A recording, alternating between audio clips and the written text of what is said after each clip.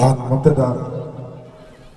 이공강 이름다 메리카 수복권 비리바 이부도 리타 닌ꯊꯧ 파이 닌ꯊꯧ 사모 라포 파캉바 이부도 홈보 더모이싱니 콜리타나 크름자리 아이고기 이럭다 ngasi기 may tamban election bigadoriba VIP sing election biduna lairabana maram moiraga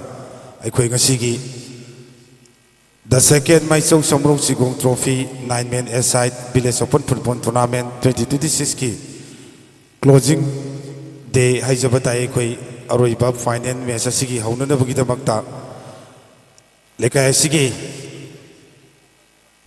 amadi aigi chan mingoina panjaraga hidam neha singbu koksanjari ngasigi thorom pareng sing asibu tekta kaidana mathang manau pangthona bagidamakta noluna koksanjari lengthokpiraks.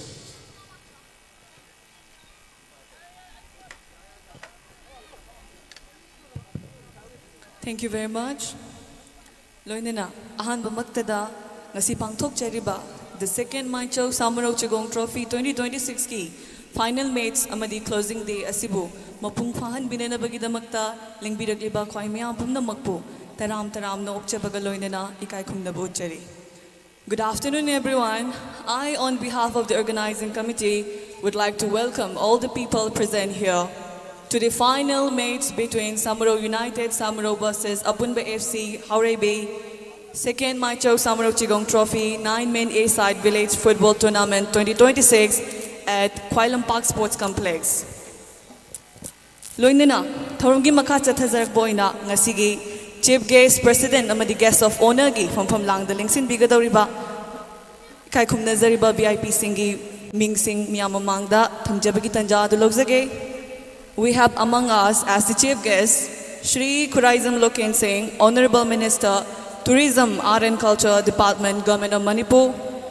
To be the President of today's closing ceremony, we have Shri Dr. Heshna Mangiras Mangang, Retired Deputy Director, Health Services, Manipur. And the guests of honor are the followings. First of all, Shri Kongkham Ravindra Singh, Honorable MLA, Mayang Imphal AC. Secondly, Shri Kanguzam Santabiren Singh, Special Contractor, PWD, Government of Manipur. Thirdly, Shri Yumnam Sunil Singh, Special Contractor, PWD, Government of Manipur. Fourthly, Shri Nongthomba Marun Singh, Special Contractor, PWD, Government of Manipur. Shri Moirangtem Gunesh Singh, Special Contractor, PWD, Government of Manipur. Shri Tongbram Sanajawba Singh, Special Contractor, PWD, Government of Manipur. And yes, last but not least, to be the guest of honor of this today's closing ceremony, Shri Yumnam Seren Singh, Special Contractor, PWD, Government of Manipur. And once again, from the organizing committee, would like to thank all the VIPs to have kindly consented to grace the closing ceremony. First of all, let's welcome our chief guest, Shri Khuraizam Loken Singh, Honorable Minister, Tourism, Art and Culture Department, Government of Manipur. In the President's, Shri Dr. Mangiras Mangang, Retired Deputy Director, Health Services, Manipur. In the case of honor, we have Shri Kongkham Ravindra Singh, Honorable MLA, Mayang Imphal AC, Shri Kanguzam Santabiren Singh, Special Contractor, PWD, Government of Manipur. Shri Yumnam Sunil Singh, Special Contractor, PWD, Government of Manipur. Shri Nongthomba Arun Singh, Special Contractor, PWD, Government of Manipur. Shri Moirangtem Gunesh Singh, Special Contractor, Shri Tongbram Sanajawba Singh, and Shri Yumnam Seren Singh. Loinena, tinbiri ba khwai meyam pumna maktege aho khubam tani jage.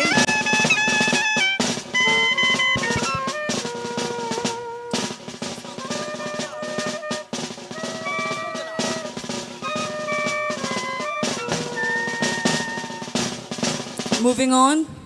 I would like to request to all our ladies volunteer to have the Bates and Soul presentation to all the VIPs on the stage. Thorumgi Makha Chathajarak Boina, Dice Taktaling Sin Biriba, Ikai Khumnazariba VIP Singda, Koigi ladies volunteer Singna Bates, Amadi Soul, Kudoltam Jabagi Tanja Adulojage.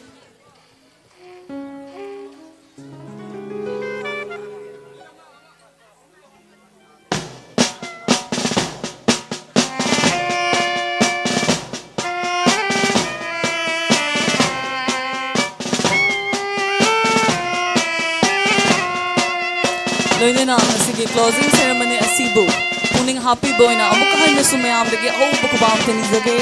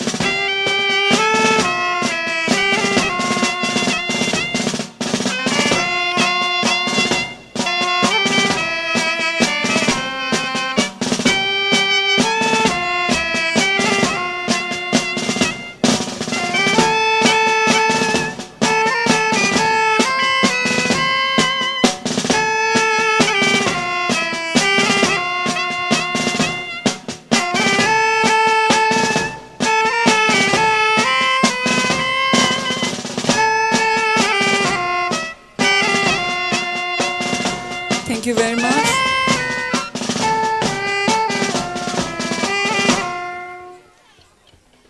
Makha chathajarakpa asidi miyamda taram nokpagi warol welcome address thambirana bagidamakta mingoina panjaraga Fairoism Hemante Singh bu kokthokchage lengsin biraksi.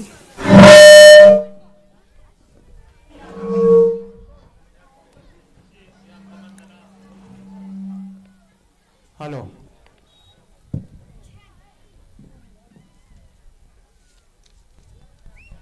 Ngasi yaiparaba pungpham masida ibudau ohumbu ithanungda chena konsenjaraga musung lolungna isori phomda khoiramjari tekta kaida boijage haidana isori phomda nijari ngasi junge tang kunga taret thangja numit ingagi tarateni panba sok lisinganiga kunga taruk yai farba numit asida the social development club samurna sinja langja duna chai khuding makha chatha jaduna luxury ba ani suba the second maisau samro sigong trophy 9-man aside village open football tournament lisingani kuntoki lotion bagi thoram masida social development ki makai degi akoina haijarubu matamda harau harauna amasung yabirakuna ngasigi chief secretary phabam lang lengsen beriba ikai khumna jaraba lamdam masigina MLA aduga leipakki na thoburial tourism art and culture department gi minister pusu SCC samurugi makai degi amasung ayaki taruptagi harau tayamna oksapagaloina tram na oksari loina ngasigi asida akoina SDC na haijarubada asinba thagwai kyabu tungoinaraga thambiraga harau yabirapakidamagta aigi yamba Sri Dr. Asnam Mangiraj Mangang retired deputy director health services Manipur su SDC ki makai amasung ayat ki makai degi tram no oksapagaloina ikai khumna busari loina ngasigi makha tajarakpada guest of honor ki ꯐꯝꯐꯝ ꯂꯥꯡꯗ ꯂꯦꯡꯁꯤꯟꯕꯤꯔꯤꯕ ꯊꯣꯏꯗꯣꯛ ꯍꯦꯟꯗꯣꯛꯅ ꯍꯪꯒꯠꯆꯔꯕ ꯃꯤꯡ ꯑꯣꯏꯅ ꯄꯟꯖꯔꯕꯗ ꯁ꯭ꯔꯤ ꯀꯣꯡꯈꯥꯝ ꯔꯣꯕꯤꯟꯗ꯭ꯔ ꯁꯤꯡ honourable MLA ꯃꯌꯥꯡ Imphal assembly ꯀꯣꯟꯁꯇꯤꯇ꯭ꯌꯨꯟꯁꯤꯁꯨ SACꯒꯤ ꯃꯥꯏꯀꯩꯗꯒꯤ ꯑꯃꯁꯨꯡ ꯑꯩꯍꯥꯛꯀꯤ ꯃꯥꯏꯀꯩꯗꯒꯤ ꯇꯔꯥꯝꯅ ꯑꯣꯛꯆꯕꯒ ꯂꯣꯏꯅꯅ ꯏꯀꯥꯏ ꯈꯨꯝꯅꯕ ꯎꯠꯆꯔꯤ ꯑꯗꯨꯒ ꯂꯣꯏꯅ ꯃꯈꯥ ꯇꯥꯔꯛꯄꯗ ꯒꯦꯁ ꯑꯣꯐ ꯑꯣꯅꯔꯒꯤ ꯐꯝꯐꯝ ꯂꯥꯡꯗ ꯂꯦꯡꯁꯤꯟꯕꯤꯔꯤꯕ ꯀꯥꯡꯒꯨꯖꯝ ꯁꯥꯟꯇꯕꯤꯔꯦꯟ ꯁꯤꯡ special conductor government of Manipur Sri Marangthem Gune Singh, Special Conductor Government of Manipur, Sri Yunam Sunin Singh, Special Conductor Government of Manipur, Sri Tongbram Sanajawa Singh, Special Conductor Government of Manipur, Sri Nongthombam Arun Singh, Special Conductor Government of Manipur, Sri Yunam Saran Singh, Special Conductor Government of Manipur, so SACꯒꯤ ꯃꯥꯏꯀꯩꯗꯒꯤ ꯑꯃꯁꯨꯡ social tribunal ꯃꯥꯏꯀꯩꯗꯒꯤ ꯇꯔꯥꯝꯅ ꯑꯣꯛꯆꯕ ꯂꯣꯏꯅ ꯊꯥꯒꯠꯄ ꯍꯔꯥꯎ ꯇꯥꯅ ꯑꯣꯛꯆꯔꯤ ꯂꯣꯏꯅꯅ ꯉꯁꯤꯒꯤ ꯃꯄꯨꯡ ꯐꯥꯅ ꯃꯤꯌꯥꯝꯒꯤ ꯃꯐꯝꯗ ꯌꯧꯍꯟꯕꯤꯒꯗꯧꯔꯤꯕ ꯏꯂꯦꯛꯇ꯭ꯔꯣꯅꯤꯛꯁ ꯑꯃꯁꯨꯡ ꯁꯥꯎꯟꯒꯤ ꯏꯆꯤꯜ ꯏꯅꯥꯎ ꯈꯨꯠꯁꯦꯝ ꯑꯗꯩ ꯀꯟꯇ꯭ꯔꯣꯜ ꯏꯅꯥꯎꯕꯨꯁꯨ SDCꯒꯤ ꯃꯥꯏꯀꯩ ꯑꯃꯁꯨꯡ ꯑꯩꯍꯥꯛꯀꯤ ꯃꯥꯏꯀꯩꯗꯒꯤ ꯇꯔꯥꯝꯅ ꯑꯣꯛꯆꯕꯒ ꯂꯣꯏꯅ ꯏꯀꯥꯏ ꯈꯨꯝꯅꯕ ꯎꯠꯆꯔꯤ ꯑꯗꯨꯒ ꯉꯁꯤꯒꯤ ꯃꯔꯨꯑꯣꯏꯅ ꯄ꯭ꯂꯦꯌꯔꯁꯤꯡꯒꯤ ꯁꯣꯛꯄ ꯄꯟꯕꯗ ꯐꯥꯔꯁ ꯑꯦꯗ ꯄꯤꯕꯤꯒꯗꯧꯔꯤꯕ ꯃꯦꯗꯤꯀꯦꯜ ꯇꯤꯝꯕꯨꯁꯨ ꯏꯀꯥꯏ ꯈꯨꯝꯅꯕ ꯎꯠꯆꯕꯒ ꯂꯣꯏꯅ ꯇꯔꯥꯝꯅ ꯑꯣꯛꯆꯔꯤ ꯂꯣꯏꯅ ꯂꯝꯗꯝ ꯑꯁꯤꯒꯤ ꯐꯨꯠꯕꯣꯜꯕꯨ ꯃꯍꯥꯎ ꯌꯥꯎꯅ ꯁꯥꯟꯅꯔꯣꯏꯁꯤꯡꯕꯨ ꯊꯧꯒꯠꯄꯤꯒꯗꯧꯕꯒꯤ ꯂꯦꯡꯕꯤꯔꯛꯂꯤꯕ ꯑꯕꯤꯚꯥꯎ ꯈ꯭ꯋꯥꯏ ꯈꯨꯗꯤꯡꯃꯛꯄꯨꯁꯨ SAC ꯀ꯭ꯂꯕ ꯑꯃꯁꯨꯡ ꯑꯩꯍꯥꯛꯀꯤ ꯃꯥꯏꯀꯩꯗꯒꯤ ꯇꯔꯥꯝꯅ ꯑꯣꯛꯆꯕꯒ ꯊꯥꯒꯠ ꯅꯨꯡꯉꯥꯏꯕ ꯐꯣꯡꯗꯣꯛꯆꯔꯤ ꯂꯣꯏꯅꯅ ꯉꯁꯤꯒꯤ ꯇꯤꯝ ꯑꯁꯤꯒꯤ ꯑꯅꯤꯃꯛꯀꯤ ꯑꯄꯨꯟꯕ FC ꯍꯥꯎꯔꯕꯤ ꯑꯃꯁꯨꯡ ꯌꯨꯅꯥꯏꯇꯦꯠ ꯁꯥꯃꯔꯧ ꯇꯤꯝꯒꯤ ꯀꯣꯆꯁꯤꯡ ꯄꯤꯁꯣ ꯑꯦꯁꯤꯁꯇꯦꯟꯠ ꯀꯣꯆ ꯁꯥꯟꯅꯔꯣꯏꯁꯤꯡꯁꯨ SACꯒꯤ ꯃꯥꯏꯀꯩꯗꯒꯤ ꯇꯔꯥꯝꯅ ꯑꯣꯛꯆꯕꯒ ꯂꯣꯏꯅꯅ ꯏꯀꯥꯏ ꯈꯨꯝꯅꯕ ꯎꯠꯆꯔꯤ ꯃꯈꯥ ꯇꯥꯔꯛꯄꯗ ꯉꯁꯤꯒꯤ ꯇꯤꯟꯕꯤꯔꯤꯕ ꯑꯍꯜ ꯂꯃꯟ ꯈ꯭ꯋꯥꯏ ꯄꯨꯝꯅꯃꯛꯁꯨ ꯑꯃꯁꯨꯡ ꯁꯥꯇ꯭ꯔ ꯅꯍꯥ ꯑꯃꯁꯨꯡ ꯇꯔꯥꯝꯅ ꯑꯣꯛꯆꯕꯒ ꯂꯣꯏꯅꯅ ꯑꯁꯤꯒꯤ ꯑꯁꯤꯒꯨꯝꯕ ꯇꯔꯥꯝꯅ ꯑꯣꯛꯆꯕꯒꯤ ꯋꯥꯐꯝ ꯑꯁꯤ ꯊꯝꯖꯔꯒ ꯃꯌꯥꯝꯗꯒꯤ ꯕꯤꯗꯥꯏ ꯂꯧꯖꯔꯤ ꯄꯨꯝꯅꯃꯛꯄꯨ ꯊꯥꯒꯠꯆꯔꯤ. Thank you very much for the welcome address. To give the keynote address, I would like to welcome Tokchom Ivungo Singh on the stage. Everyone, let's give a huge round of applause.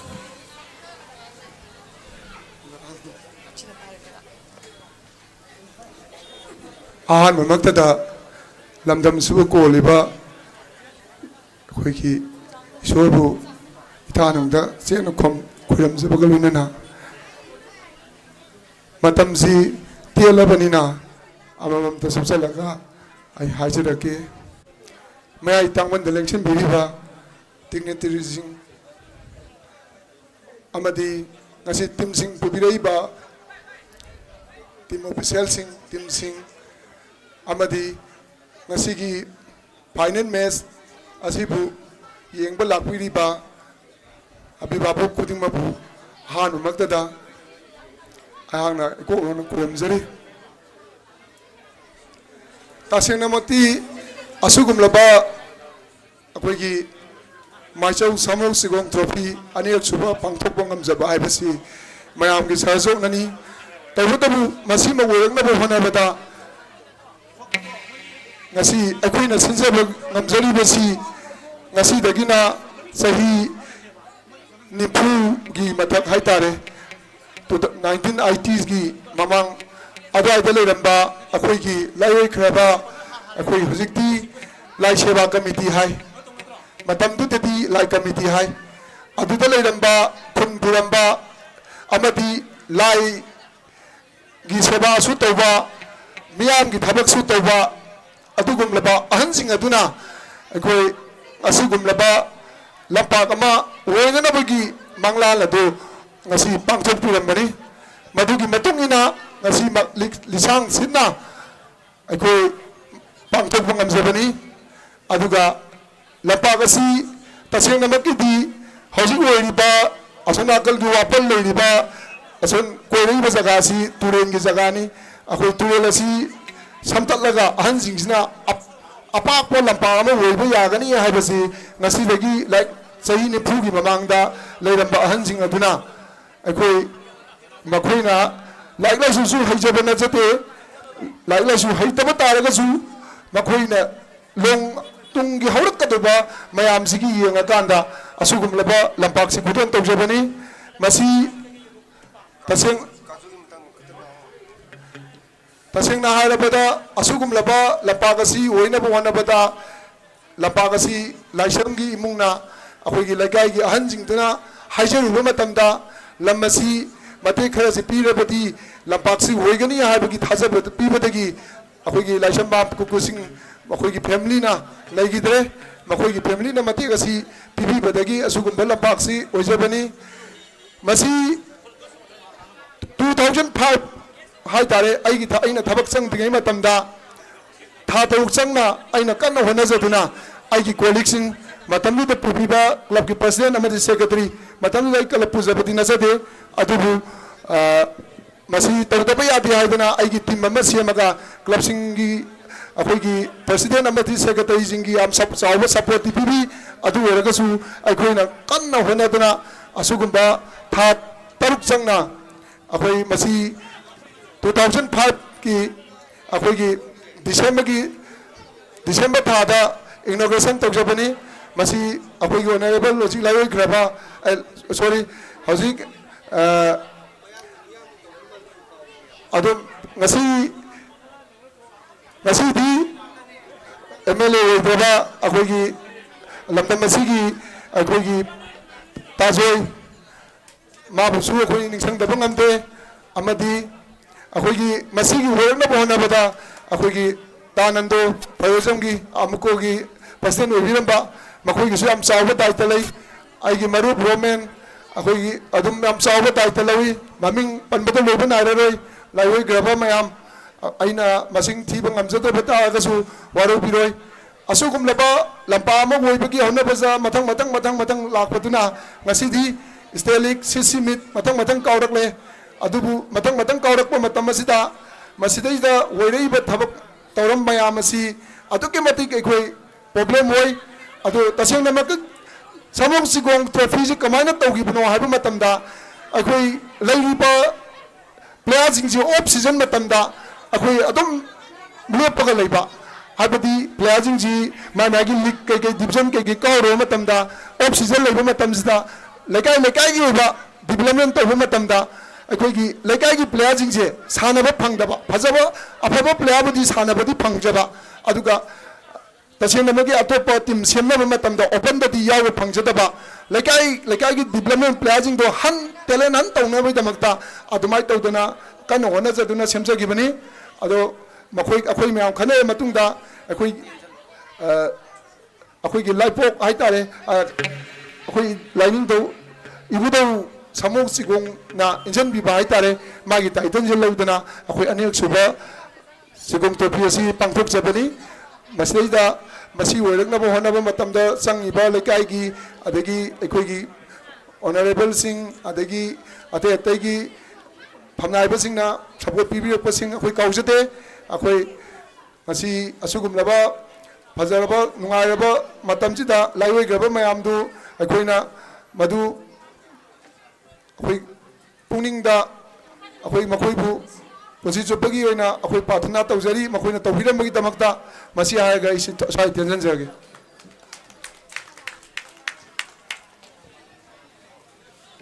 Thank you very much for the keynote address.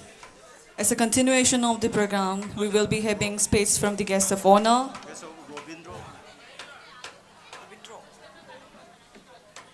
To enlighten us with a wonderful speech, I would like to welcome on the stage our guest of honor, respected Shri Kongkham Ravindra Singh, Honorable MLA, Mayang Impal AC.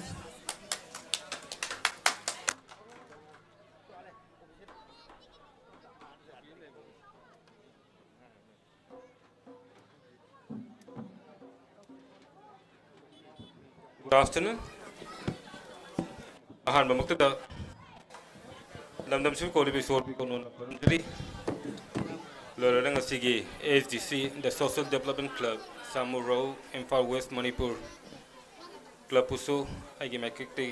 Makidegi, Takachu, Fondok Cherry. Nasigi Sanabegi, Tournament program saying a senior ngasiga anirak subanegi ahamba first Maichou Samuro Chingkhong Trophy mamang su yaw jakre ngasigi ani su yaw phangjaba laik phagwani ngasigi thoram sida chief guest oibiriba Honorable Minister Tourism Art and Culture Department Government of Manipur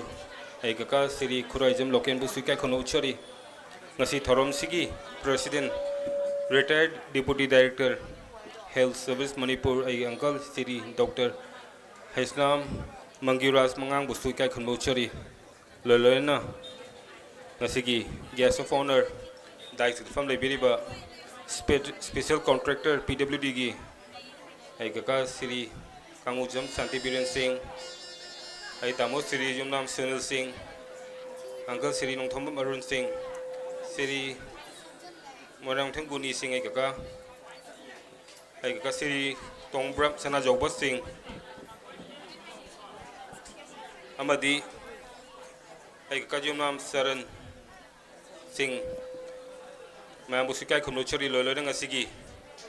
timbiri bai Maibel Singh Ahalaman Singh player Singh coach manager amadi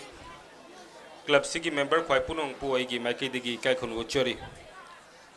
ngasigi program se si loi dringeida ama mu hofren hai honorable minister na magi chakadaba mafam atopa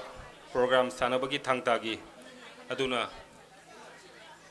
yam kuina sungang roige ai gi su program ama atopa ma leihoba aduna yam sangna ngang dabida first of all ai Leriba AGC the Social Development Club pu hanna aibu anirak suba sugumba tournament da yahon bagi dakta ai thagachake aduga Leriba lekai gi khungil leberiba naha dagi hauraga ahalaman singi Maibel Singh ground se mamang dagi aina lamba dagi hujik upsena wen he phajare ngasai so haibirame ground se kamaina kalakpano ground thambagi kana bana karino na haibado hokjikan gi matamda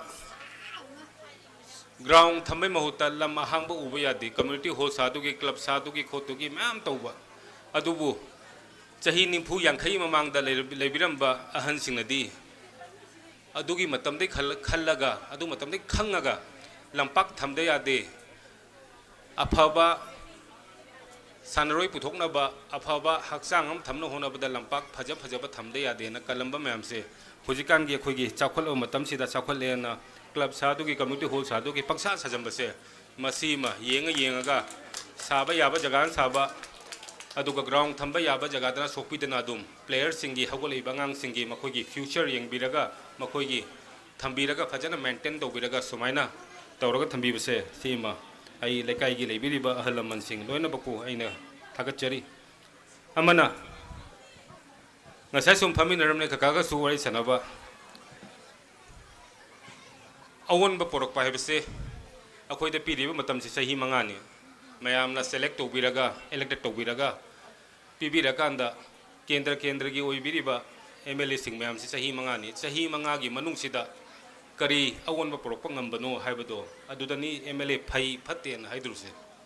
tawodabu ngasi samurogda koilas thadaba aina amung yam toin chapati nate sigi lerakse tawodabu sukta tharamdaba aina nga oringe degi sum chakhiba natraga hujik chorokwa chakhiba sukta tharamda jaga koilas thabu urlerame atop topa jaga community hall saba school sing sarakpa kolakpa leiri memse masini afaba miyamgi khanba awonba porokadaba mihut ama lakpa hebse masida hena porokna honabada miyamna su sayok tobiraga ei gagabusu amuka hanna lakadruba election sida mayam pumbiraga board masing hena thagat piro hebse simsoi mayamda request tawjage ei roselakpada leiriba akhoi club sing akhoi lekai gi leiriba maira paibi ima sing akhoi wakhalon amata manaraga phaminaraga Leiriba lakadaba tungi wahe akhoi wakhal kya wari kya putoktuna akhoi mem pulap chapina daba yaro habse ima leba kanse hairaga akhoi gi lekai lekai gi wakhalon tongan ba club ki wakhan tongan ba mioi khudingi wakhan tongalaga di ima leba kaisu kanbang amoy habse si mai han thamjage leiriba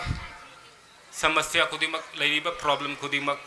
loina bak akhoi mem wakhal manaraga loina bak solve tawba ngamni habse ngasi puminariba ichilenau ipaicha leiri mem se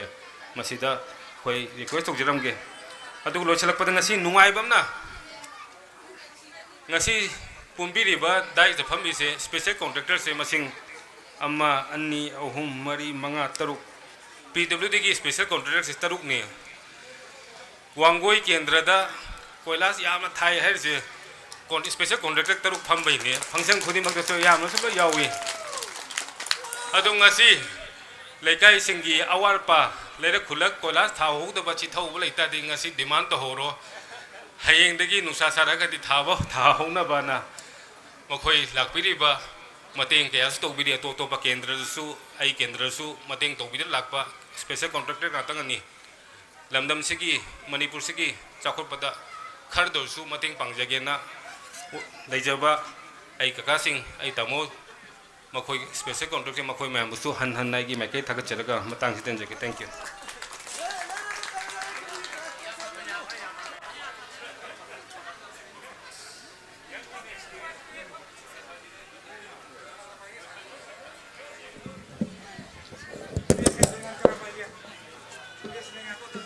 Thank you very much, sir, for enlightening us with a great speech. Thank you very much.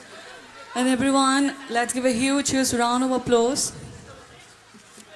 Moving on, I would like to welcome on the stage our chief guest, respected Sri Kurizam Loken Singh, Honorable Minister, Tourism, Art and Culture Department, Government of Manipur, on the stage.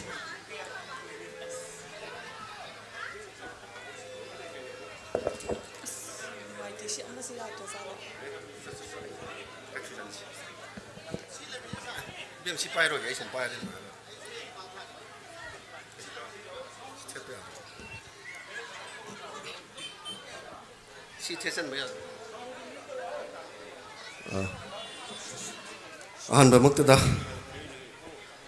khunggang irai kai subu konbirwa ibodo ai ahanba maktada kongno na khurumjari aduga si hapsanjiya aduga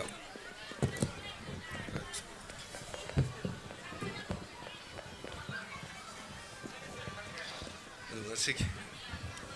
yare sigi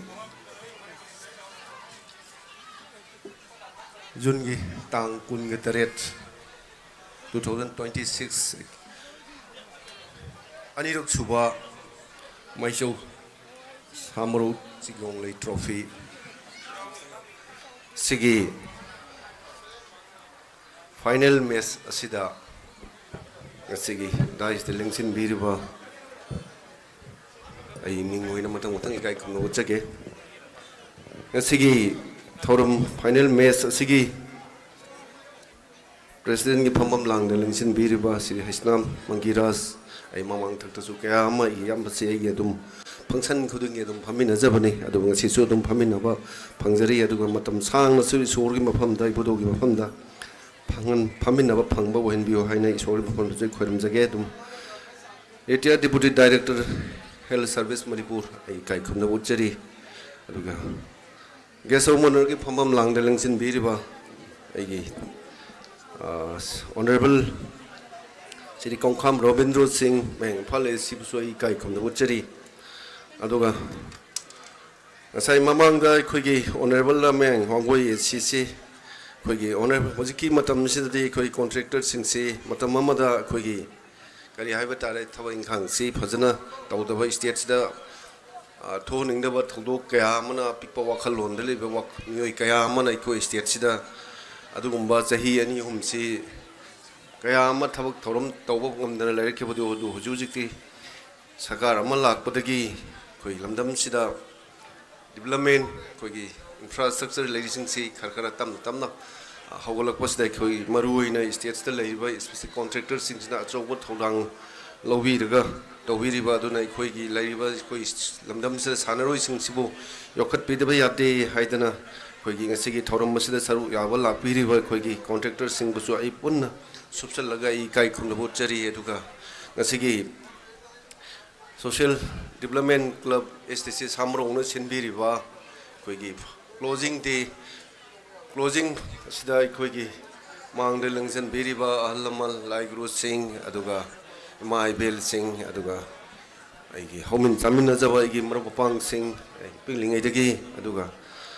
ꯃꯔꯨꯑꯣꯏꯅ ꯉꯁꯤꯒꯤ ꯊꯧꯔꯝ ꯑꯁꯤꯗ ꯑꯩꯈꯣꯏꯒꯤ ꯃꯤꯌꯥꯝꯒꯤ ꯑꯗꯨꯒ ꯊꯧꯔꯝ ꯑꯁꯤꯒꯤ ꯂꯩꯇꯦꯡ ꯑꯣꯏꯕꯤꯔꯤꯕ ꯏꯃꯥ ꯏꯕꯦꯜꯁꯤꯡ ꯏꯆꯦ ꯏꯆꯜꯁꯤꯡ ꯏꯆꯥꯁꯤꯡꯅ ꯉꯁꯤꯒꯤ ꯐꯖꯕ ꯐꯤꯖꯦꯠ ꯇꯦꯡ ꯁꯦꯠꯇꯨꯅ ꯑꯩꯈꯣꯏꯒꯤ ꯋꯦꯜꯀꯝ ꯇꯧꯕꯤꯔꯝꯕ ꯑꯩꯅ ꯏꯀꯥꯏ ꯈꯨꯝꯅꯕ ꯎꯠꯆꯔꯤ ꯑꯩꯅ ꯈꯨꯔꯨꯝꯖꯔꯤ ꯑꯗꯨꯒ ꯃꯔꯨꯑꯣꯏꯅ ꯑꯩꯅ ꯃꯌꯥꯝꯗ ꯉꯁꯤꯁꯤ ꯑꯩ ꯇꯁꯦꯡꯅ ꯂꯣꯏꯕꯐꯥꯎꯗꯤ ꯌꯥꯎꯖꯅꯤꯡꯕꯅꯤ ꯑꯗꯨꯕꯨ ꯃꯌꯥꯝ ꯋꯥꯔꯧꯕꯤꯕ ꯌꯥꯗꯦ ꯑꯩꯈꯣꯏꯒꯤ ꯁ꯭ꯇꯦꯠ ꯒꯚꯔꯟꯃꯦꯟꯠꯁꯤ ꯁꯔꯀꯥꯔꯁꯤꯒꯤ ꯑꯩꯈꯣꯏ ꯃꯤꯅꯤꯁꯇꯔꯁꯤ ꯃꯁꯤꯡ ꯌꯥꯝꯗꯕꯅꯤꯅ ꯑꯩꯅꯁꯨ ꯈꯤꯇꯪ ꯅꯍꯥ ꯑꯣꯏꯕꯅꯤꯅ ꯂꯩꯔꯤꯕ ꯒꯚꯔꯟꯃꯦꯟꯠꯁꯤꯗ ꯑꯗꯨꯅ ꯑꯩꯅ ꯁ꯭ꯇꯦꯠꯁꯤꯒꯤ ꯃꯐꯝ ꯈꯨꯗꯤꯡꯃꯛꯇ ꯂꯣꯏꯅ ꯍꯧꯖꯤꯛꯇꯤ ꯁ꯭ꯄꯣꯔꯠꯁ ꯑꯦꯚ꯭ꯔꯤꯊꯤꯡ ꯃꯥꯒꯤ ꯐꯪꯁꯟ ꯈꯨꯗꯤꯡꯃꯛꯁꯤ ꯂꯣꯏꯅ ꯂꯩꯕꯅꯤꯅ ꯃꯗꯨꯒꯤ ꯅꯪꯅ ꯆꯦꯟꯅꯕꯗꯨꯗ ꯈꯤꯇꯪ ꯑꯃꯁꯨ ꯌꯥꯎꯕꯤꯗꯕ ꯌꯥꯗꯦꯅ ꯍꯥꯏꯕꯗꯨꯗ ꯑꯩ ꯃꯌꯥꯝꯗꯤ ꯋꯥꯔꯧꯕꯤꯒꯅꯨ ꯑꯩ ꯃꯗꯨꯒꯤ ꯅꯪꯅꯕ ꯈꯤꯇꯪ ꯆꯦꯟꯖꯒꯦ ꯍꯥꯏꯗꯅ ꯉꯁꯤꯒꯤ ꯊꯧꯔꯝꯁꯤꯒꯤ ꯈꯤꯇꯪ ꯄ꯭ꯔꯣꯒ꯭ꯔꯥꯝ ꯁꯦꯝꯗꯣꯛ ꯁꯦꯝꯖꯤꯟ ꯇꯧꯕꯤꯕꯒꯤꯗꯃꯛꯇ ꯃꯁꯤꯕꯨ ꯑꯩ ꯑꯩꯈꯣꯏꯒꯤ ꯀ꯭ꯂꯕꯀꯤ ꯏꯆꯤꯜ ꯏꯅꯥꯎꯁꯤꯡꯕꯨ ꯑꯩ ꯊꯥꯒꯠꯄ ꯐꯣꯡꯗꯣꯛꯆꯔꯤ ꯑꯗꯨꯅ ꯇꯉꯥꯏ ꯐꯗꯅ ꯃꯗꯨ ꯆꯠꯇꯕ ꯌꯥꯗꯦ ꯍꯥꯏꯗꯅ ꯑꯃꯁꯨ ꯊꯨꯡꯅꯕ ꯆꯠꯅꯕ ꯍꯣꯠꯅꯕꯗ ꯉꯁꯤꯒꯤ ꯄ꯭ꯔꯣꯒ꯭ꯔꯥꯝꯁꯦ ꯈꯤꯇꯪ ꯁꯦꯝꯗꯣꯛꯄꯤꯌꯨꯅ ꯍꯥꯏꯖꯕꯅꯤ ꯑꯗꯨꯅ ꯌꯥꯕꯤꯔꯛꯄꯒꯤꯗꯃꯛꯇꯁꯨ ꯑꯩ ꯊꯥꯒꯠꯄ ꯐꯣꯡꯗꯣꯛꯆꯔꯤ ꯑꯩꯈꯣꯏꯒꯤ ꯉꯁꯤꯒꯤ ꯐꯥꯏꯅꯦꯜ ꯃꯦꯠꯆꯁꯤ ꯀꯨꯏꯔꯦ ꯑꯩꯗꯤ ꯃꯁꯤꯒꯤ ꯃꯦꯠꯆꯁꯤ ꯇꯧꯕꯗ ꯅꯣꯡ ꯆꯨꯒꯗ꯭ꯔꯥ ꯍꯦꯛ ꯄꯥꯈꯠꯄꯅꯤ ꯑꯗꯨꯕꯨ ꯏꯁꯣꯔꯒꯤ ꯀ꯭ꯔꯤꯄꯥꯗꯒꯤ ꯏꯕꯨꯙꯧꯒꯤ ꯀ꯭ꯔꯤꯄꯥꯗꯒꯤ ꯅꯣꯡꯃꯛꯇꯤ ꯆꯨꯔꯛꯇ꯭ꯔꯤ ꯍꯧꯖꯤꯛ ꯐꯥꯎꯗꯤ ꯑꯗꯨꯅ ꯂꯣꯏꯕ ꯐꯥꯎꯗꯪꯗꯤ ꯆꯨꯕꯤꯒꯅꯨꯅ ꯑꯩ ꯏꯁꯣꯔꯒꯤ ꯏꯕꯨꯙꯧꯒꯤ ꯃꯐꯝꯗ ꯑꯩ ꯈꯨꯔꯨꯝꯖꯒꯦ ꯑꯩꯈꯣꯏꯒꯤ ꯂꯝꯄꯥꯛꯁꯤ ꯑꯩꯈꯣꯏ ꯑꯣꯅꯔꯦꯕꯜ MLAꯅ ꯍꯥꯏꯕꯤꯕ ꯑꯃ ꯏꯝꯐꯥꯜꯒꯤ ꯃꯃꯥꯡꯗ ꯂꯩꯔꯝꯕ ꯐꯤꯕꯝꯗꯨꯒ ꯍꯧꯖꯤꯛ ꯂꯩꯔꯝꯃꯤꯕ ꯐꯤꯕꯝꯗꯒꯤ ꯑꯩꯈꯣꯏꯒꯤ ꯈꯦꯠꯅꯔꯛꯄꯗꯣ ꯑꯗꯨꯅ ꯑꯩꯈꯣꯏ ꯃꯇꯝꯒꯤ ꯃꯇꯨꯡ ꯏꯟꯅ ꯑꯩꯈꯣꯏ ꯉꯔꯥꯡꯃꯛꯁꯨ ꯁꯤꯗ ꯂꯥꯛꯄꯤꯔꯝꯒꯅꯤ ꯈꯜꯂꯤ ꯑꯩꯈꯣꯏꯒꯤ ꯗꯤꯄꯥꯔꯠꯃꯦꯟꯒꯤ ꯏꯆꯤꯜ ꯏꯅꯥꯎꯁꯤꯡ ꯑꯩꯈꯣꯏꯒꯤ ꯑꯦꯚ꯭ꯔꯤ ꯀꯦꯟꯗ꯭ꯔ ꯈꯨꯗꯤꯡꯃꯛꯁꯤꯡꯁꯤꯗ ꯑꯩꯈꯣꯏꯒꯤ ꯁꯥꯟꯅꯕꯨꯡ ꯑꯃꯃꯝꯗꯤ ꯁꯔꯀꯥꯔꯁꯤꯅ ꯂꯥꯛꯄꯁꯤꯗ ꯊꯨꯅ ꯁꯦꯝꯒꯠꯁꯦ ꯍꯥꯏꯗꯅ ꯑꯩꯈꯣই ꯗꯤꯁꯤꯖꯟ ꯑꯃ ꯂꯧꯖꯕꯅꯤ ꯑꯗꯨꯗ ꯂꯧꯕꯗꯨꯗ ꯑꯩ ꯑꯇꯣꯞꯄ ꯑꯍꯥꯟꯕꯃꯛꯇꯗꯤ ꯑꯩꯈꯣꯏꯒꯤ ꯁꯣꯔꯣꯛ ꯃꯌꯥꯗ ꯂꯩꯕ ꯍꯥꯏ ꯁ꯭ꯀꯨꯜꯒꯤ ꯃꯅꯥꯛꯇ ꯂꯩꯔꯤꯕ ꯀꯥꯡꯖꯩꯕꯨꯡꯁꯤ ꯍꯥꯟꯅ ꯁꯦꯂꯦꯛꯁꯟ ꯇꯧꯖꯔꯝꯕꯅꯤ ꯑꯗꯨꯕꯨ ꯂꯝꯕꯤꯒꯤ हाईवे मागी एक्सपांशन तौरप याबगी फिबम अमा लेबनिना नोंमदी सोयदना तौरकनी हना मदुगी खन्ना नैनरपदुदा अखोइना मसिगी हाइरिबा हुजि हुजि मयामना पुनबिरिबा अखोइना सानाफमगी बुदुगी मागी अखोइगी सानाफम ओइरिबा अखोइगी मफमसिदा हुजि हुजि अखोइ मयाम लेरिबा मफमसिदा हाइरिबा केंद्र मंगी सानबुंग सेमखटपगिदु हाइरिबा अखोइगी ngasiगी khoi mayam na leijariba mafam si semkatpagi final loina aroi decision lawraga ngarang si khoi department gi chilinau sing laglaga mafam si semkatpagi government aya badu khoi pijagre adu matang ai mayam gi mafam dai pauna moina tamjage mayam ai khoi sarkar se mayam gi aningba pamba su mayam leramgani adu ai su naha oina मियामदी ईश्वरनी ईश्वरना सेंबीबदगी आई ngasi 2022 दा मियामगी मिहुत ओइबा फंगजरे अदुगा मियाम जी ईश्वरनी अदे ईश्वरना आइबुसु सरकार सिगी 2026 दा इखोई लेबाक सिगी minister मो ओइबा फंगनबिरे ईश्वरना अदुना ईश्वरना सेंबीबदे आइना कैदोंगैदे आइबु सेंबीबा मपु ईश्वरबु आई कावम थोकते हाइदना आइना लमदमसदे लेबा प्रजा सिंगसे आई मतम लेबा खिबकते कावदना आइगी होनाफम थोकपा आइगी तवम थोकपा आई सोयदना मकी तवगनी हाना आई मियामगे फमदे थमजगे अदुना खोइगी नसाई खोइ ऑनरेबल MLA ना हाइबिरंबा सामरोगी से आई सुमियंगजबने नहा लाहम लमल मयामना कौरगा आइबु इबुदौगी मामतोक से सेम से न कौबदुदा आइगी थमोइसिदा नुक्सिबा म फाउगी ngasigi lai guru ahal laman singsina yam matang sana haire aibu karigino haiba matam da waringi matam da di haidi ai nungaire haibagi wafam nasadi mioi bagi lamdam sida leiba isilnau singsina yamna maram khangna timing sana haibi bu ai am thaga chari maram di karigino haiba matam da khoi sarkar la di miyam gi development tawba matam ni khoi matam amna sahi ahum mari di ahum di khoi lamdam sida tho ningda thodok kaya amana khoi gi sakot thorangi mangil thaba ngamam di ko aduna khoi soidana makki ahal lama lai guru singdana khoi gi ibudogi mamtok si semjan gadabani haibadu aina su nahan gi khoi gi tamo mangira su yawiri azigi matam siga chunaba mawong da khoi soidan makki sagane nei langtok sakre aduna ai masi lagliba july thas dagi soidan makki hawgni na ai miam da thamjaram ge ai aduna kasi su department gi civil engineer sing la khibani aduna ai khoina aina ngasi mafam sita ai sanabase ai su hana dagi thawai adum yawjarakuni magi bensi mana dawa aigi aina pamjabadi aigi life sida ngang wene ai boli dum sanajarakuni adubu sanabase ai loina ai gi lamdam sida ai gi prithvi sida ai ngasi gi laiba mafam khudi makta mafam mama ai gi lam ai gi state se masak tak lije politician sing sina nati ko me culture sports sina prithvi da masak tak libane ko aduna ai gi sanaroi sing si ai yarigi matam mafam matam chana ai yokhat pi bas tai aduna ai na matam lebe khibikta ai state sidi resource marang kaina su laite aduna sanaroi sing si yokhat pi bisi karma yokhat pi gida ge ha ai hujik laibe SDC club ki silna using su he la ko ai dia mung su launa bane ai thaba ma tawdringe matam da matam waling ai pre plan tawraga ai kari karma ai tawraga haiba tournament se mapung phana tawsige na aingonda tana drisi kaigino hayeng chit tournament final rom dai da kendra ge MLE ne la ka ne hekta final pham tawsi haiba du di ai su nuai te maram di ai khoina sports haibidi paisa yam change bako paisa si karamai la ka da ge haiba je leiba club ki isil na using sina matam chana ai mathang sahi gi karamai tawsige tha manga waling da gi tournament se phajana su tawsi mi mamang da phajaba si miyam gi ni tournament phajana tawam pham di mi ni se bu singthana gani aduna phajana tawsi na club ki leibiri bi sil na using sina hai di na isi makhoi ge toina launa na ngasi gi tournament final tawsi ai gi moi ga manga tru lak phaminar matung na ngasi gi final gi no mi sil lepsa bade aduna haujikti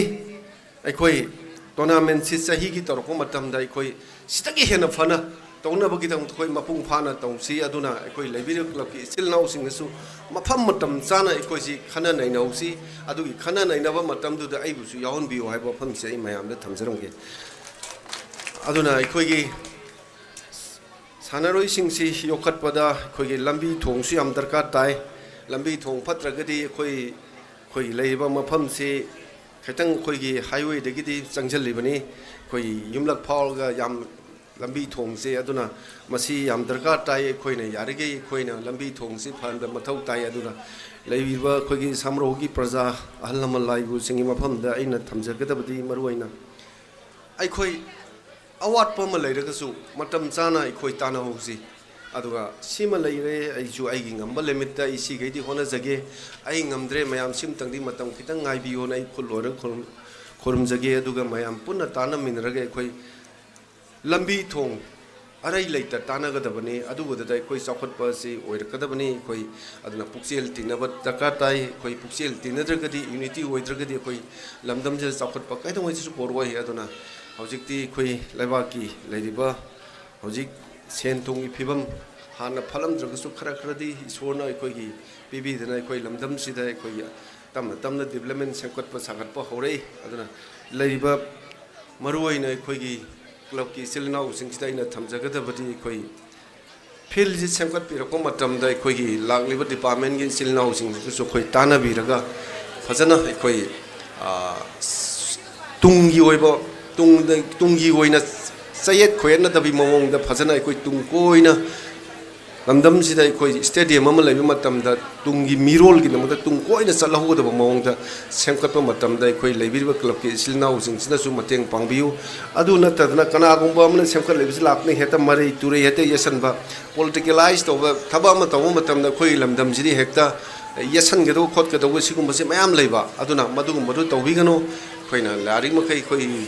ꯆꯥꯎꯈꯠꯅꯕ ꯍꯣꯠꯅꯁꯤ ꯑꯩꯈꯣꯏ ꯑꯐꯕ ꯂꯝꯕꯤꯗ ꯂꯥꯛꯅꯕ ꯍꯣꯠꯅꯁꯤ ꯑꯗꯣ ꯃꯔꯨꯑꯣꯏꯅ ꯑꯩꯈꯣꯏꯒꯤ ꯑꯩꯅ ꯂꯣꯏꯁꯤꯜꯂꯛꯄꯗ ꯑꯩꯈꯣꯏꯒꯤ ꯏꯔꯝꯗꯝ ꯁꯥꯃꯔꯣꯛꯀꯤ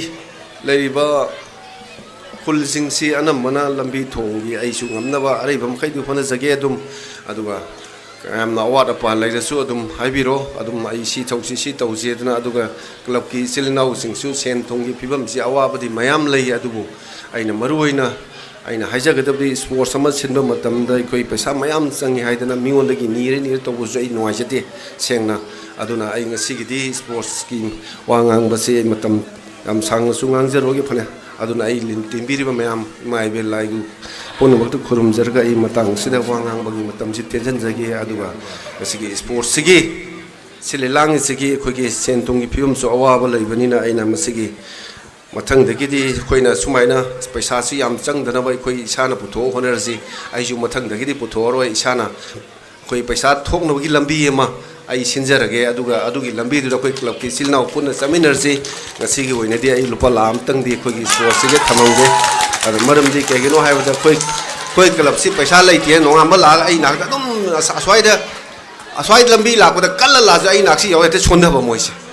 ꯑꯗꯣ ꯍꯌꯦꯡꯗꯩꯗꯤ ꯀꯟꯈꯠꯄꯤꯔꯣ ꯁꯤꯅꯤꯀꯣ ꯃꯌꯥꯝ ꯑꯗꯨꯅ ꯑꯩ ꯃꯁꯤ ꯍꯥꯏꯔꯒ ꯃꯌꯥꯝ ꯇꯦꯟꯖꯟꯖꯔꯒꯦ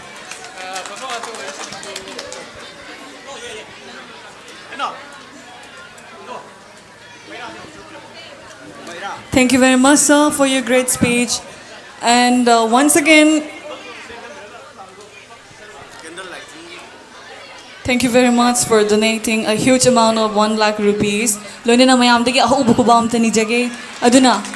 khitang marak thacharaga thorum masibu hodok chabagi khoigi tawdaba yadraba tangai padraba ritual ama oiriba mayam amangda candle lighting ceremony asi tawjanabagi tanja su mayamdagi lojage.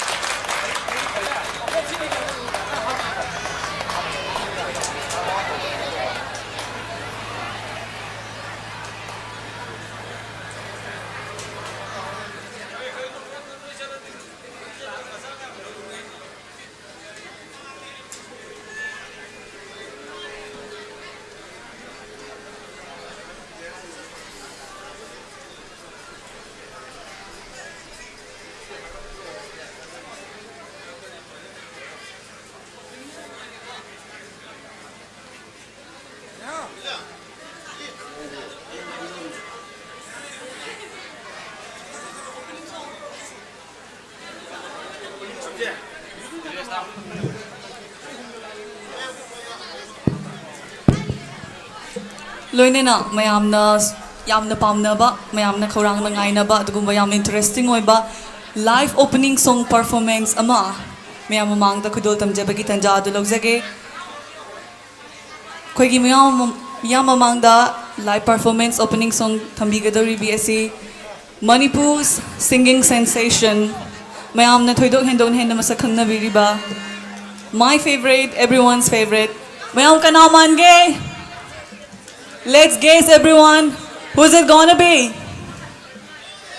Yes, the one and only one. Let's welcome with a huge round of applause, Manipur's music sensation, Rani Sharma.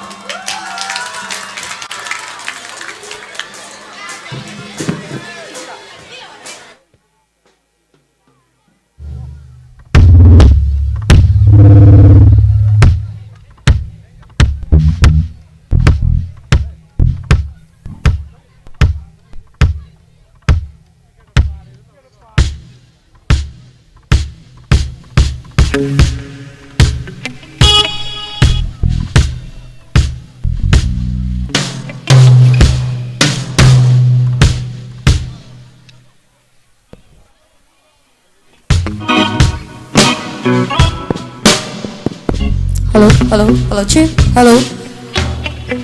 hello. A very good afternoon, everyone. And I would like to say thank you to the organizer for having me here and giving me this opportunity. And I would like to say,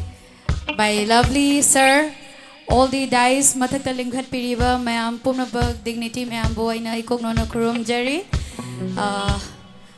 Aduga laibiriba ngasigi football asibu yeng balak piriba final cup asibu yeng balak piriba all the viewers aduga lakpadi ngamdaba but live streaming de yeng biriba mayam bo sui koknona kurum jari isai kharadang mayam gi penanaba ngasigi yamna tangna haitare ngasijina second time ni na sutak pirai Maichou Samuro Chigong Trophy hariba trophy ase chahi lisang shitna tawbangamba adagi hena chawkhatpa amadi laibiriba ishorna su thaujan beba oisanu haba as a wish ama oina mayam gi artist singi maikai dagi well wisher ama oina mayam da wish taujari mayam ahoba kuba amata kudok se ngasigi trophy sigi damakta. Thank you so much, thank you.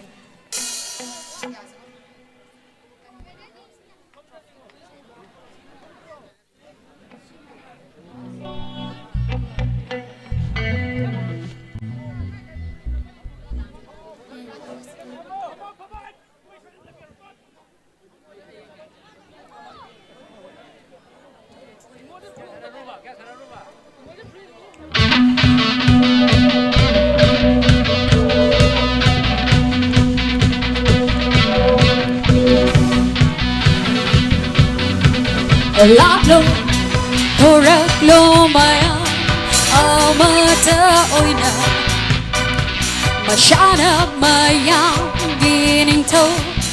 sana lay bata tumlere, sana roy sinna mangjaba manglan, lining moy jaba, chigong trophy and silaklo, chigong trophy.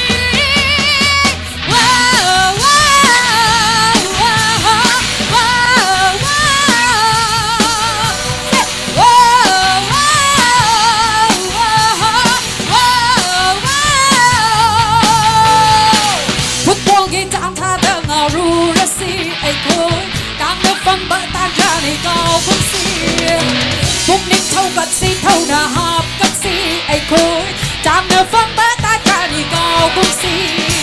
Ôi nà ao một câu si lùi Ghét nà ao một câu si lùi Wow, wow Bằng thùng đó Yêu nà nà ba Làm lung bằng đó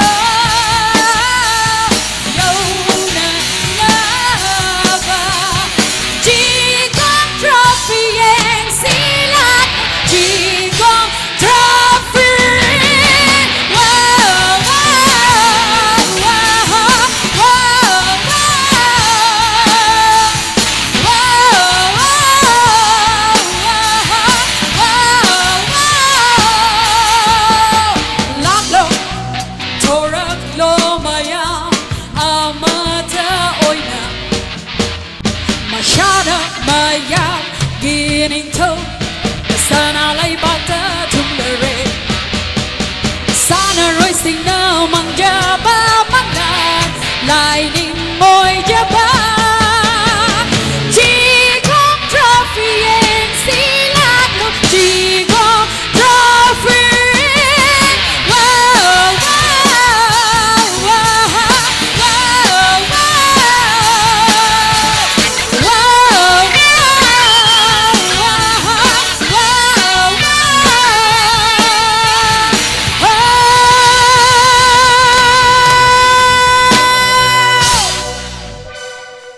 Thank you.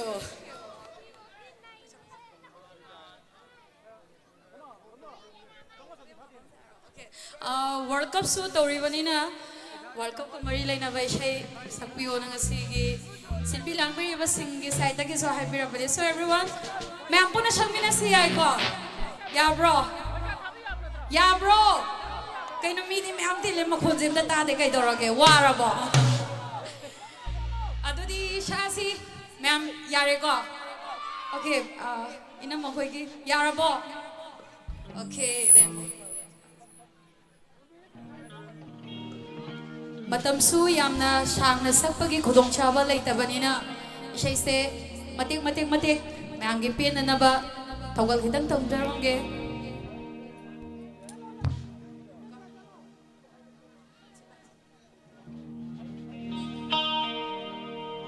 Haujikse ngasai nungsasu kana saramiko ada haujiksu nong mangjai hawani adom humangde dum shawidana adana sumaina sakse nungsha sharaba matamda nangna ningamdana kapkiba 1 2 3 4 set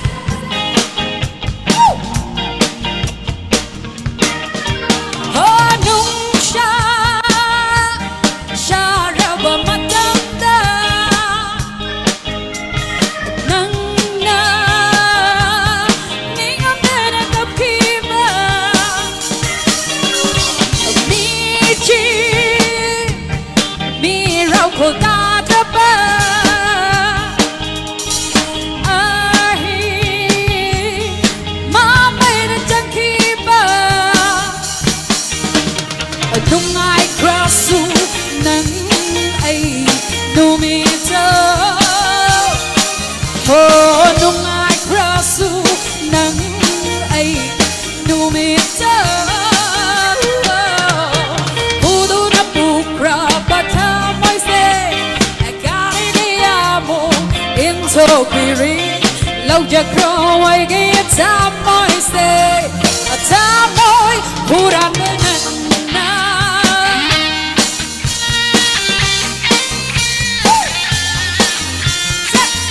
Everybody put your hands together.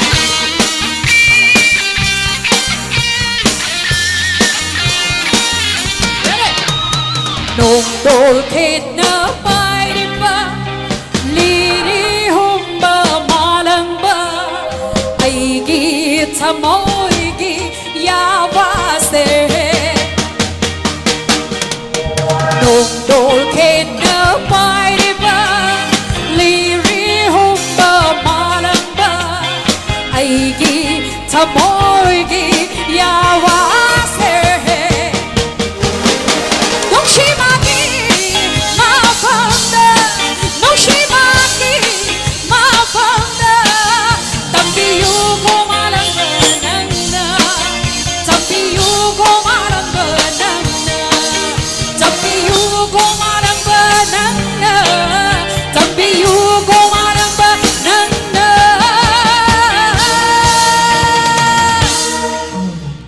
Machu kayana lấy tên là anh đi bằng nát đi trong đại sĩ da oh cây đâu mày nát đi ra đi pur đi mà tha de guna everybody let's sing together say Machu kayana lấy tên là anh đi bằng nát đi trong đại sĩ da oh cây đâu mày nát đi ra đi pur đi mà tha de guna cây đâu mày trai đi ra đi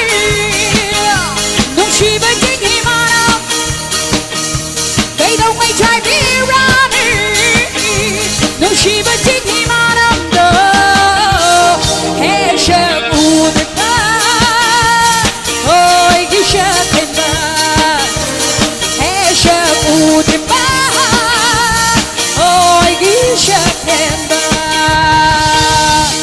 You're a good soldier Choosing your battle Take it in the front and back of saddle You're on the front line Everyone's watching You know it's serious Ain't getting closer This isn't over The browser's on You're feeling But you gotta go Believe that When you won't get up hurt What if you won't get up hurt Sabi na say Okay, hi Siva This time for Samu Road Sabi na waka waka Sabi na say I know it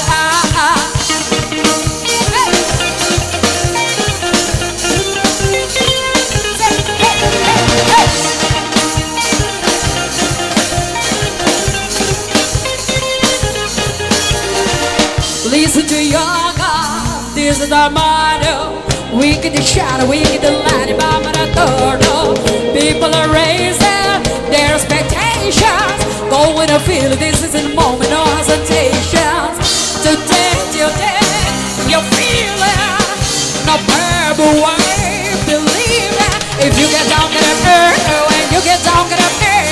Tamina, Sekalewa. Cause this is Abdel Sabura, one up the loud ready? Kay neba? This time for hold nam the loud. Ma'am, please everyone. Ishagi lamze kan nam the high minasiko. This time for yes, this time. Tamina, mina, waka, Tamina, mina, Sekalewa. I know it, Tamina, mina, waka, Tamina, Sekalewa. This time for summer, I will never join me. Biggie, mama, from east to west. Mommy, biggie, along, biggie, mama, from east to west. Mommy, waka, my just to see some Mazi movie, cause this is my moon.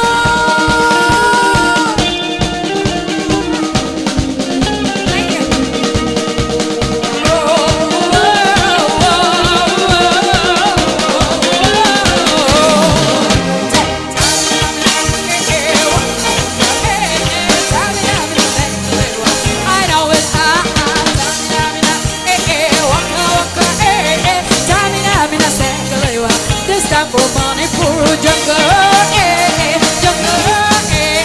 Tamina, mina, Sekalewa. I know it, jungle, Tamina, mina, Sekalewa. This time for money, poor. This time for money, poor. This time for money, poor. This time for money, poor.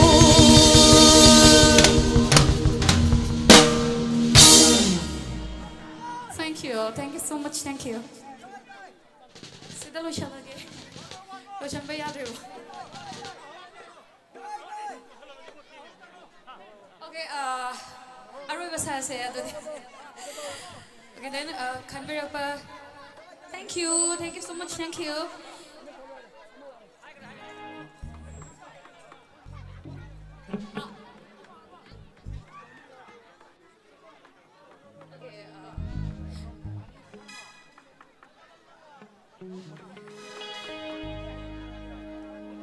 So ma'am na siyam na nungshi na sutabi ba siya singi maragtagi one of my signature tahu rehe kudol na piyo na tagpira pa nido ma'am pun na dam sagminara singa sige yam na nungara ba mikop sida tanja sida pun na sagminara ga enjoy ang tang tawin na si ma'am yai ko ma'am ya bro okay.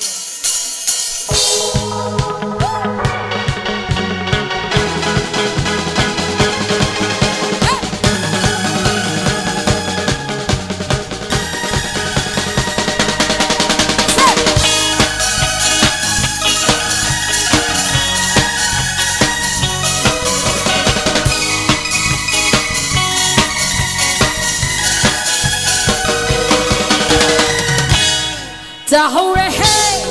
can I get no? Tahore hey, can I get no? Samji gula, lay na su kuidribi, lay nam su chilipini. Tahore hey, can I get no? Samji gula, lay na su kuidribi, lay nam su chilipini. Yauri para yengiu, hegaki bagana. Oh, yauri para yengiu, hegaki bagana.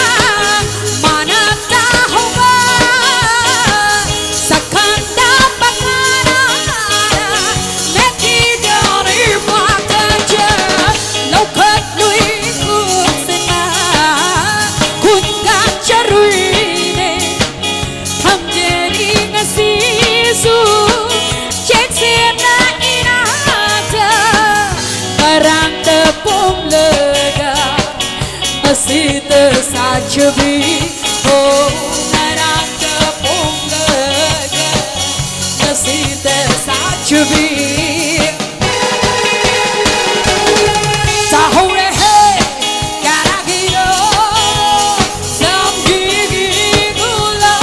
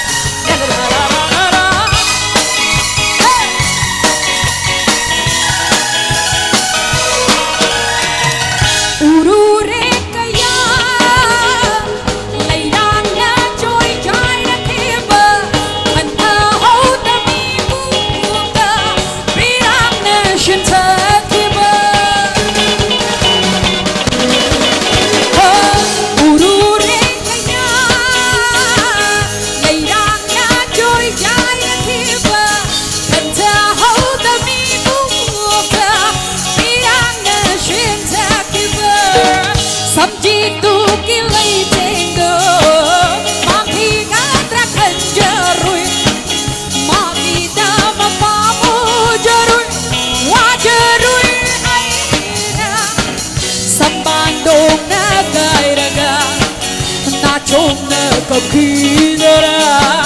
sambando na kaidega nachong na kidara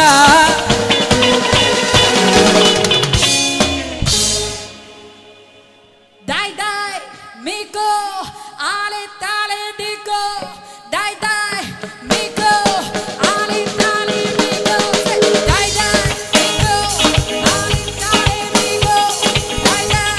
miko Tahore hey, karagiro, samjigi gula, leina su kuidribi, leinam su chelibi me. Tahore hey, karagiro, samjigi gula, samjigi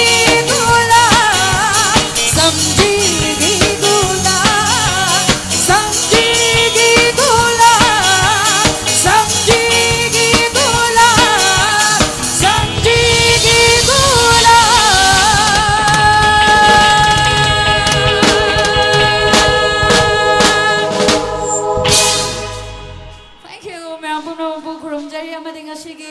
Team Money,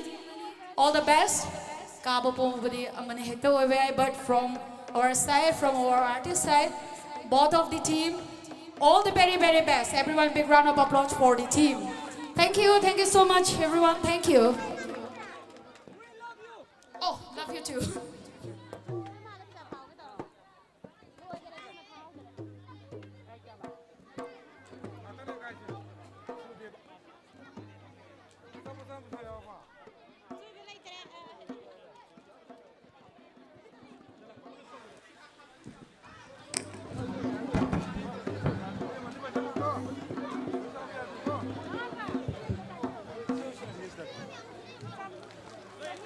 Everyone,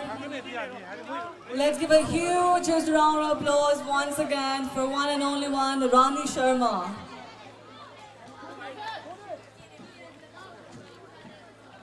Loinana makha chathazarpa sidi khoigi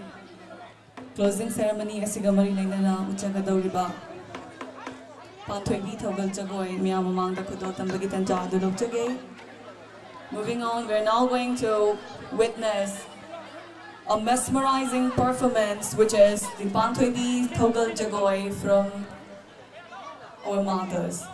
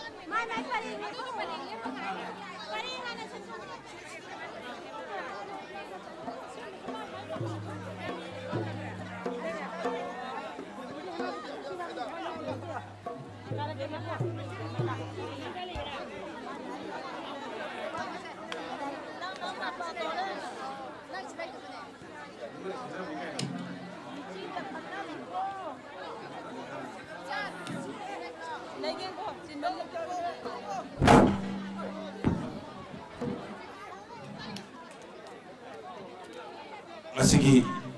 kogi president ki papa lang lesin biriba agi pupu hastam manggilas mangangal lembirakpa ego iyamba akham boyai mayam seta phampe lebiragati stage ta amutang kakhat birana bagi tamakta disingjari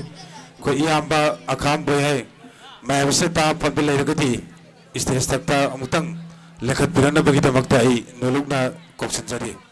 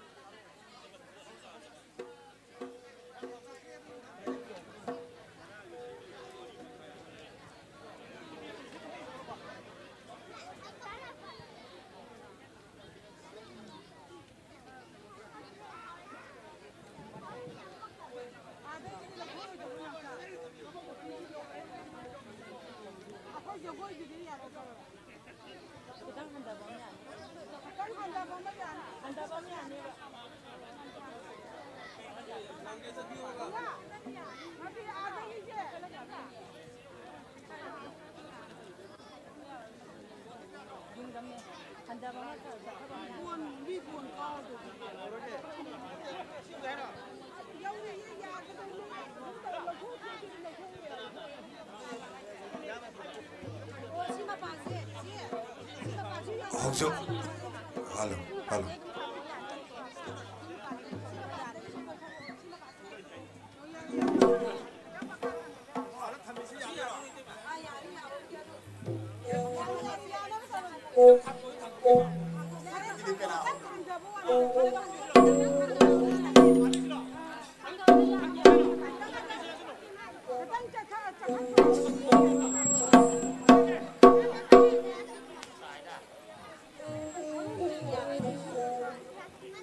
Halo, halo.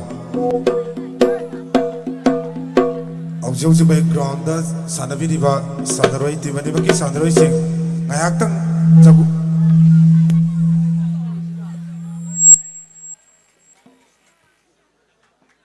Ngayak tang na koi gi tim gi jagada minute kun muktang phampi nabani sing jari maram de koi culture gi jago esi ground thungna sarakata maram na player sing waro biroi.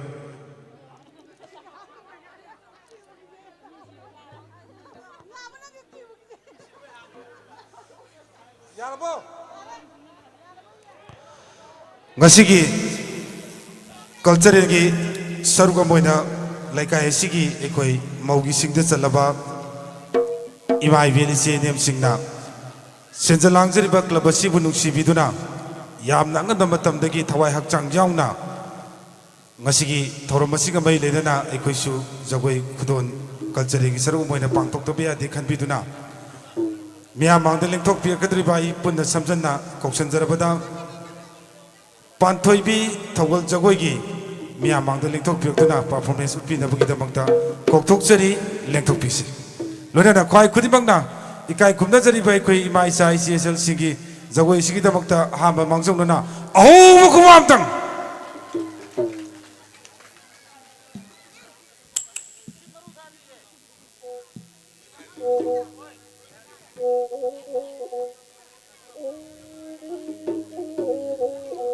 Check, check, hello, check.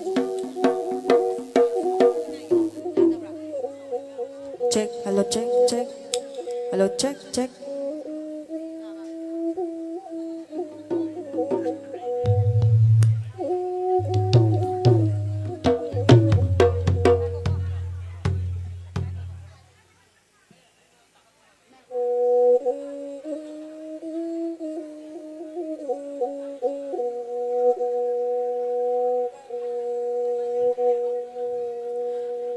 Ngashi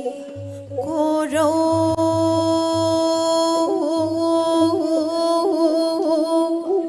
nongjada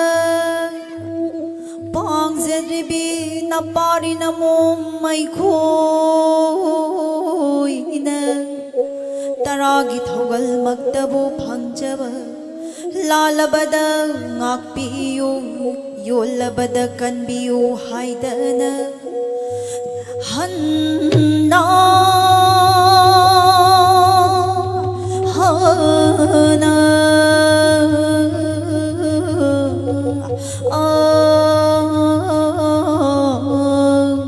Punim Jai Sanarim bithoraklo Nahum ponjal sabige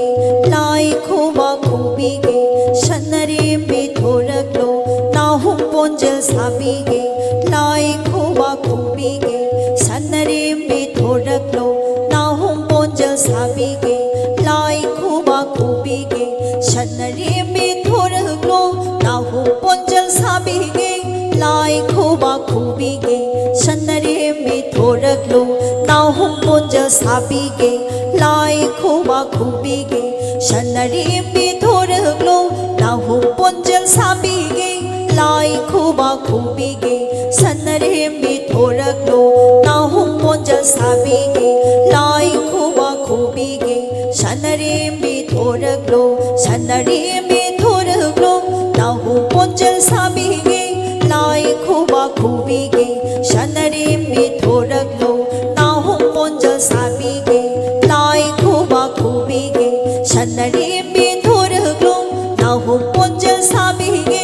Lai khoba khubige Sanarim bithoraklo Nahum ponjal sabige Lai khoba khubige Sanarim bithoraklo Sanarim bithoraklo Nahum ponjal sabige Lai khoba khubige Sanarim bithoraklo Nahum ponjal sabige Lai khoba khubige Sanarim bithoraklo Nahum ponjal sabige Lai khoba khubige Sanarim bithoraklo Nahum ponjal sabige Lai khoba khubige Sanarim bithoraklo Nahum ponjal sabige Lai khoba khubige Sanarim bithoraklo Nahum ponjal sabige Lai khoba khubige Sanarim bithoraklo Nahum ponjal sabige Lai khoba khubige Sanarim bithoraklo Nahum ponjal sabige Lai khoba khubige Sanarim bithoraklo Sanarim bithoraklo Nahum ponjal sabige Lai khoba khubige Sanarim bithoraklo Nahum ponjal sabige Lai khoba khubige Sanarim bithoraklo Sanarim bithoraklo Nahum ponjal sabige Lai khoba khubige Sanarim bithoraklo Nahum ponjal sabige Lai khoba khubige Sanarim bithoraklo Sanarim bithoraklo Sanarim bithoraklo Nahum ponjal sabige Lai khoba khubige Sanarim bithoraklo Nahum ponjal sabige Lai khoba khubige Sanarim bithoraklo Sanarim thoraklo chanarimbi thoraklo nahu pondel sabige lai khuba khubige chanarimbi thoraklo nahu pondel sabige lai khuba khubige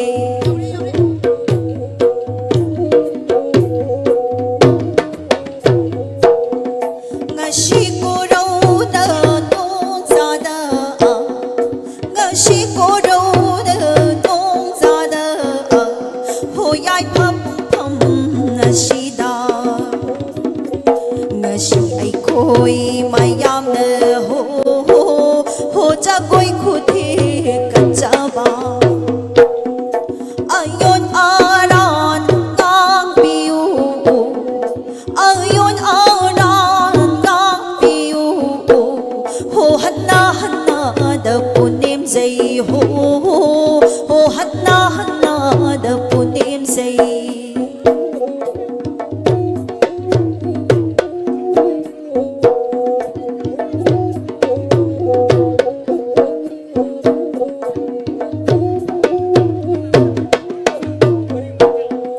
Numidang mai ki na patam da Numidang mai ki na patam da Ho numinaga chingya thang lakpa Uttam ya kori na chilakpa Ho maram na lamlil maday ma Harauri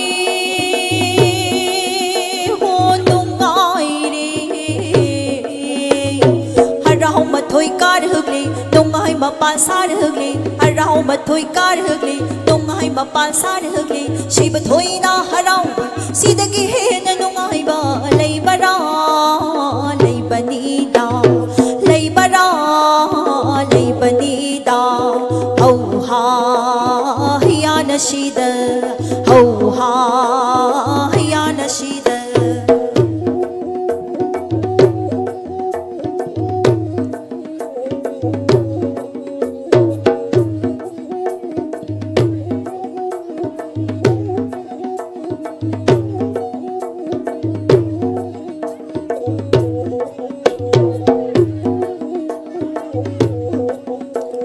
Sagalo da imom, sagalo da imom, ipana hoy bulauke, panthong na hoy bulauke, sagalo da imom, sagalo da imom, palim na hoy bulauke, palim na hoy bulauke,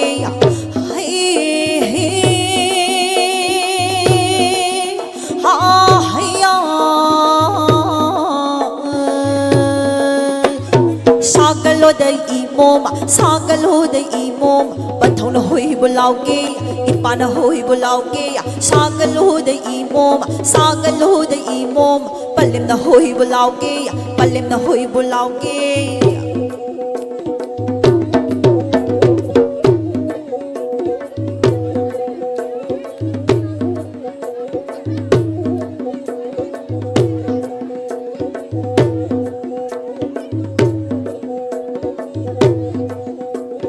Harauri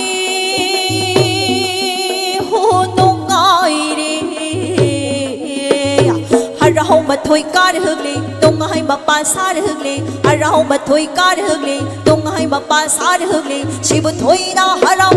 si da gi he na dong ai ba lei bara lei bani da lei bara lei bani da hau ha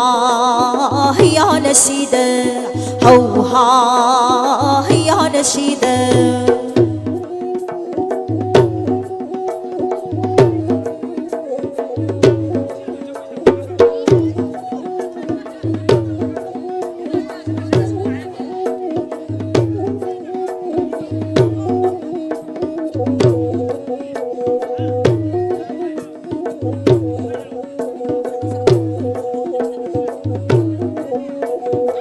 rang khoi ni da san ba hai ni da shi ba thoi na hao ba hai di chin ba hai ni da hai rang khoi ni da san ba hai ni da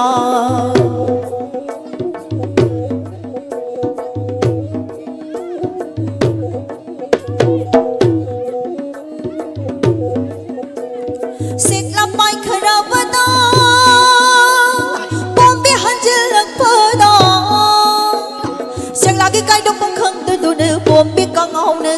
sabi ini macha pamubi jingnung ki shala lok tu dagi pai pirak lo ta hau ha hiya nasida hau ha hiya nasida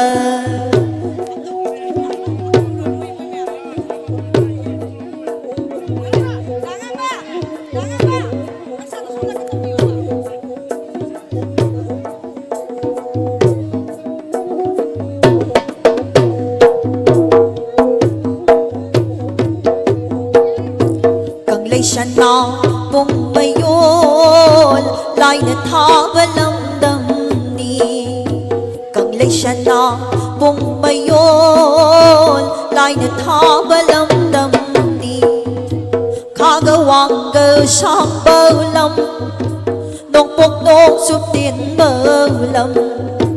khagawang ga sang balam nong pok nong sup lai na da thabati lam dam ni lai na da thabati lam dam ni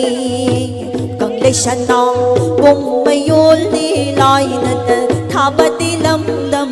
ni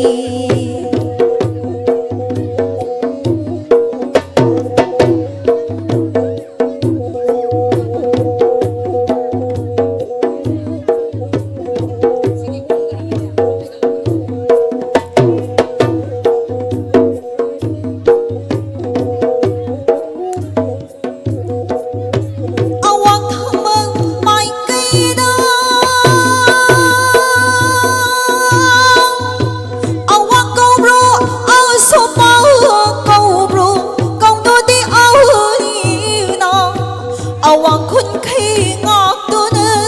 in nữ chi nữ ban phri bi lai na da thabati lam dam ni lai na da thabati lam dam ni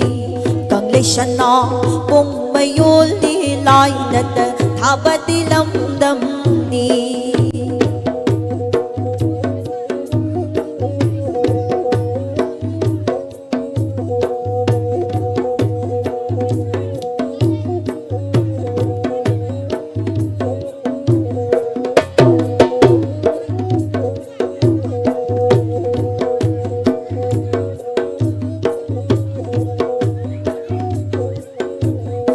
rau đi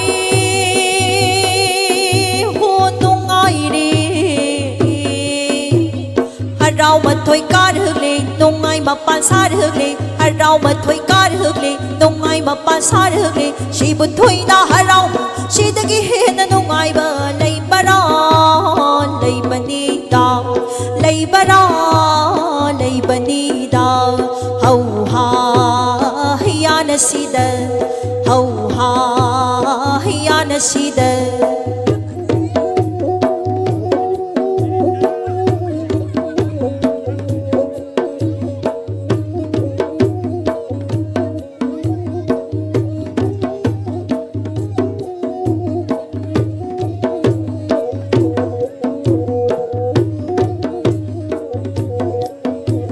sagalo da imom sagalo da imom ban thong na hui bulau ke ban thong na hui bulau ke sagalo da imom balem na hui bulau ke iman hui bulau ke hai ho ha ho ha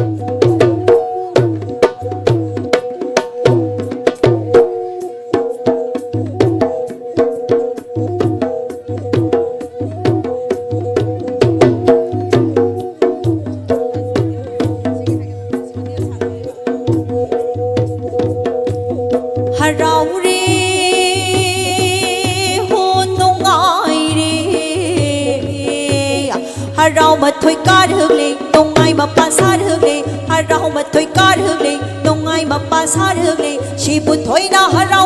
ชีตะกี้เฮนตรงไงบ้าเลยบ้ารอนเลยบันดีดาเลยบ้ารอ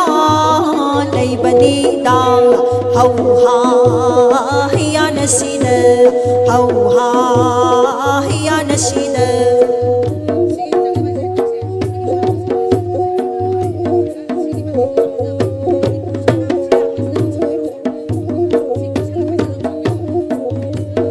เลยชนะปุ่งไม่ยุลีลายนัดทับดิลำดำนี้กังเลยชนะปุ่งไม่ยุลีลายนัดทับดิลำดำนี้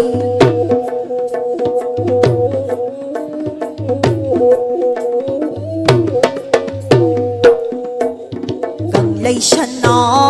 ปุ่งไม่ยุลีลายนัดทับดิลำ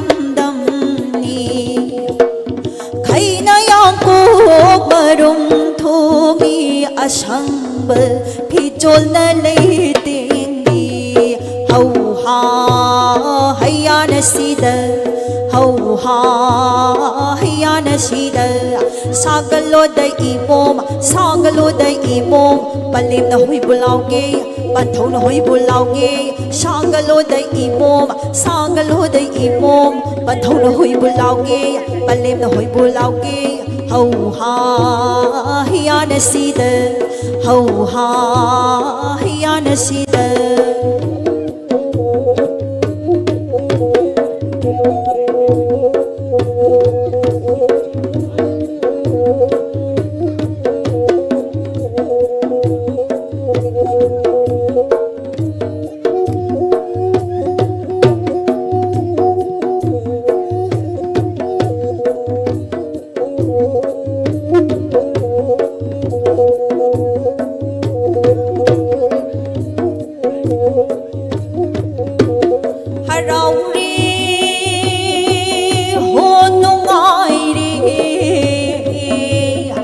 เรามาถอยการเฮกเลยตรงไงมาปาซาเฮกเลยเรามาถอยการเฮกเลยตรงไงมาปาซาเฮกเลยชีบุถอยนะเราชีตะกี้เห็นตรงไงบ้าเลยบ้ารอเลยบันดีตาเลยบ้ารอเลยบันดีตาเฮาฮาฮิยานสีเดเฮาฮาฮิยานสีเด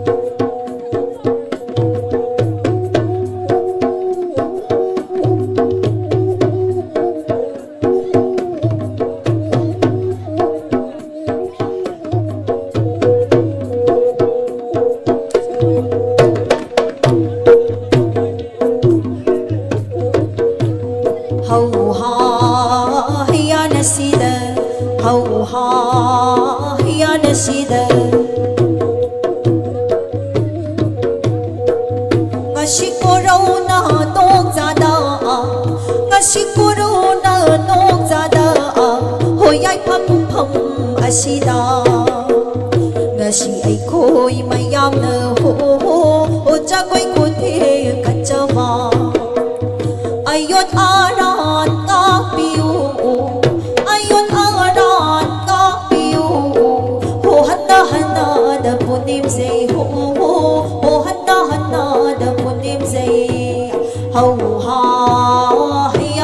시대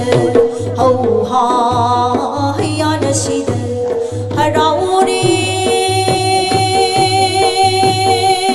혼동아이리 하라오 마토이 까르흑리 농아이 마빠 사르흑리 하라오 마토이 까르흑리 농아이 마빠 사르흑리 시부 토이나 하라오 시대기 해는 농아이 마 레이바라 레이바니다 레이바라 레이바니다 허우하 희야나 시대 허우하 희야나 시대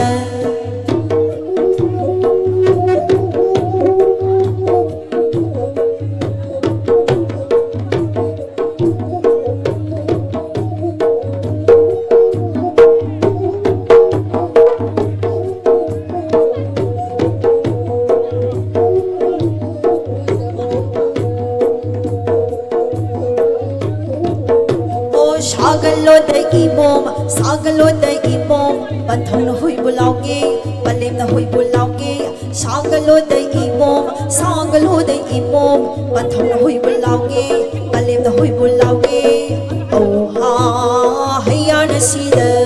Oh ha hiya na sida Oh ha hiya na sida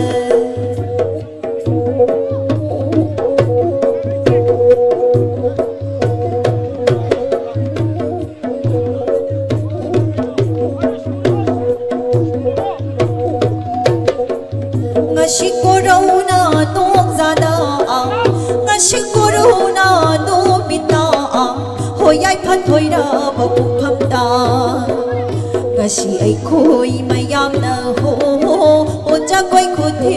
ka cha ma ayon arat ka piu ayon arat ka piu ho hanna hanna da punem sei ho hanna hanna da punem sei ho ha hiya na sida ho ha hiya na sida ho ha hiya na sida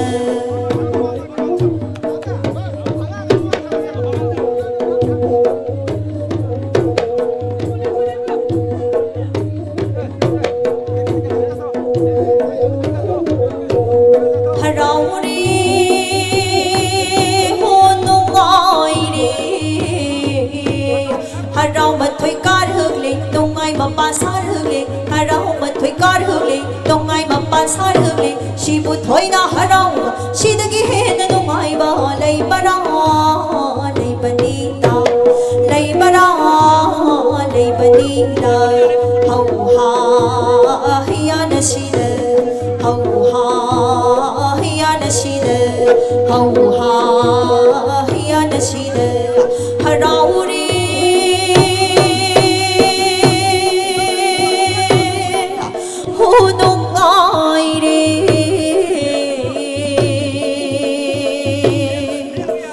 harau mathoi karukle nungai mapa sarukle shibu thoina harau sidagi hen nungai ba lei bara lei banida lei bara lei banida hau ha hiya na sida hau ha hiya na sida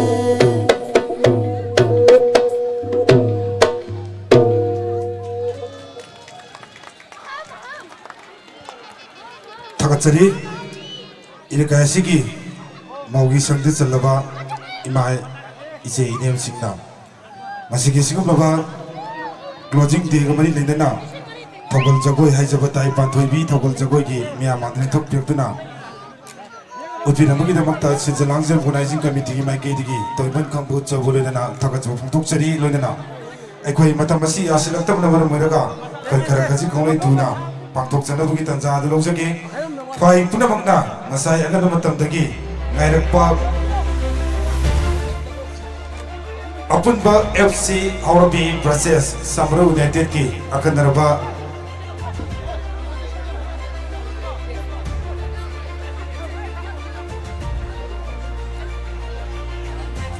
Sarabagi Ekoi Tanza Adolojagi Ekoi Makataba Ekoi Chen Nihada Kusinajagi. Thank you very much. Everyone, please be settled as we are about to witness the most awaited final match between Samuro United, Samuro and Apunba FC, Hauraibi. Before handovering to the referee, I would like to say some few words. That is,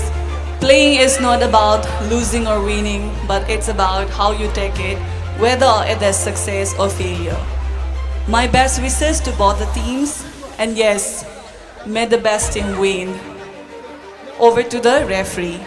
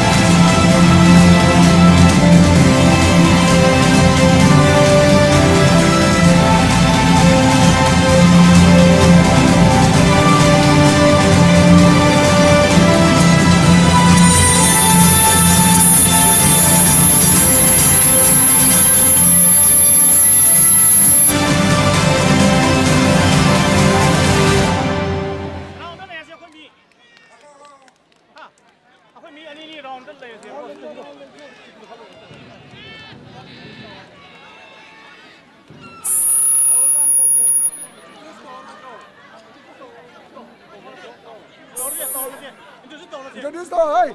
Not the.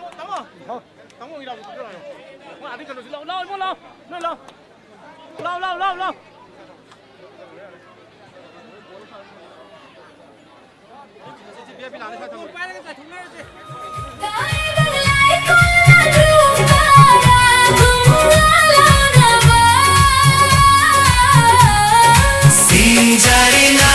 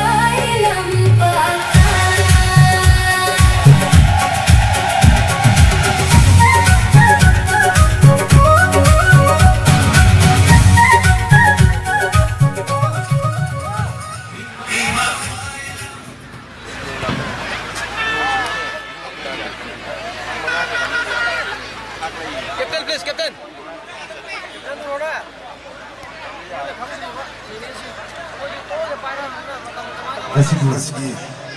ꯁꯥꯟꯅꯒꯗꯕ final match ꯑꯁꯤꯒꯤ ꯃꯁꯛ ꯇꯧꯒꯗꯧꯔꯤꯕ ꯏꯀꯥꯏ ꯈꯨꯝꯅꯖꯔꯤꯕ ꯔꯦꯐ꯭ꯔꯤꯁꯤꯡ ꯑꯩꯈꯣꯏ ꯃꯌꯥꯝ ꯑꯃ ꯁꯛ ꯇꯥꯛꯆꯒꯦ ꯉꯁꯤꯒꯤ ꯃꯦꯟ referee ꯑꯣꯏꯅ ꯁꯔꯨꯛ ꯌꯥꯕ ꯍꯥꯏꯖꯕ ꯇꯥꯔꯦ ꯑꯩꯈꯣꯏ ꯁꯥꯄꯝ ꯄ꯭ꯔꯦꯝ ꯀꯨꯃꯥꯔ ꯁꯤꯡ ꯑꯦꯁꯤꯁꯇꯦꯟ ꯔꯦꯐ꯭ꯔꯤꯗ ꯀꯦ ꯕꯣꯖꯦꯟ ꯁꯤꯡ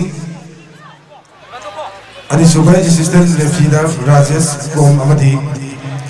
ꯐꯣꯔꯠ ꯑꯣꯐꯤꯁꯤꯌꯦꯜ ꯔꯦꯐ꯭ꯔꯤꯗ ꯖꯦꯁꯤ ꯁꯤꯡ ꯁꯒꯣꯜꯁꯦꯝ ꯍꯥꯏꯔꯤꯕ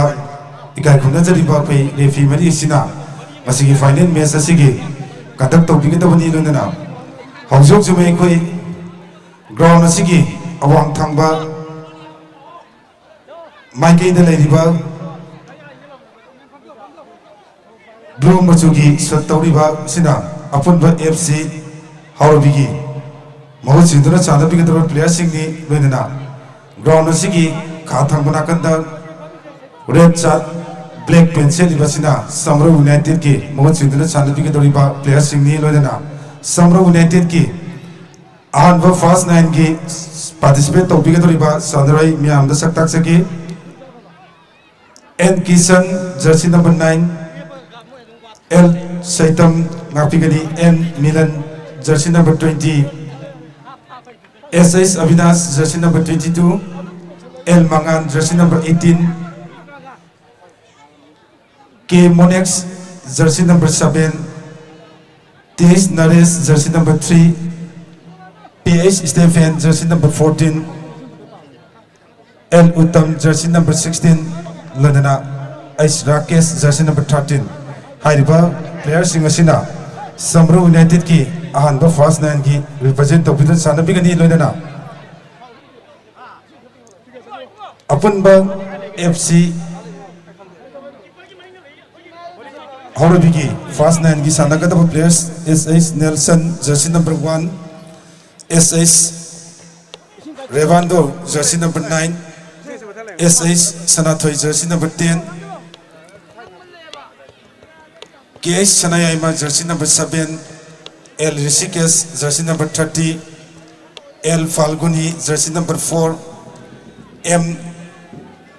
Rexon jersey number 5, Binoy San jersey number 9, Ludana.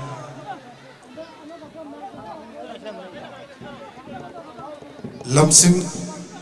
Lansingam jersey number 11 Haiba Sadrai Singasina Apunba FC Horobigi Most Children Sanabigani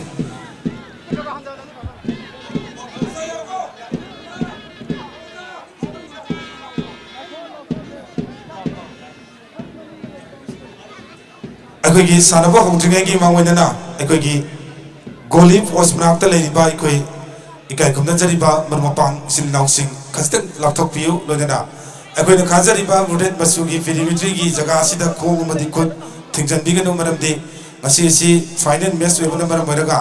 लेबिरगली by काय खुनजरीबा अल्लमदि पाइपदि माइबिलिसिन लामरो पांख्वाई खुदिमकना साइड अमतगी येंबिदना सानगदब टीमदि मकी अपनबगी मियेंग येंबिरगा अदोम नुगाइना मसीगी मैच असिबु येंबिनबो ऑर्गेनाइजिंग कमिटी की माइकेदिगी नलुकचरी 5 4 3 2, 1, 0.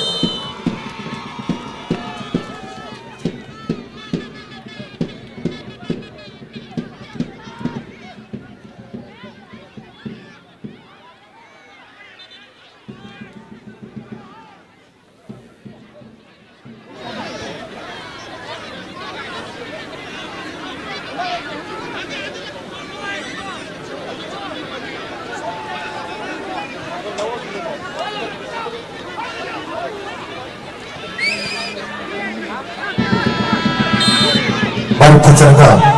Masigi Hanba Gold Chandba Sanaroida Ikai Kunajariba Yaba Hidam Zanendro Mitaina Maki Lekidraba Popa Hidam Yama Mitegi Ningda Lupat Chamagi Case Price Sama Tabini Masigi the Mount of Pagunam Oh, come on!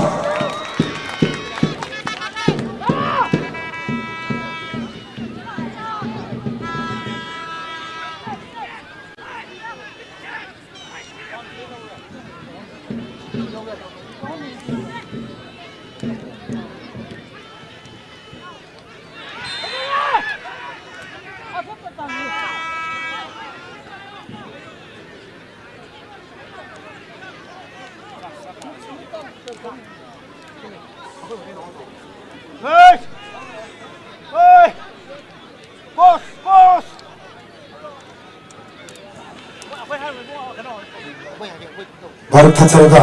ꯌꯥꯝꯅ ꯅꯨꯡꯉꯥꯏꯕ ꯄꯥꯎ ꯑꯃꯅ ꯑꯅꯤꯁꯨꯕ goal score ꯇꯧꯕ ꯁꯥꯟꯅꯔꯣꯏꯗ ꯍꯧꯖꯤꯛ ꯍꯧꯖꯤꯛ ꯑꯩꯈꯣꯏ organising ꯀꯃꯤꯇꯤꯁꯤꯒꯤꯁꯨ ꯑꯆꯧꯕ ꯊꯧꯗꯥꯡ ꯂꯧꯕꯤꯔꯤꯕ ꯑꯩꯒꯤ ꯏꯚꯥꯏ ꯍꯤꯔꯝ ꯗꯌꯥꯁꯪꯀꯔ ꯁꯤꯡ ꯃꯅꯤꯄꯨꯔ ꯄꯨꯂꯤꯁ ꯗꯤꯄꯥꯔꯠꯃꯦꯟꯅ ꯂꯨꯄꯥ 1,000ꯒꯤ ꯀꯦꯁ ꯄ꯭ꯔꯥꯏꯖ ꯊꯝꯕꯤꯔꯤ ꯃꯁꯤꯒꯤꯗꯃꯛꯇ ꯈꯨꯃꯥꯡꯖꯝ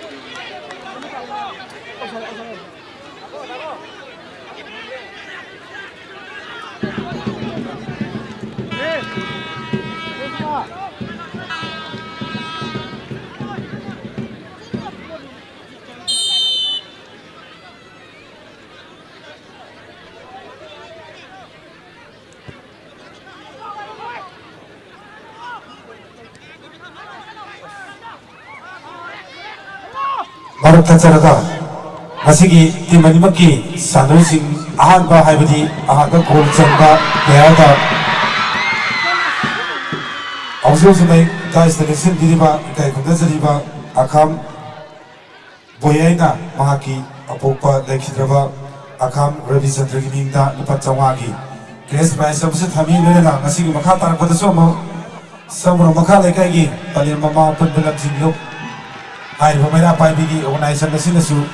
ꯑꯍꯥꯟꯕ ꯒꯣꯜ ꯁ꯭ꯀꯣꯔ ꯇꯧꯕ ꯄ꯭ꯂꯦꯌꯔꯗ ꯂꯨꯄꯥ 500ꯒꯤ ꯀꯦꯁ ꯄ꯭ꯔꯥꯏꯖ ꯊꯝꯃꯤ ꯃꯁꯤꯒꯤꯗꯃꯛꯇ ꯇꯣꯏꯕꯟ ꯈꯪꯕ ꯎꯠꯆꯕ ꯂꯣꯏꯅꯅ ꯊꯥꯒꯠꯆꯕ ꯐꯣꯡꯗꯣꯛꯆꯔꯤ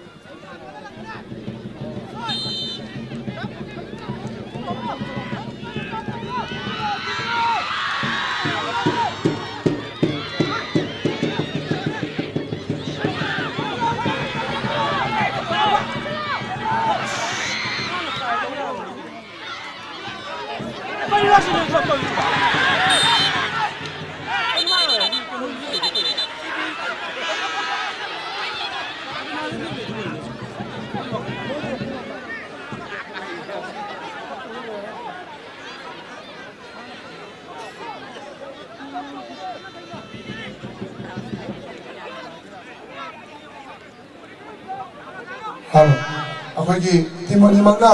ꯁꯥꯟꯅꯕꯤꯕ ꯃꯇꯝꯗ ꯁ꯭ꯄꯣꯔꯇꯤꯡ ꯑꯣꯏꯕ ꯃꯑꯣꯡꯗ ꯁꯥꯟꯅꯕꯤꯌꯨ ꯑꯗꯣꯝꯒꯤ ꯑꯣꯄꯣꯅꯦꯟ ꯇꯤꯝꯗ ꯁꯣꯛꯑꯒꯁꯨ ꯑꯩꯈꯣꯏ ꯇꯤꯝꯃꯦꯠꯅꯦꯅ ꯈꯟꯕꯤꯌꯨ ꯃꯔꯝꯗꯤ ꯃꯥꯅ ꯁꯥꯟꯅꯈꯤꯗꯕ ꯍꯥꯏꯗꯣ ꯅꯪ ꯀꯩꯁꯨ ꯅꯨꯡꯉꯥꯏꯔꯣꯏ ꯑꯗꯨ ꯃꯗꯨꯅ ꯀꯩꯁꯨ ꯑꯥ ꯌꯧ ꯌꯥꯒꯗꯧ ꯅꯠꯇꯦ ꯑꯗꯨꯅ ꯌꯥꯝ ꯁ꯭ꯄꯣꯔꯇꯤꯡ ꯑꯣꯏꯅ ꯁꯥꯟꯅꯕꯤꯌꯨ ꯑꯗꯨꯒ ꯐꯦꯟꯁꯤꯡꯅꯁꯨ ꯍꯔꯥꯎꯕꯤꯕ ꯃꯇꯝꯗ ꯄꯦꯔꯤꯃꯤꯇꯔꯒꯤ ꯋꯥꯡꯃꯗ ꯂꯥꯟꯁꯤꯟꯕꯤꯔꯛꯀꯅꯨ ꯑꯩꯈꯣꯏ ꯐꯖꯅ ꯁꯤꯟꯖꯒꯦ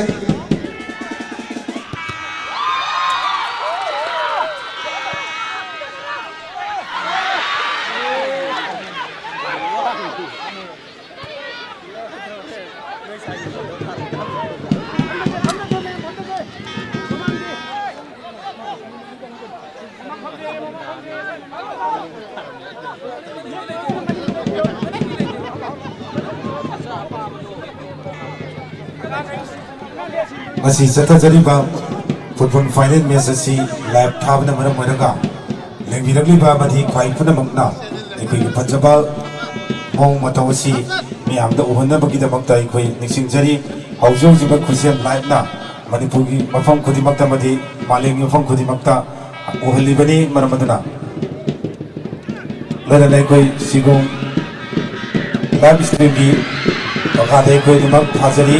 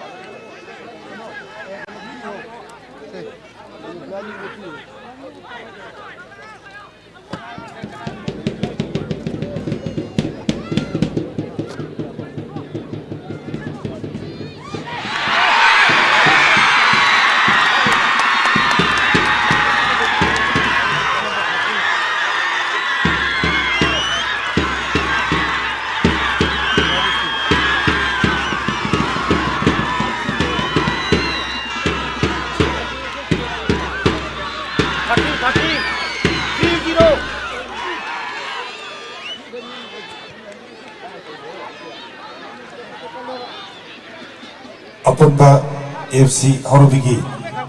jersey number 30 L Rishikesna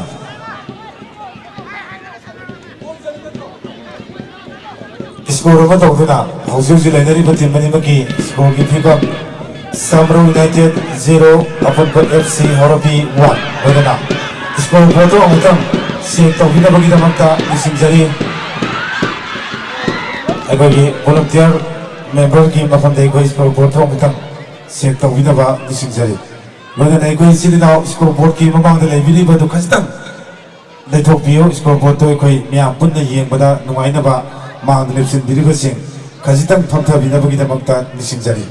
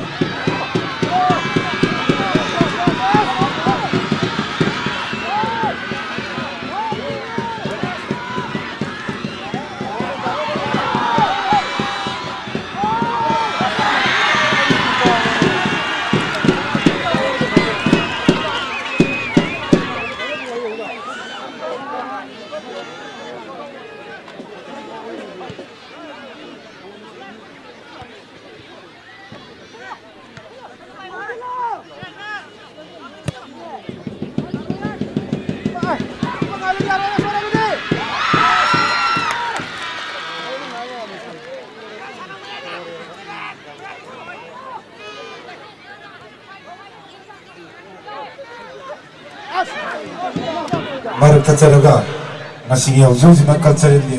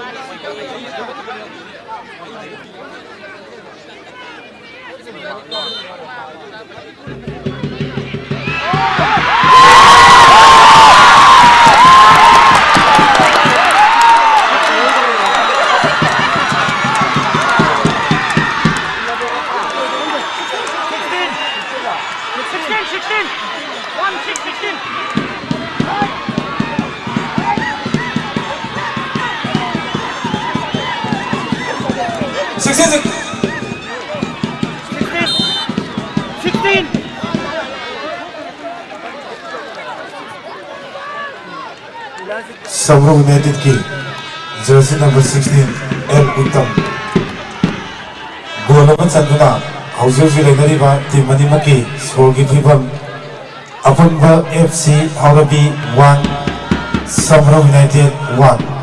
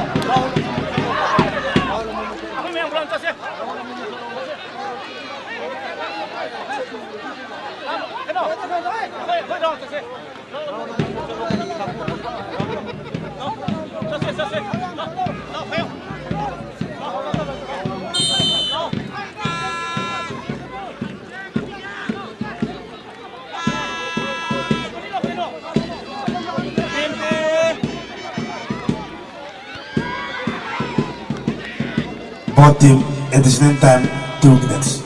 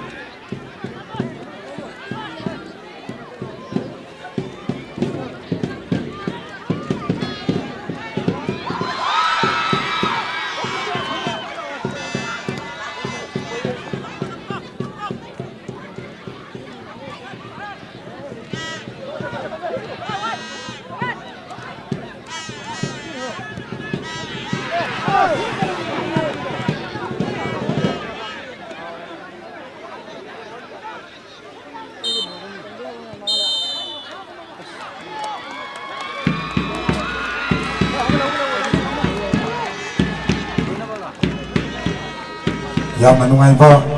fasa ki temani magna skoro kom tauduna hausi sima mangjin pajin cham manana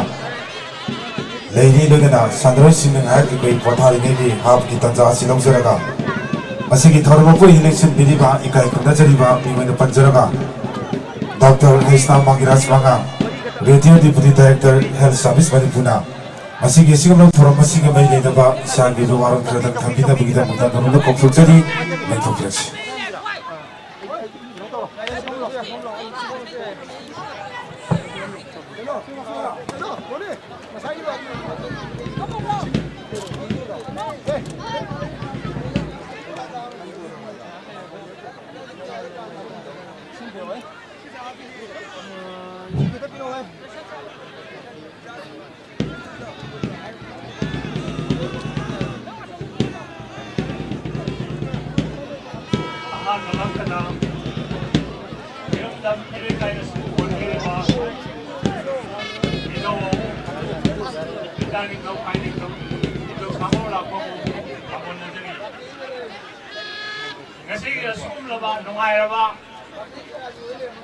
Final play.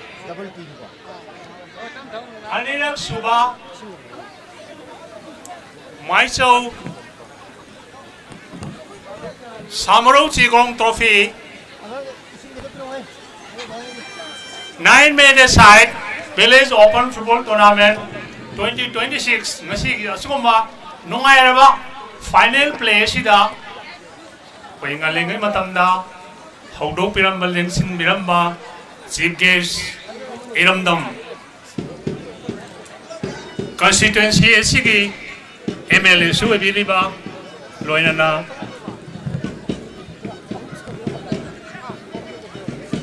Honorable MLA Tourism, Art and Culture Government of Manipur asinba program ama leibadagi ngatana lengbi karasu lakpiramagi damakta aigi taraptagi mayangi mo silaga ikai khumnaba thamjari iroinana guest of honor gi pham lang lengsin biramba sammanana matam dumakta makoi sapi khraba Sri Kongkham Robindra Singh, Honorable MLA, Mayor Imphal Constituency, Iroinana, guests of honor give from Lang, the respectively Lengthen Beramaba, PWD Department gi Mamanyam Laba, Arugum Laba, Special Contractor Singh, Lembi Gargasu, La Piramba, Amasung Hogo Piramba, Mayam Puramaku, Ihowasi, Sogot Piramakitamata, Egitarutagi, Ekai Kumnazari, Lona Lona, Vesigi Asumba, Nairaba, final play Sigi, Functional Sigi, football bu, Quidazaba, games bu Yokat Piningba, Iramdam Ireka Sigi, Nungsi Jaraba,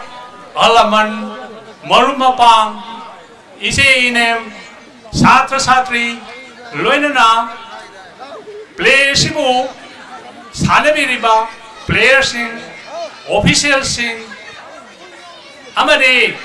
Lengsin Beriba, Kuning Maku, Ahan Bamaktada, Nung Pagalana,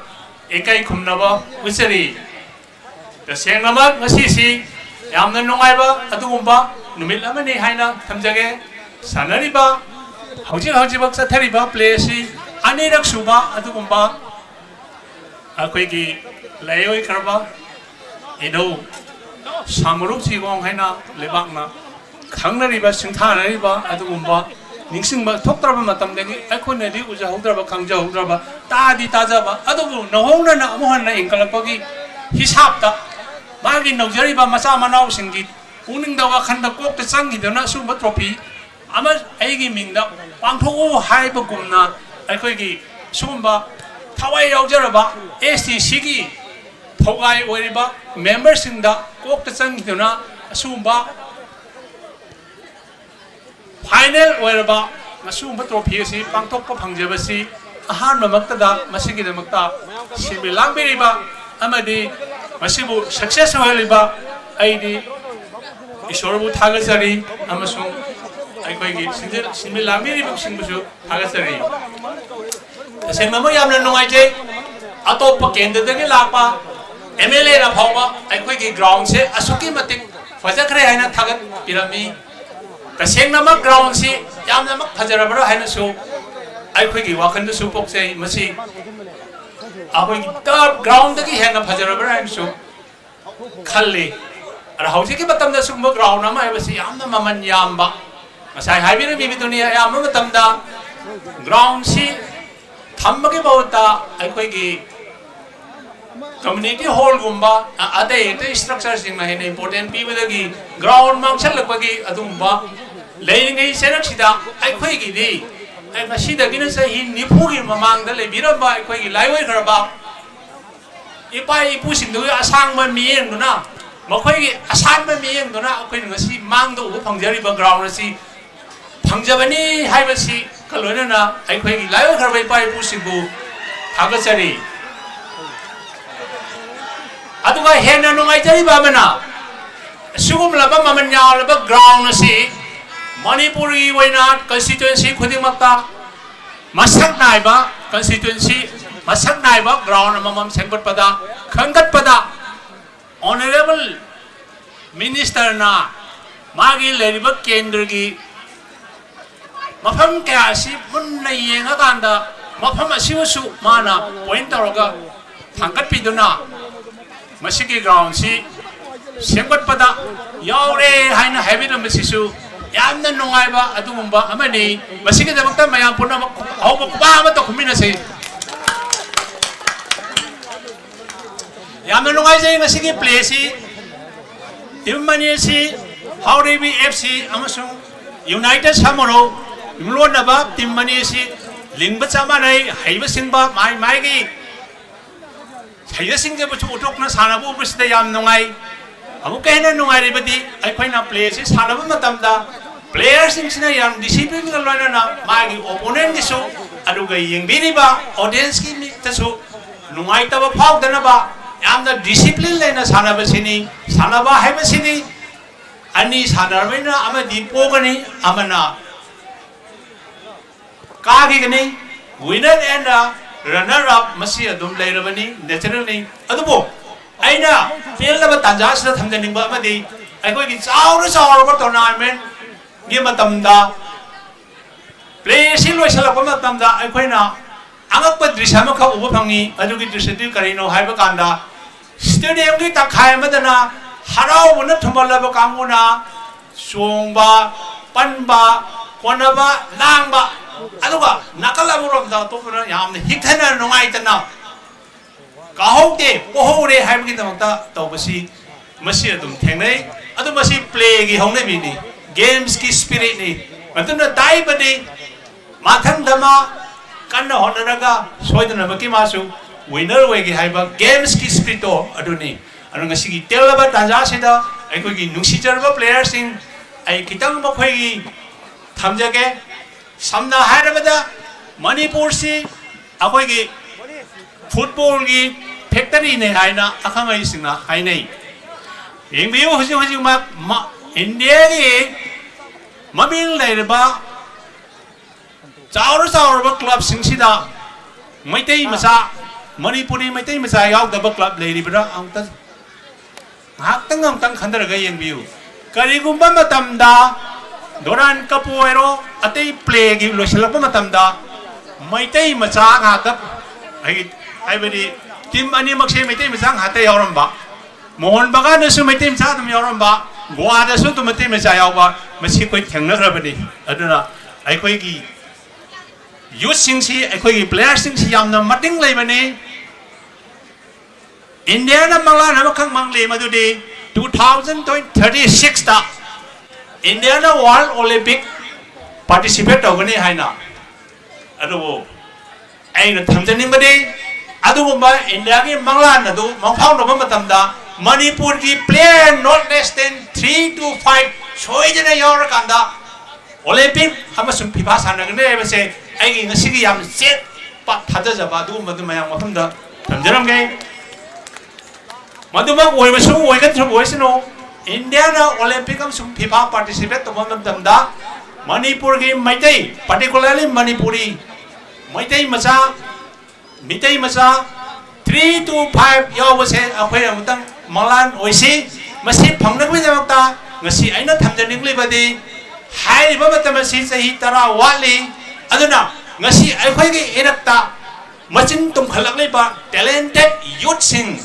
11 ꯏꯌꯔꯗꯒꯤꯅ 16 year ꯐꯥꯎꯗ ꯂꯩꯕ 11 to 16 ꯐꯥꯎꯗ ꯂꯩꯕ ꯑꯉꯥꯡꯁꯤꯡꯁꯤ ꯑꯩꯈꯣꯏꯒꯤ ꯌꯨꯠꯁꯤꯡꯁꯤ ꯐꯖꯅ groom ꯇꯧꯔꯒ ꯁꯦꯛꯄꯠꯇ training ꯄꯤꯕ physically, mentally, everything loina infrastructure loina semkapa tarbodi hojik leriba chauraba India sida big kharba Manipur na loriba glory se amokka su hena mayek lagni haibasi ai thamjage aduna ngasigi telaba matama sida Manipur gi youth singi magun kitang thamjanamge aikhoi gi maitai aikhoi gi Manipuri youth sing sidi yamna talented oiba yamna courageous oiba yam passionate oiba adugumba youth ngatani ꯑꯩꯈꯣꯏꯒꯤ ꯍꯦꯛ ꯋꯥꯠꯂꯤꯕ ꯁꯧꯒꯠꯄꯤꯕ ꯑꯃꯁꯨꯡ ꯁꯝꯅ ꯍꯥꯏꯖꯔꯕꯗ ꯑꯌꯥꯝꯕ ꯄ꯭ꯂꯦꯌꯔꯅ ꯑꯩꯈꯣꯏꯒꯤ ꯈꯔ ꯁꯦꯟ ꯊꯨꯝꯒꯤ ꯏꯀꯣꯅꯣꯃꯤꯀꯦꯜꯂꯤ ꯕꯦꯛꯋꯥꯔꯗ ꯁꯣꯟꯕ ꯐꯦꯃꯤꯂꯤꯗꯒꯤ ꯊꯣꯔꯛꯄꯅ ꯃꯔꯝ ꯑꯣꯏꯔꯒ ꯈꯤꯇꯪ ꯈꯨꯗꯣꯡꯆꯥꯗꯕꯗꯤ ꯂꯩꯕ ꯑꯗꯨꯅ ꯃꯔꯝ ꯑꯗꯨꯅ ꯄ꯭ꯔꯣꯄꯔ ꯏꯟꯐ꯭ꯔꯥꯁꯇ꯭ꯔꯛꯆꯔ ꯄ꯭ꯔꯣꯄꯔ ꯇ꯭ꯔꯦꯅꯤꯡ ꯐꯖꯅ ꯄꯤ ꯇꯥꯔꯕꯗꯤ ꯑꯩꯈꯣꯏꯒꯤ ꯌꯨꯠꯁꯤꯡꯁꯦ ꯁꯣꯏꯗꯅꯃꯛꯀꯤ ꯉꯥꯟꯊꯣꯏꯕ ꯉꯝꯒꯅꯤ ꯂꯣꯏꯅꯅ ꯂꯣꯏꯁꯤꯟꯖꯔꯒꯦ ꯑꯗꯣ ꯑꯩꯈꯣꯏꯒꯤ ꯌꯨꯠꯁꯤꯡꯁꯤꯗꯤ ꯁꯥꯟꯅꯕꯗ ꯑꯣꯏꯔꯦ एजुकेशन हाई स्किल हम तब वो है रे न जगह culture gi lam da bo re or lai thok da bo re ai khoi yu sing jar to bang da ba le da ba ni adana ngasi gi nungai ba play se choi da na ma di choi bu kai ra ni adu bu ka ba ma sung po bu di tham ki si aduna games ki spirit to yang ne discipline lai na phadana or ma tu gi da ma ta aphai na best player ki mana ga si thanjari bani adana player khoni ma ga na pungning changna ying jari ba audience ki su pe na ba na khoi na sa ki su nungai na ba phadana sanabi wa hai ba wa here si khari thamja ba ko na na so I do some tension jari thank you all 타가짜리 이까 금나들을 프레시덴다 텔레보 담마시데 와론 거당 담비나 먹이다 막도 돌반 강부 저벌레나 타가 또 봉통짜리 5 4 3 2 1 0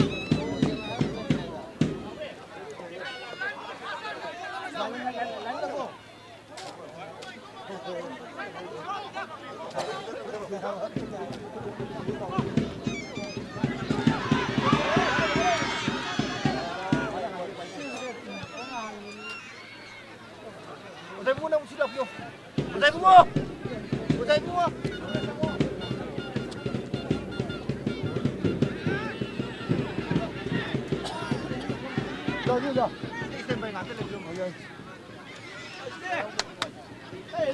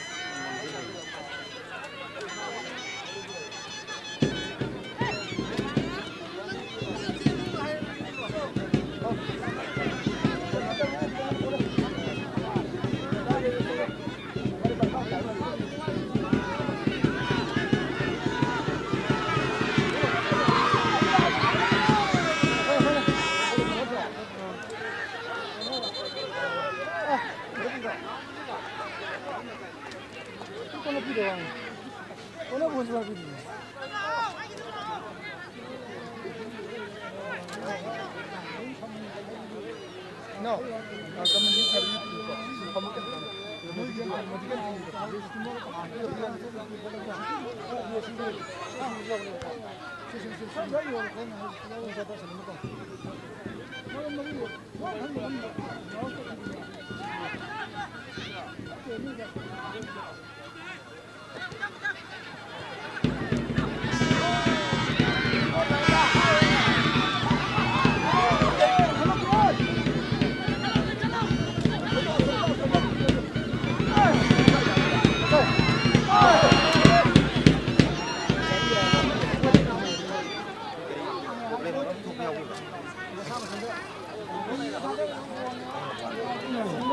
Ghiền Mì Gõ để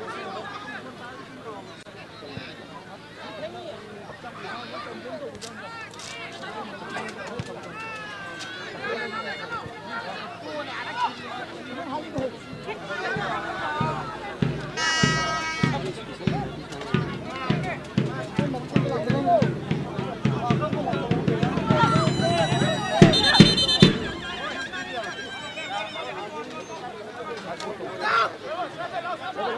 lỡ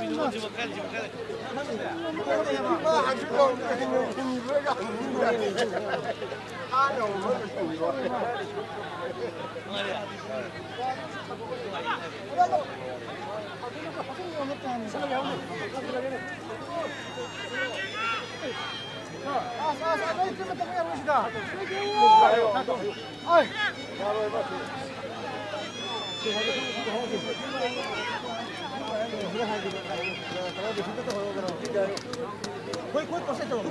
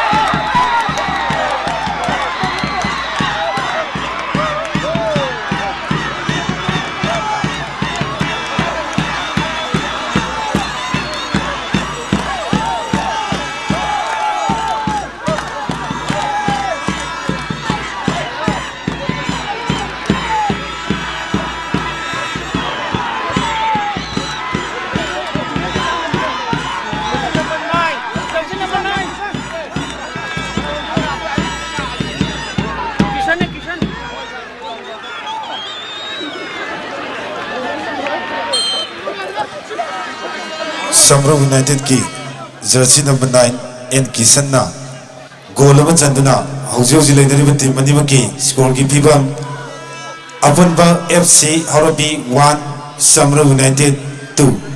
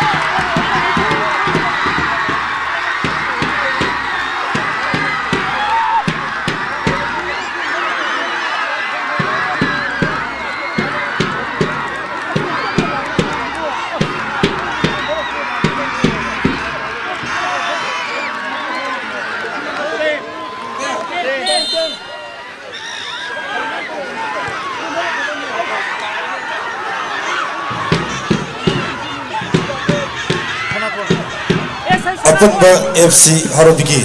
jersey number 10 SI Sanathoina goal number chanduna hauji hauji leidari ba score ki pibam Apanba FC Harabi 2 Samro United 2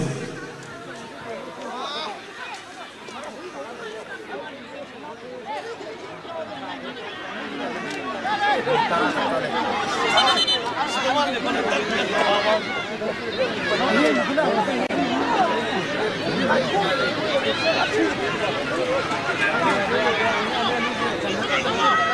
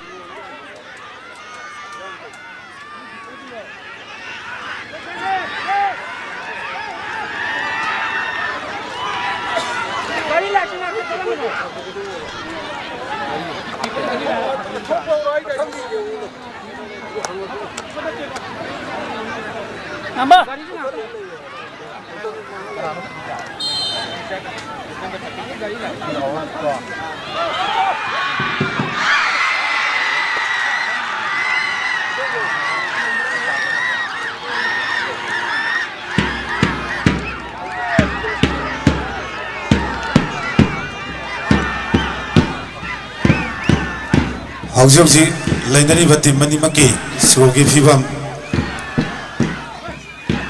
both team additional time 4 minutes ꯂꯩꯅꯔꯤꯕ ꯁ꯭ꯀꯣꯔꯒꯤ ꯐꯤꯕꯝ Samro United 2 Apunba FC Horobi 3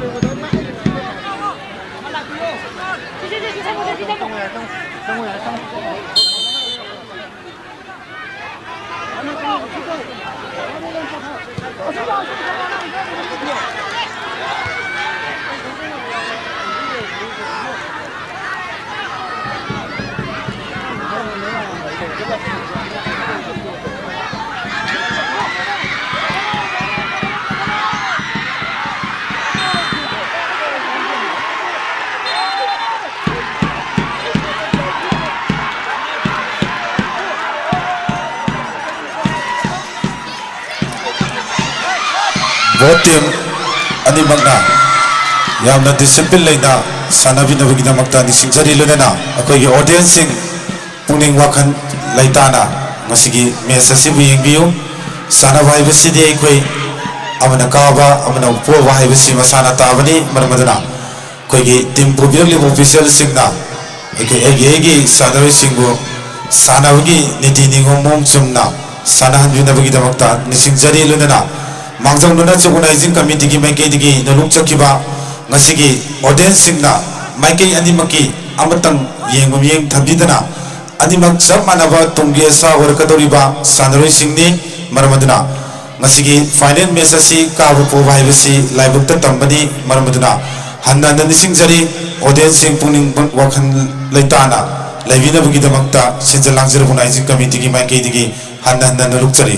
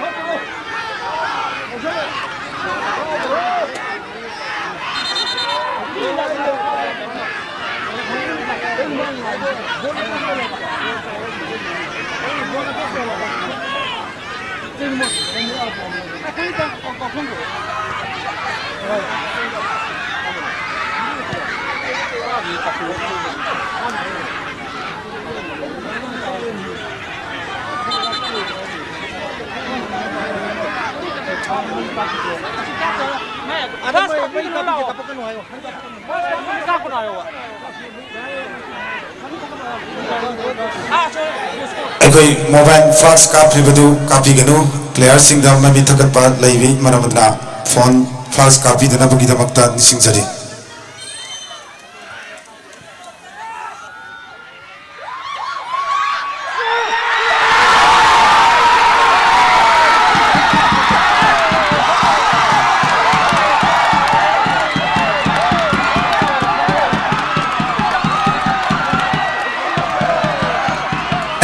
ꯃꯌꯥꯝ ꯑꯩꯈꯣꯏ ꯒ꯭ꯔꯥꯎꯟꯒꯤ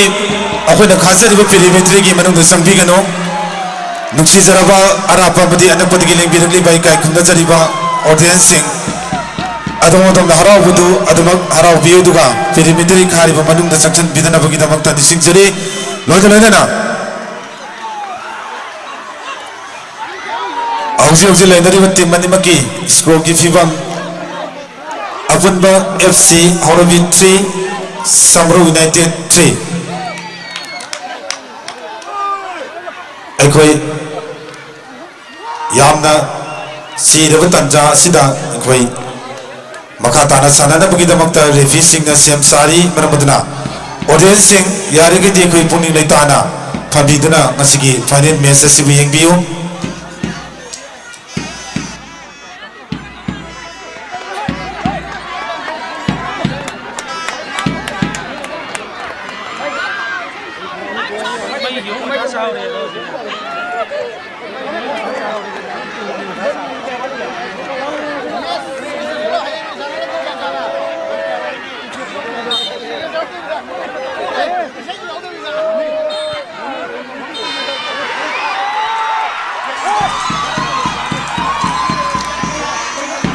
ꯑꯕꯤꯕ ꯃꯇꯝ ꯂꯣꯏꯔꯗꯨꯅ ꯑꯩꯈꯣꯏ ꯀꯩꯅꯣ ꯌꯥꯔꯒꯗꯤ ꯑꯩꯈꯣꯏ ꯄ꯭ꯂꯦꯌꯔꯁꯤꯡ ꯑꯗꯨꯛꯀꯤ ꯃꯇꯤꯛ ꯑꯗꯨꯝꯅ ꯇꯧꯕꯤꯒꯅꯨ ꯑꯁꯤꯒꯨꯝꯂꯕ ꯑꯩꯈꯣꯏ ꯚꯣꯂꯨꯟꯇꯤꯌꯔꯁꯤꯡ ꯑꯃꯨꯛꯇꯪ ꯁꯦꯝ ꯁꯥꯕꯤꯌꯨ ꯑꯣꯗꯤꯌꯦꯟꯁꯁꯤꯡ ꯑꯁꯤꯒꯨꯝꯂꯕ ꯑꯩꯈꯣꯏ ꯂꯥꯏꯚ ꯊꯥꯔꯤꯕ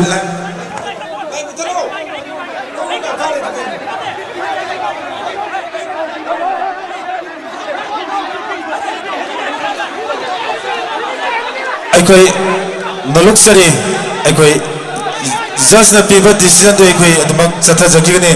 ꯑꯩꯈꯣꯏꯒꯤ ꯅꯨꯡꯁꯤꯖꯔꯕ ꯏꯆꯤꯟ ꯏꯅꯥꯎꯁꯤꯡ ꯈꯖꯤꯛꯇ ꯂꯥꯞꯊꯣꯛꯄꯤꯌꯨ ꯃꯁꯤ ꯑꯗꯨꯝ ꯑꯩꯈꯣꯏ ꯑꯣꯔꯒꯅꯥꯏꯖꯤꯡ ꯀꯃꯤꯇꯤꯒꯤ ꯃꯦꯝꯕꯔꯁꯤꯡ ꯑꯃꯗꯤ ꯖꯨꯔꯤꯁꯤꯡꯅ ꯑꯗꯨꯃꯛ ꯗꯤꯁꯤꯖꯟ ꯂꯧꯖꯒꯗꯕꯅꯦ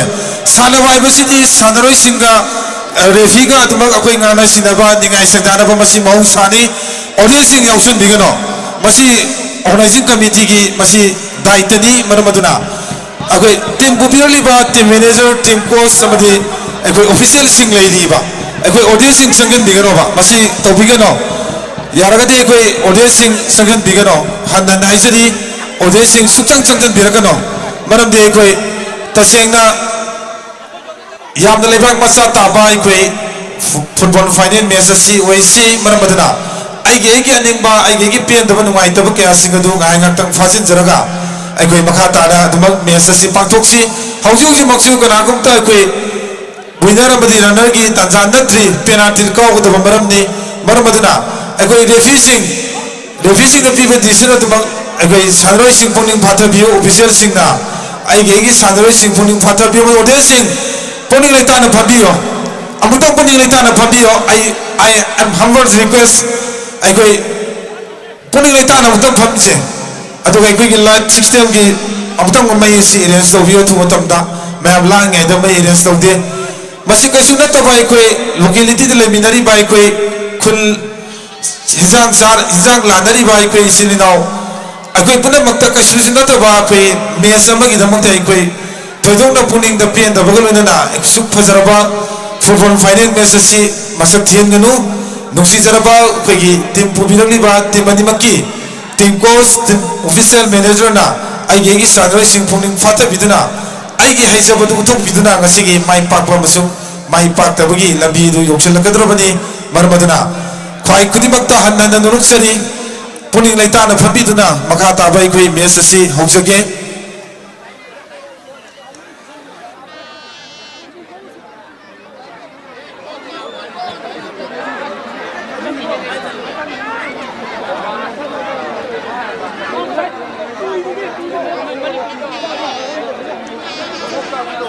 अखोई ऑर्गेनाइजिंग मई अमतंग रेडी तौबियो लोइना सारा अखोई वखन पुनिंग दिलांगे दमकु मई अमतंग रेडी तौबियो ऑर्गेनाइजिंग की नुसी जरबा अखोई की मेंबर सिंह मई रेडी तौबियो बमजलगलबनी ना अखोई मई की प्रॉब्लम लेरे मरमदना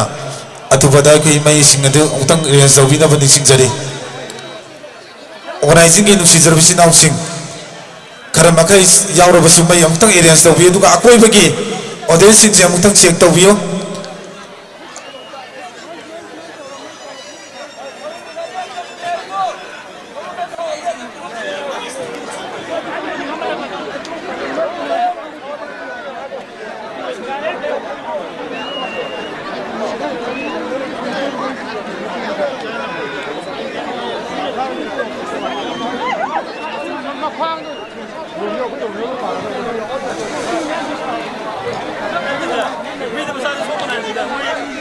अखोई लाइट थादुना पेनाल्टी शूट आउट तौजगनी मरमदना ऑडियंस सिंह उनिसा की पुनिंग फाथबिदुना इसा इसा की पंपम लांग फंबिनबगी दमक्ता निसिंजरी ऑर्गेनाइजिंग कमिटी की माइकेदगी कनागुमा मतबो अखोइना थमजदे मरमदि सब मानबा मियेंगनी अमनबु कारबसु अखोई सब मानजै मरमदना मसिगी दमक्ता अखोई थोइदोंना वरोबिरोय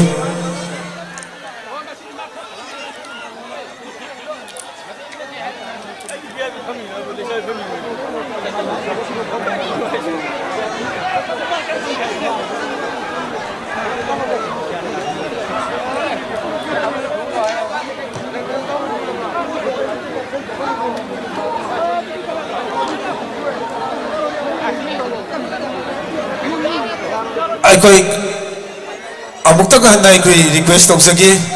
मरी लेनबा प्लेयर सिंह अमदी ऑफिशियल सिंह नतना ग्राउंड मनुंग दमताई संबिरगनु अखोई मेंबर सिंह कोई वॉलंटियर सिंह सरंग नरेदुना यारगदी अमुक्तंग पुनिंग चंगना अमुक्तंग मरी लेनबा मयाम अखोई लाइट अरेंज तौरी नाक्तंग अखोई मिनिट खरा खक्तंग नाइनजबनी सुखसोई सुदना अखोई पेनाल्टी काउंटनबगी सेम साजगे मरी लेनदबा अखोई की ऑडियंस सिंह फील्ड हाबदी ग्राउंड मनुंगदा संबिदनबनी सिंजरी ऑडियंस सिंह पुनिंग लेताना फंबियो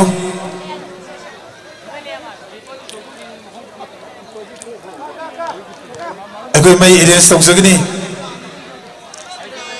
अजी टीम कैप्टन अनिगी अखोई संग्रह ऑफिशियल दा अखोई यारगदी अखोई हंदना अखोई लाउड स्पीकर ट्वेंटी सिजनाइरुबसी वारो बिरोय अखोई की ऑफिशियल नतबा फील्ड ग्राउंड नोट लेदिबसिंग अदो अमुतंग थोपियो ऑफिशियल नतबा ग्राउंड नोट लेदिबसिंग अदो थोपियो वारो बिरोय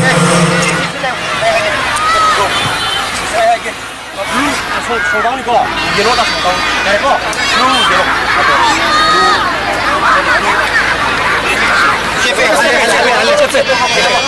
예로 블루 예로 라이트 나 살짝 더 밑에 라면 좀 담으네 소방이고 하든나 하는구나 요셉 여기 예로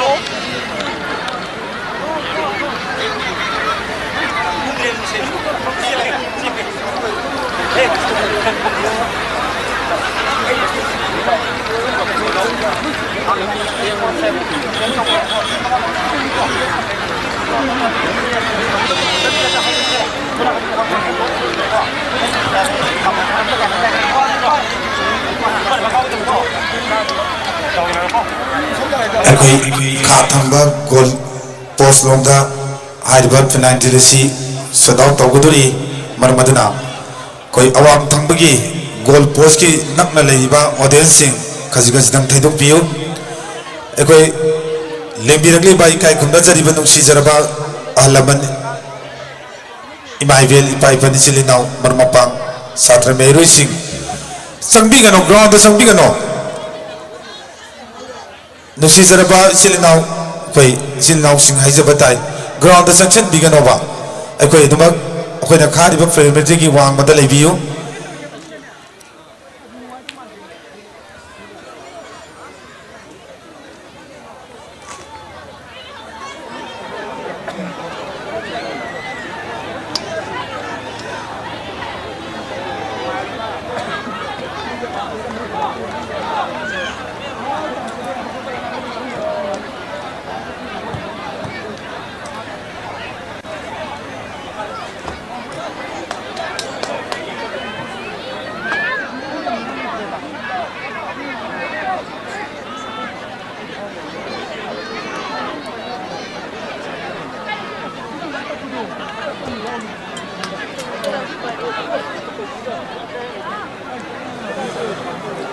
अखोई सेरेमोनी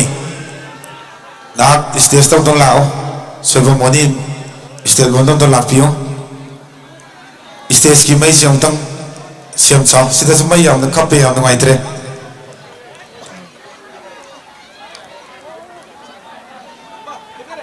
अखोई ऑफिशियल सिंह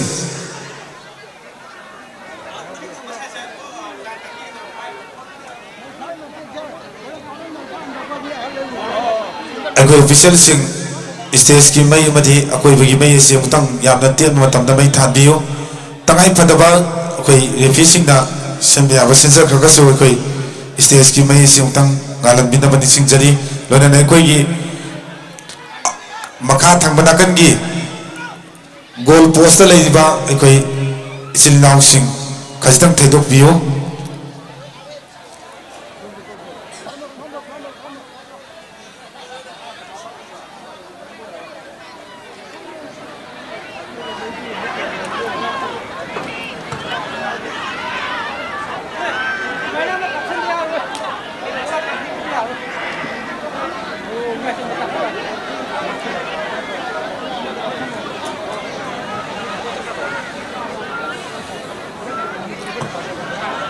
अतेंबम मिकुप खरगी मनुंग दाई खोई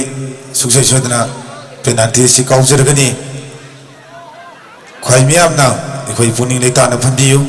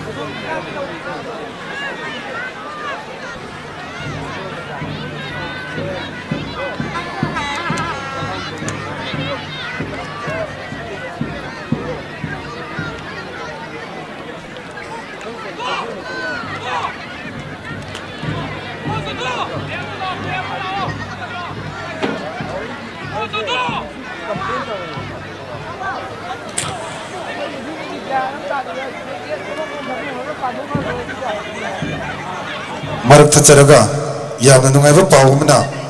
खोइगी समुरु मखा लेकाइगी लौरी मचा हाइना खंगनरिबा lambi asi masi honorable ikai kumna jariba minister Sri Khuraijul Loken Singh tourism art and culture department government manipina miyam da announce abadi loudspeaker da announce ti tobiram tre du makbu masamak namutang announce to bagi tanja du khoi laujabani yamna nungai ba lauri masa miyam na lauri masa ne khonari ba lambi asi atuba numit kharat digi matung dagi suksoi sodana koilas thabagi tabak sing pakhat lagani hai masigi do mata khwai khudi maktaki au ko amtang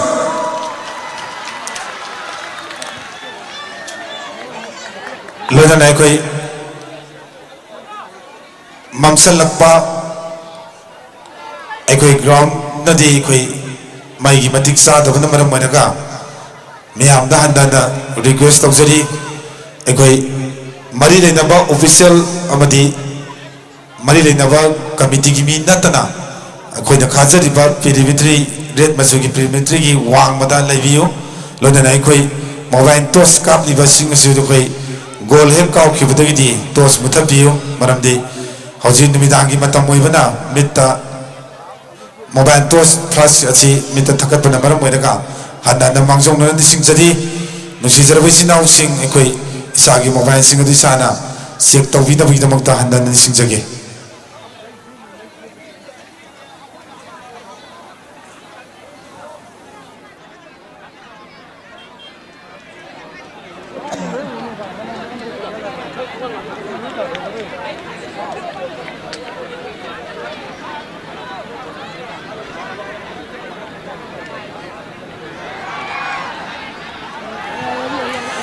mathangi olak pa sahi da di koi suksoi soidana honorable koi minister nasu thajaba thambiramba pibiramba ground asi suksoi soidana koi sab chaba koi football ground amagi awat pa letraba koi mai electric koi suksoi soidana thanjana bu tanja de koi logjage suksoi soidana miyam du honjage matak sahi simadi khwai khudimakna sigumlaba mai gi khudung sa da bulai basigi da bakta khwai tarana ngakpi gani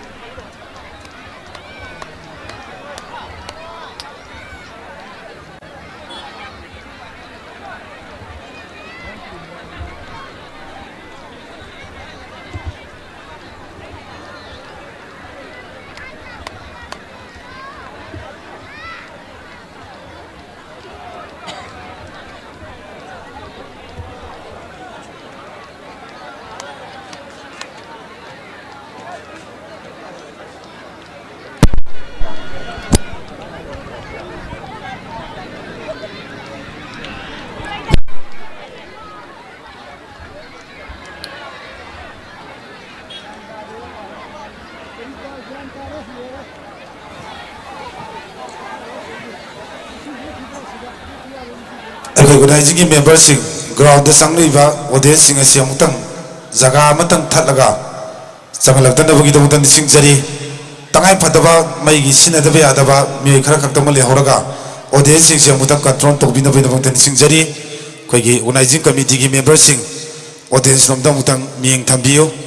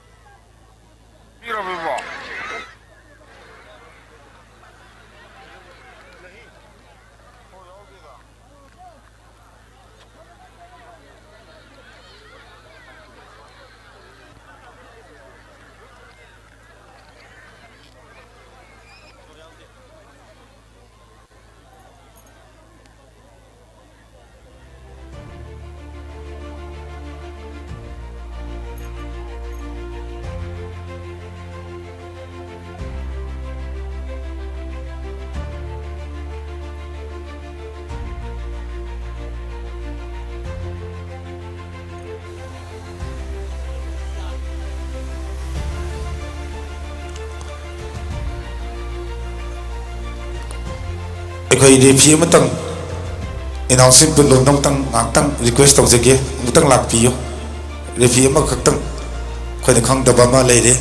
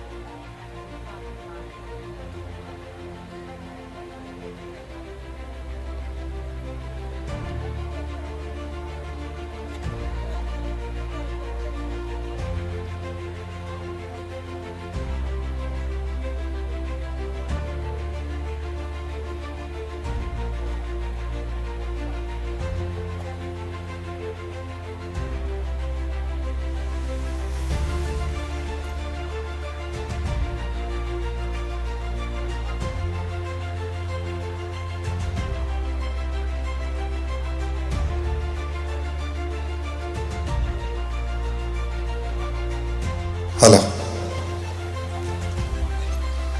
Maigi arrangements lorakrabadina ekoi mari leinadaba haijaba tai sawibi ade official nat amadi office refi natana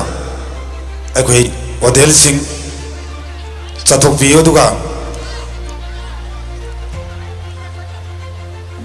goal post ki hek maning da leibatu ichinau sing angang sing yawgasu khaji khaji thaijan biro tangai padana masigi final match asi mamlabasu mamna ikoi penalty shoot out asi pangthok chabani maigi bu khudong sa da leibana maram moiraga khwai khudima ki pungning da pen da badumakti leibirangani dumakbu masi waro biroi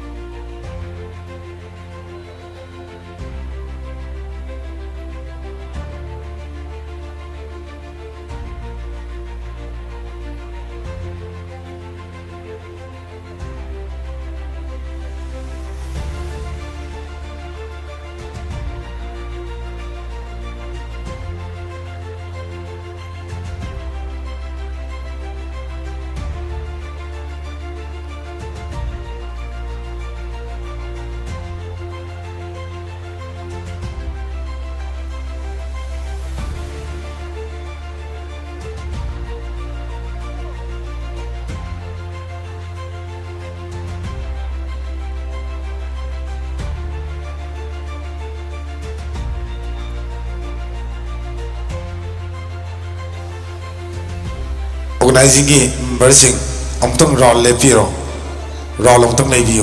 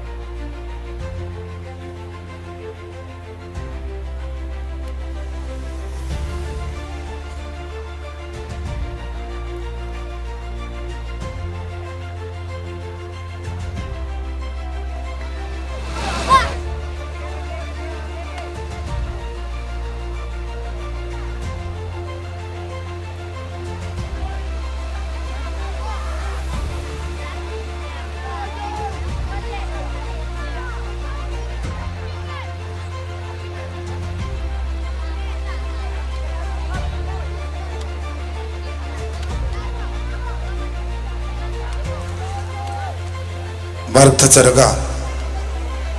Masiki Finance Messasiki VIP may tapon ng sinbiribe kay kung nasiribe singna organizing committee bunung sibiduna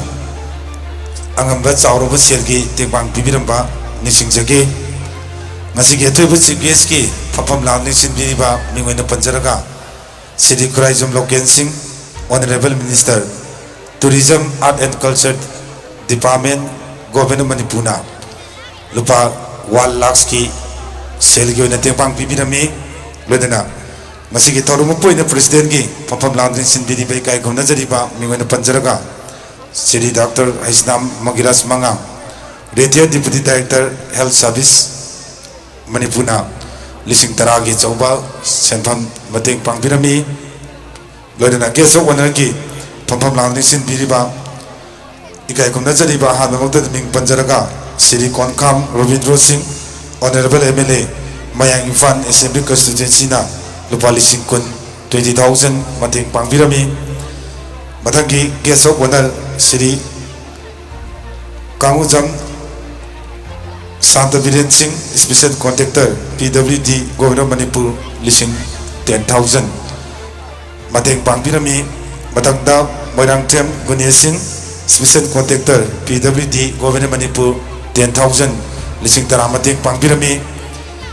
matangda Yumnam Sunil Singh Special Contractor PWD Governor Manipur lupa lising tara 10,000 mating pangpirami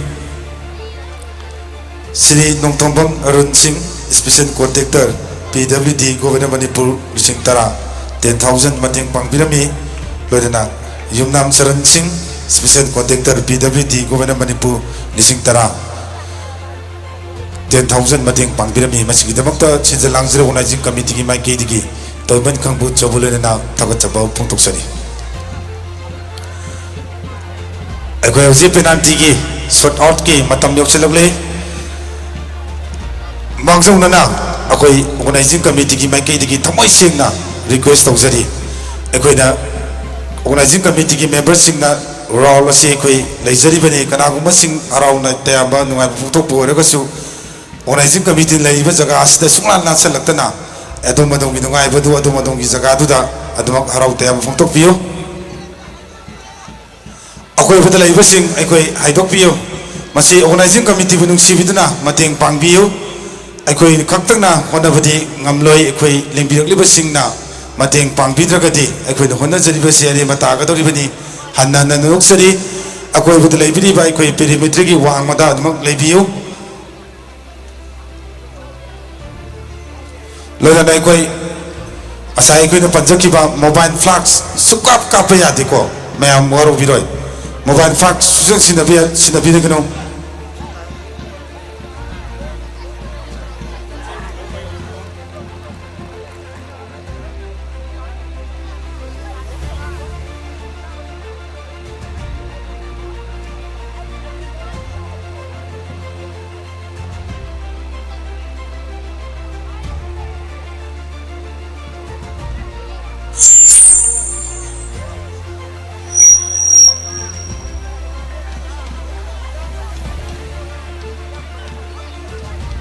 Auzi hogadore aduna akhoi sinjariba khoi gi committee gi member singna sinjariba sida khoi kudimakna mateng pangbiu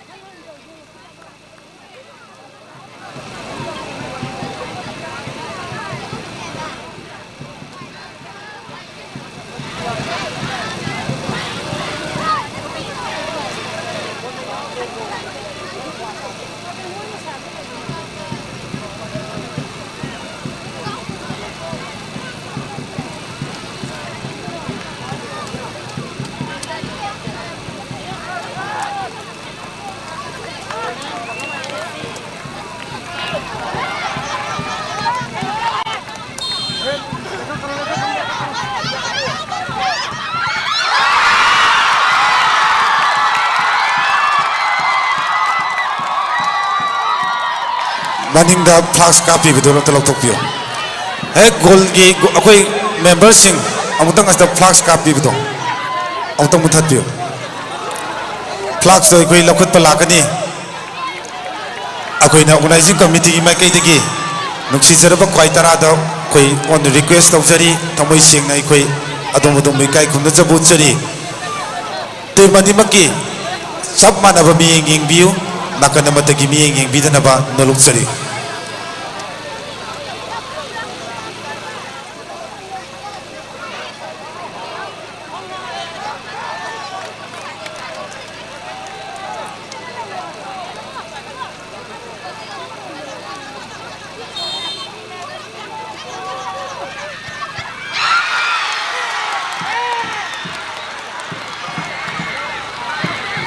yamna pachaba timani maki kai one shutta goalkeeper na defense tawduna hauji leinari ba apunba FC haurabi 0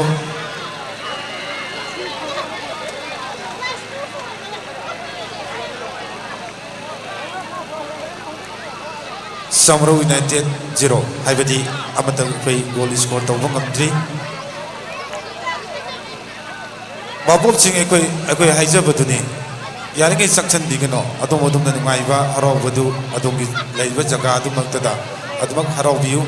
sakchan ba senjan ba tawbiganu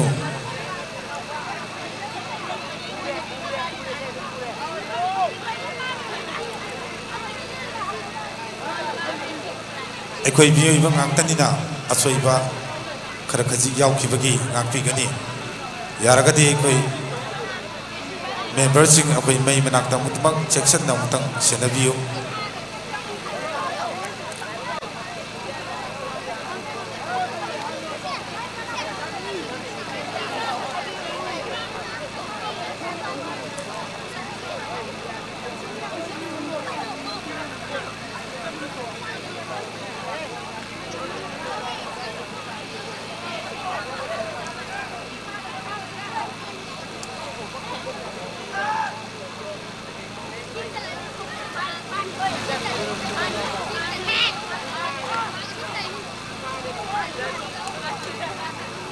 Flags than bigano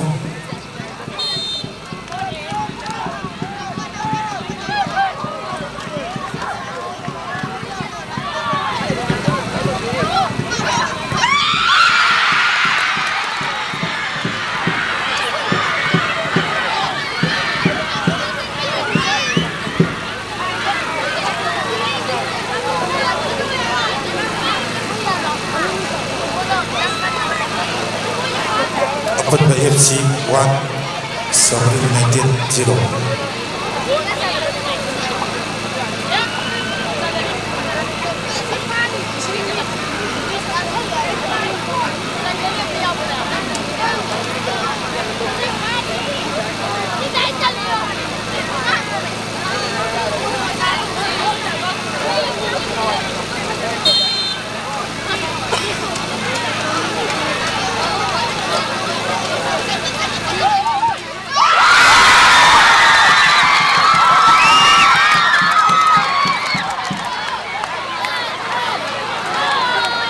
Samru United 1 Apitna FC Rodi 1.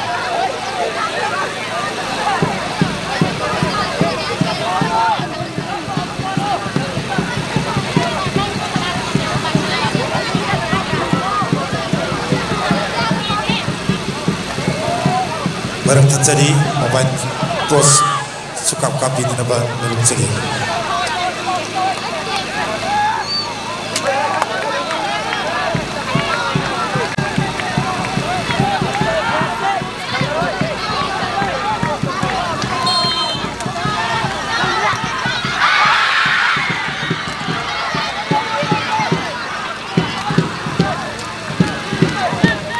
Apitna FC Rodi 2 Samru United 1.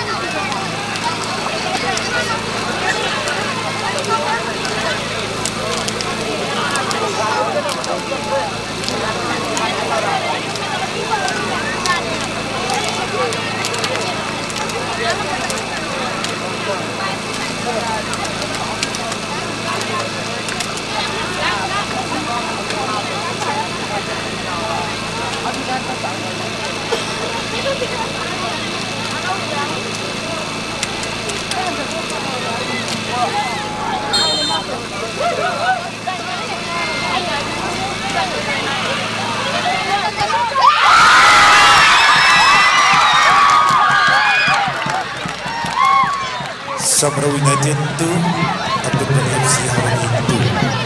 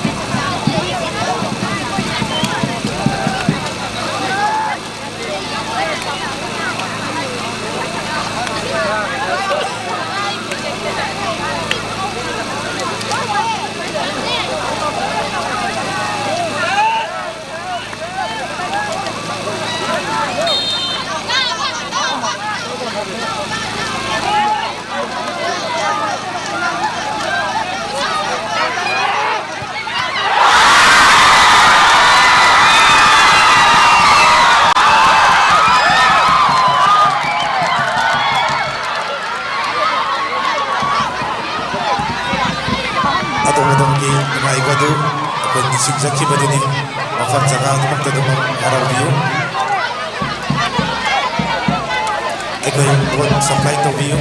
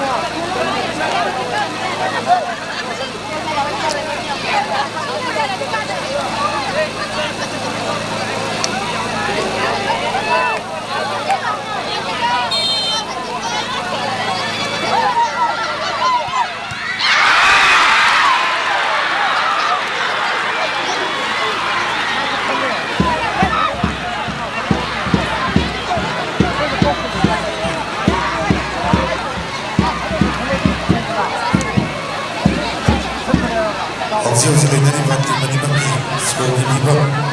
Apabila FC Horror itu Sabro United 2.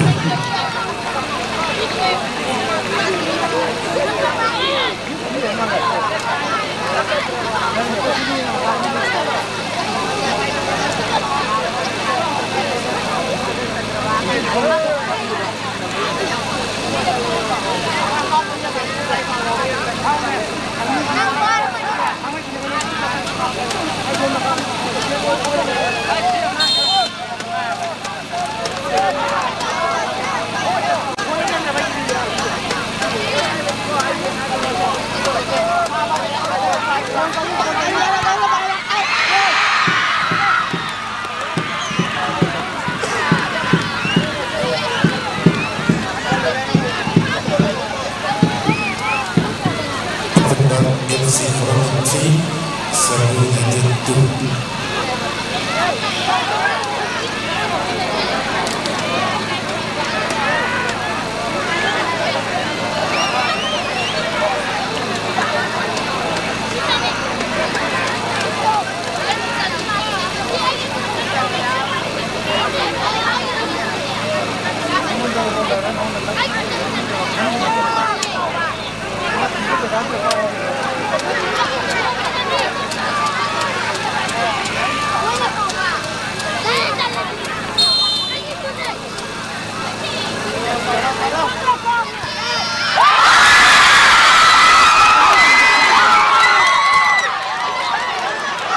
Sabro United 3 Apabila FC Horror 3.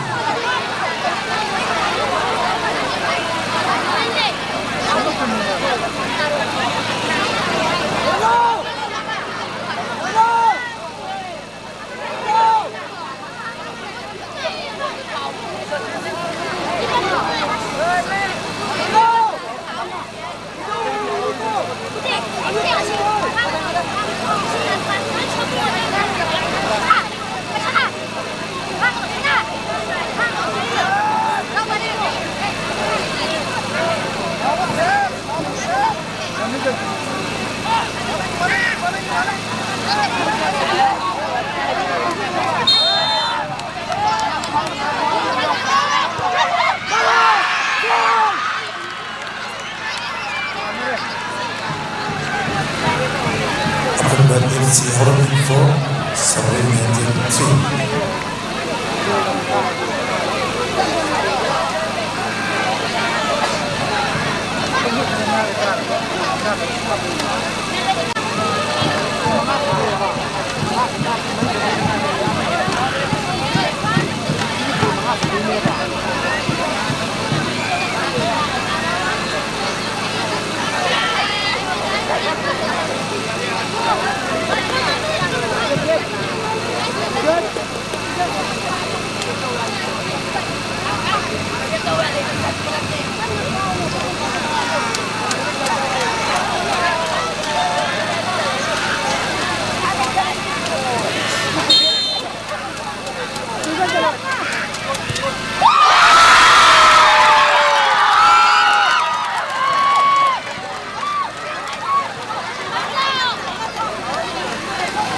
Sabro United 4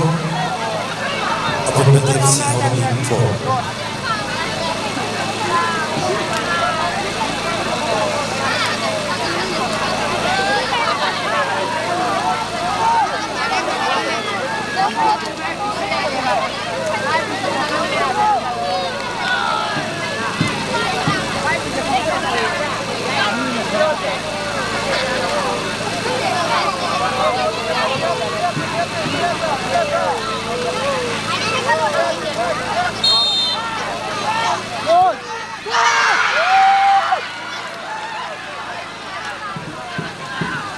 Apabila FC Horror 5 Sabro United 4.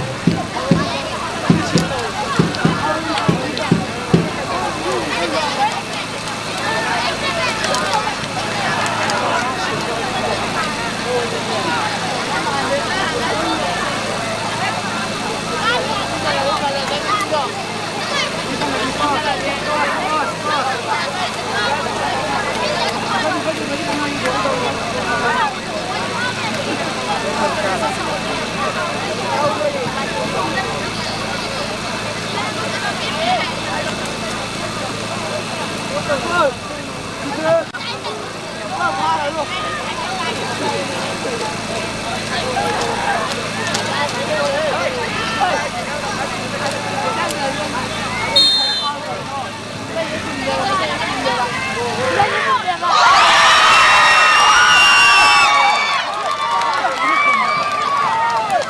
Samro United 5, Apple FC Harbin 5.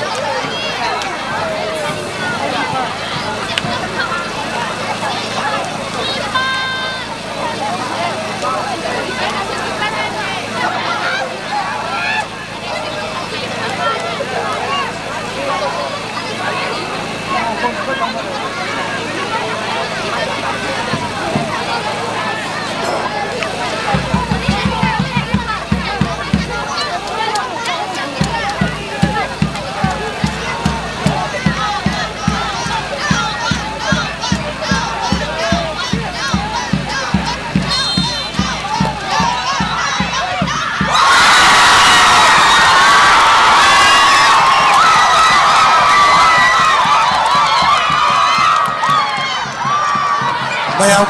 aku tak pun letak nak pambil. Loi dia pengoci, loi dia, warung biro ini, atau dongki, harap dia apa nama itu dia itu medina cete, atau mampu itu isai sagi ni, itu jaga adu dah muntah. Lagi ni bagi dah muntah, orang isi kami tinggi mai kini kita cete.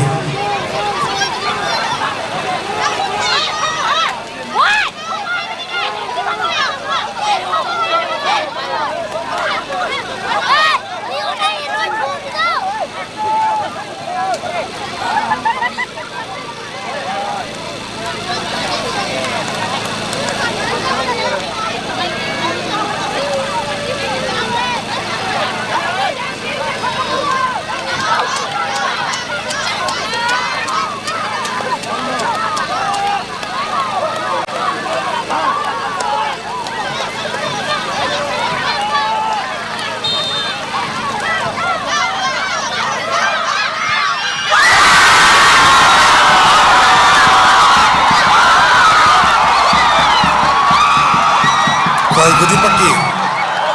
harau betul harau dia untuk biom juga ikut, ya dia pakai di. Ini orang nak tak mau dah harau kita nak beli waktu kena isi kami tinggi lagi di, karena nak duduk sedih.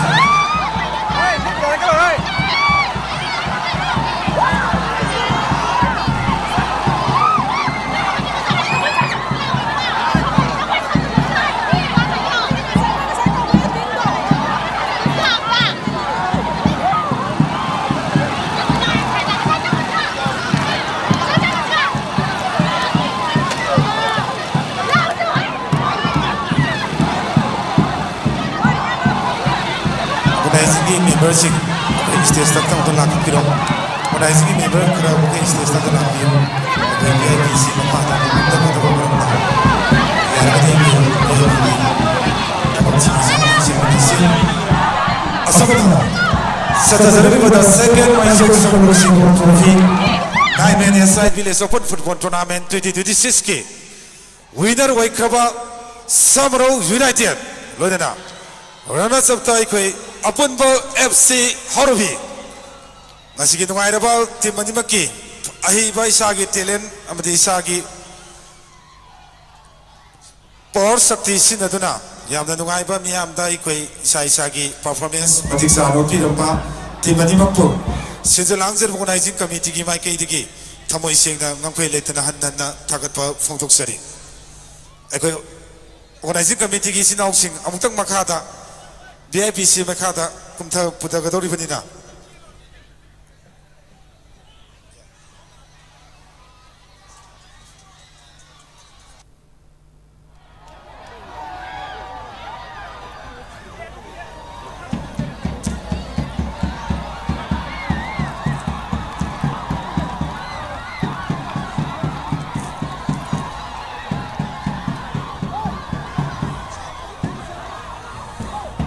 Yang menunggu siapa mana? Masih Saturday lebat the second Mysore Singapore Trophy 9-man SI Village Open Football Tournament 2026 ke. Aku ini wana nungju nungsak kaya kang laga masih final four ga papung pang papung masih harap tiang apa untuk terbuat dari kau masih prize distribution sih kau itu kan kau macam bisa mana bukti sakna itu kalau kaya anak kau seru jadi na. Ekoi macam bisa si paktok sana begitu macam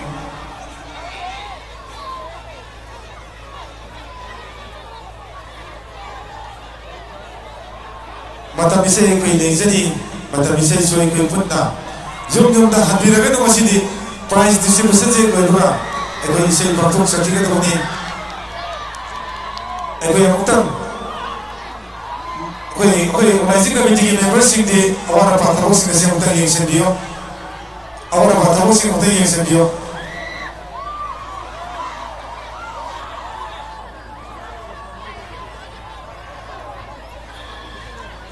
ꯑꯩꯈꯣꯏ ꯍꯔꯥꯎꯔꯤꯉꯩꯗ mobile phone ꯑꯃ खुले mobile phone अनी को खुले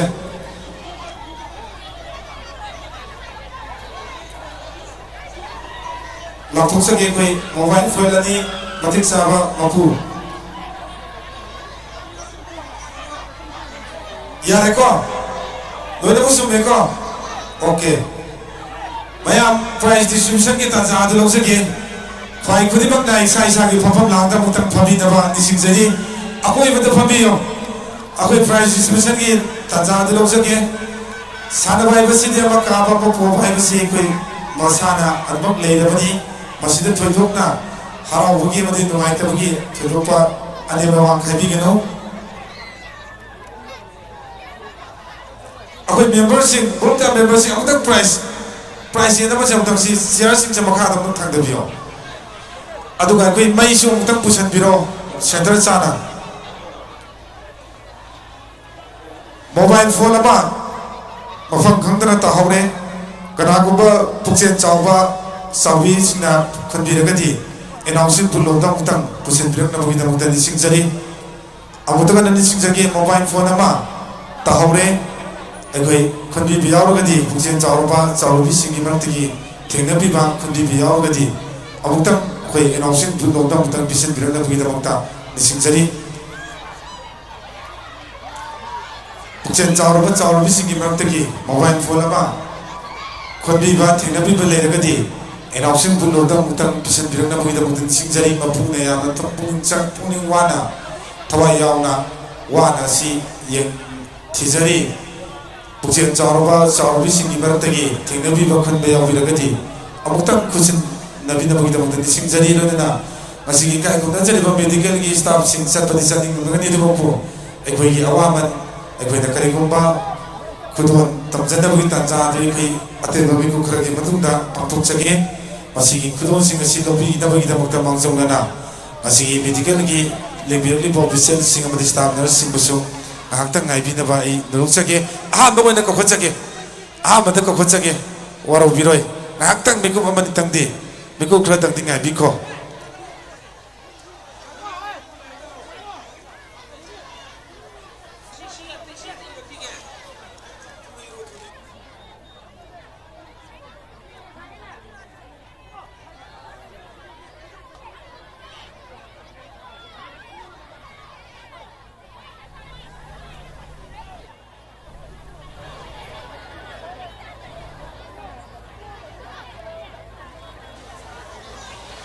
ma'am खस्तंग चथोपियो अखोई member सिंग उतक round फजन तक कोहन बियो ले नक्शन गदन मनिंग इंदा बदि यारोबा अबतंग किदन खगजि लाव उतम रो अखोई रेनबो से उतम हेन बियो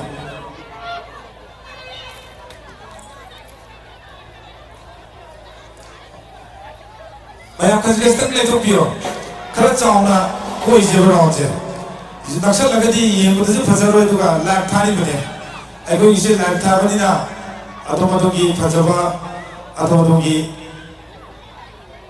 फजरवा शख्स इंदो मुक्तन नियामदा उन जगह अब यार अगर किसका कोई राउंड में चौथो पियो और विरोय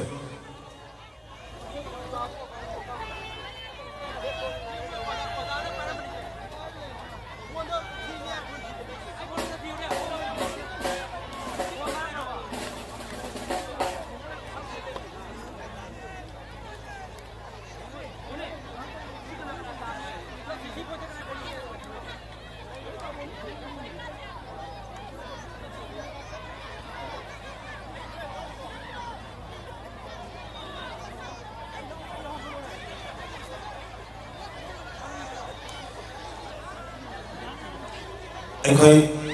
हनन निसिंग जरी मोबाइल फोन अमा ताहौरे ꯄꯨꯛꯆꯦꯜ ꯆꯥꯎꯔꯕ ꯆꯥꯎꯔꯕꯤꯁꯤꯡꯒꯤ ꯃꯔꯛꯇꯒꯤ ꯊꯦꯡꯅꯕꯤꯕ ꯈꯨꯟꯕ ꯌꯥꯎꯕꯤꯔꯒꯗꯤ ꯑꯃꯨꯛꯇꯪ ꯏꯅꯥꯎꯁꯤꯡ ꯈꯨꯜꯂꯣꯝꯗ ꯄꯤꯁꯤꯟꯕꯤꯔꯕꯒꯗꯤ ꯃꯄꯨꯒꯤ ꯑꯋꯥꯕꯁꯤꯃꯇꯪ ꯀꯣꯛꯄꯤꯕ ꯑꯗꯨꯝ ꯑꯗꯣꯝꯒꯤ ꯃꯍꯤ ꯌꯥꯅꯤ ꯃꯔꯝ ꯑꯗꯨꯅ ꯅꯨꯡꯁꯤꯖꯔꯕ ꯉꯁꯤꯒꯤ ꯂꯦꯡꯁꯤꯟꯕꯤꯔꯛꯂꯤꯕ ꯈ꯭ꯋꯥꯏ ꯇꯔꯥꯅ ꯃꯣꯕꯥꯏꯜ ꯐꯣꯟ ꯑꯃ ꯊꯦꯡꯅꯕꯤꯔꯒꯗꯤ 이나오신 불로다 우땅 비신 비나바 노룩서리 아동기 아와만에 벌써 저희들아 마틱사나 까짝이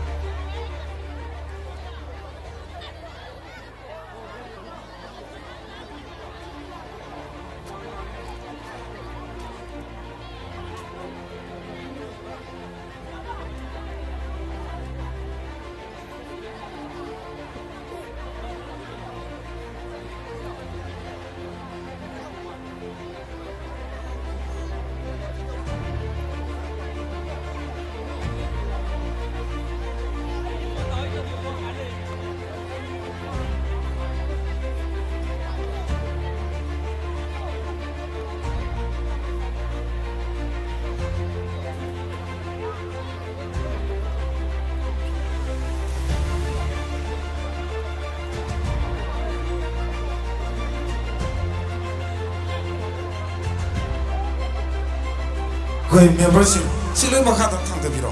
탕더더디 아로예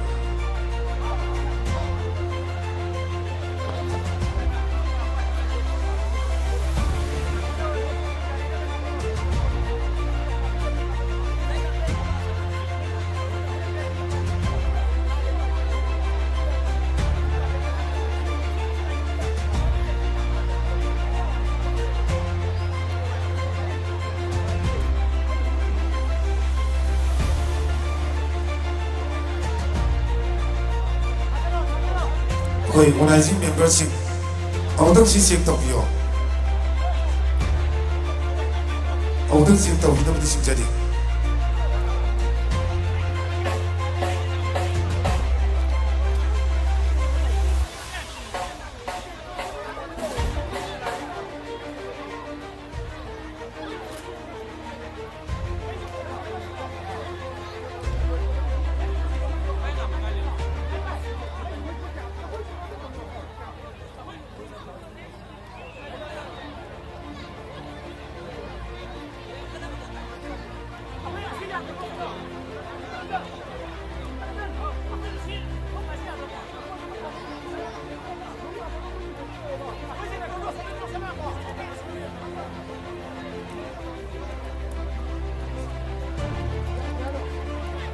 에그 녹차 녹tal어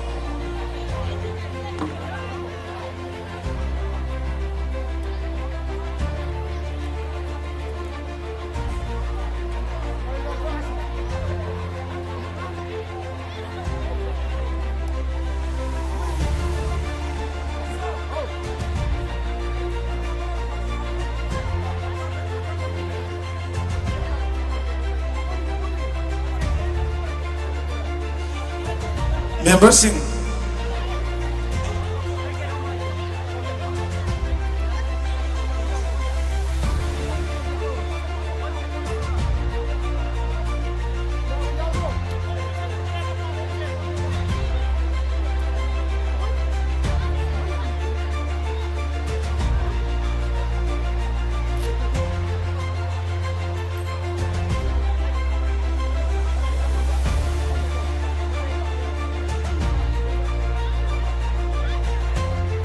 ꯑꯩꯈꯣꯏ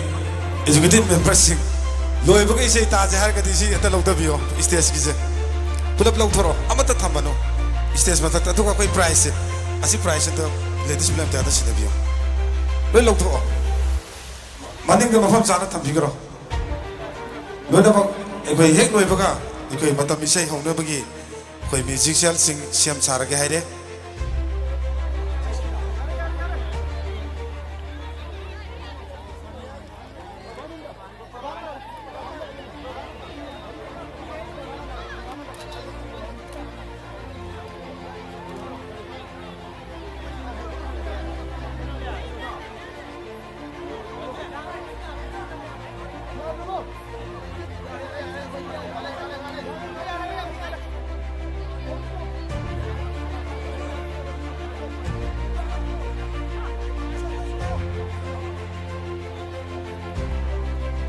ꯅꯥꯎꯆꯥ ꯑꯩꯈꯣꯏ ꯍꯤꯇꯝ ꯅꯥꯎꯆꯥ ꯑꯅꯥꯎ ꯃꯊꯛ ꯂꯥꯛꯑꯣ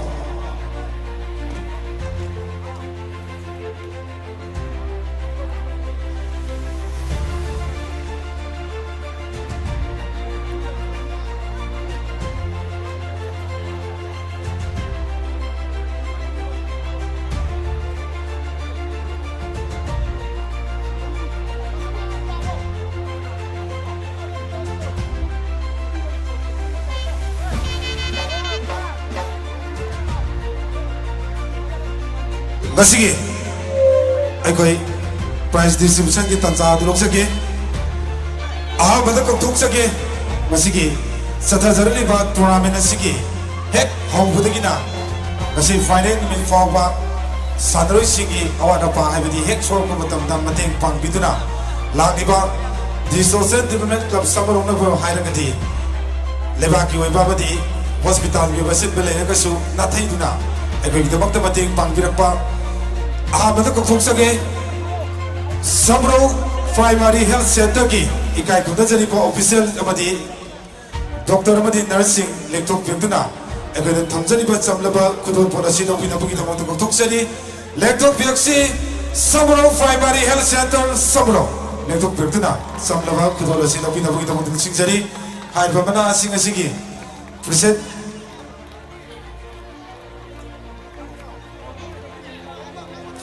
प्रेसिडेंट की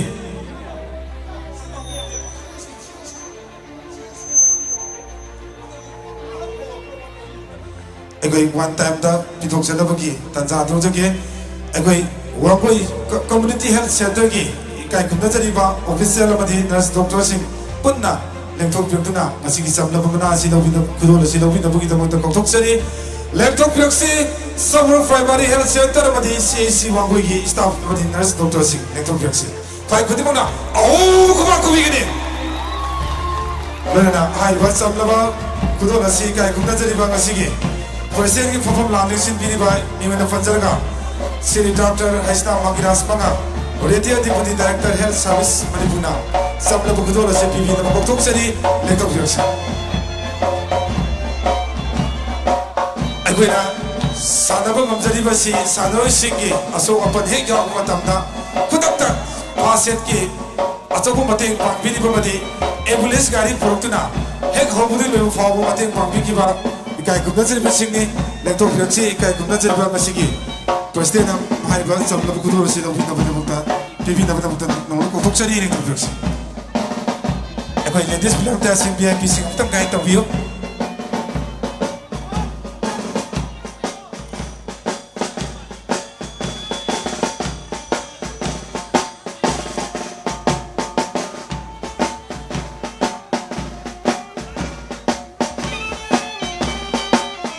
Mediket tel basiki mayam dagi aw kumanta Akoy na Pizari ko kudon po na sina matiksay hay bagi nasade sumnakaki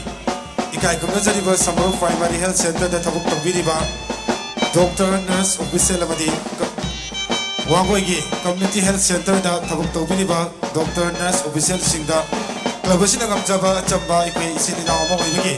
achamba kudon na si pizza bani lagna da na harap tayo mo bi bagi damakta ngakoy leitana tagap fungtok saraga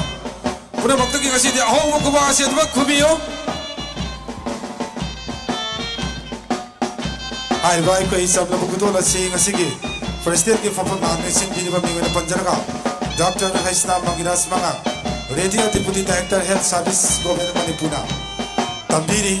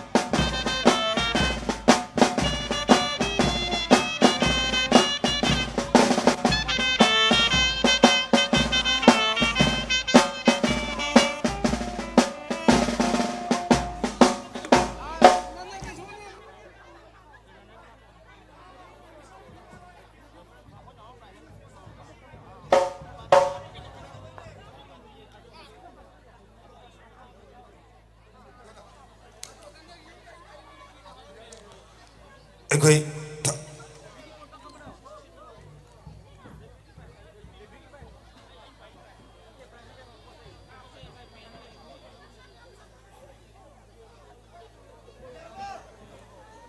ꯊꯥꯒꯠꯆꯔꯤ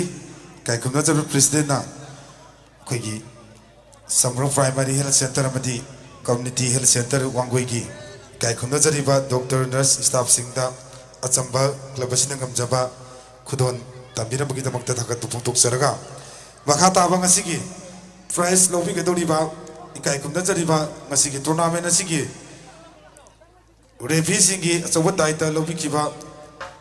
ꯑꯍꯥꯟꯕ ꯑꯃꯗ ꯀꯧꯊꯣꯛꯆꯒꯦ ꯉꯁꯤꯒꯤ centre ꯔꯦꯐꯤꯒꯤ ꯊꯧꯗꯥꯡ ꯂꯧꯕꯤꯈꯤꯕ ꯑꯣꯖꯥ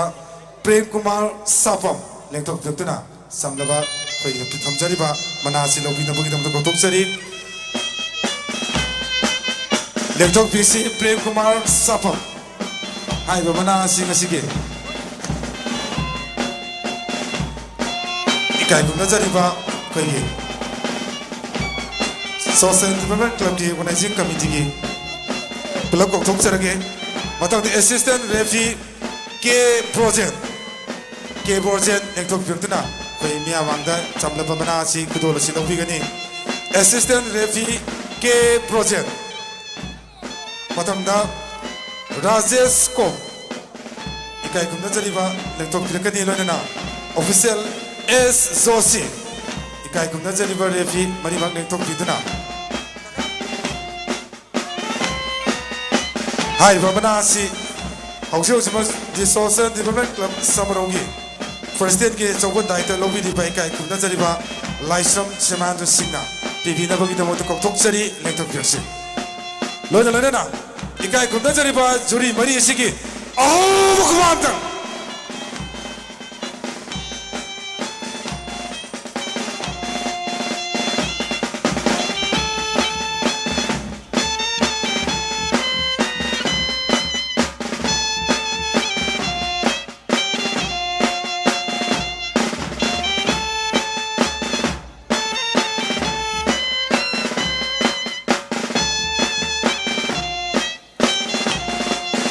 ꯈ꯭ꯋꯥꯏ ꯈꯨꯗꯤꯡꯃꯛꯇꯒꯤ ꯑꯍꯧꯕ ꯈꯨꯃꯥꯡꯇꯪ ꯑꯗꯨ ꯈꯨꯕꯤꯌꯨ ꯉꯁꯤꯒꯤ ꯆꯠꯊꯖꯔꯤꯕ tournament ꯑꯁꯤꯒꯤ ꯌꯥꯝꯅ ꯑꯆꯧꯕ ꯗꯥꯏꯇ ꯂꯧꯕꯤꯔꯤꯕ ꯖꯨꯔꯤ ꯃꯔꯤ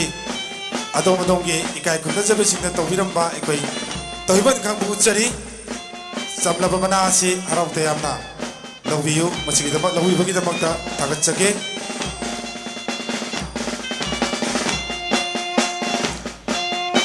ꯊꯥꯒꯠꯆꯔꯤ ꯂꯣꯏꯅꯅ ꯃꯊꯪꯒꯤ ꯃꯅꯥ ꯂꯧꯕꯤꯅꯕꯒꯤꯗꯃꯛꯇ ꯀꯧꯈꯠꯆꯒꯦ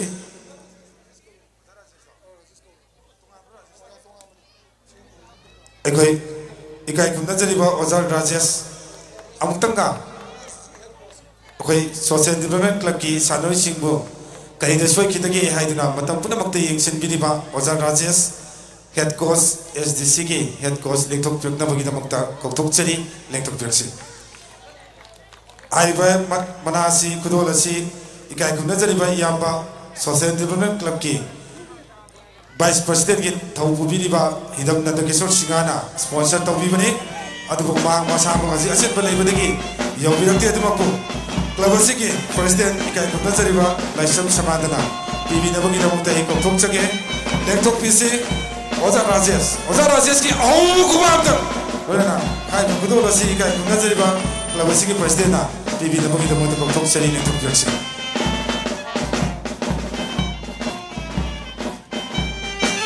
ओजा सिगी लमजिंग लमतांग मियंग मखादा दि सोशल डेवलपमेंट क्लब की सादरसिंगना मतम पुनमक्ता माइ पार्ट लाकनि ओजागी दमक्ता अरोय वैना औ खुमाक्ता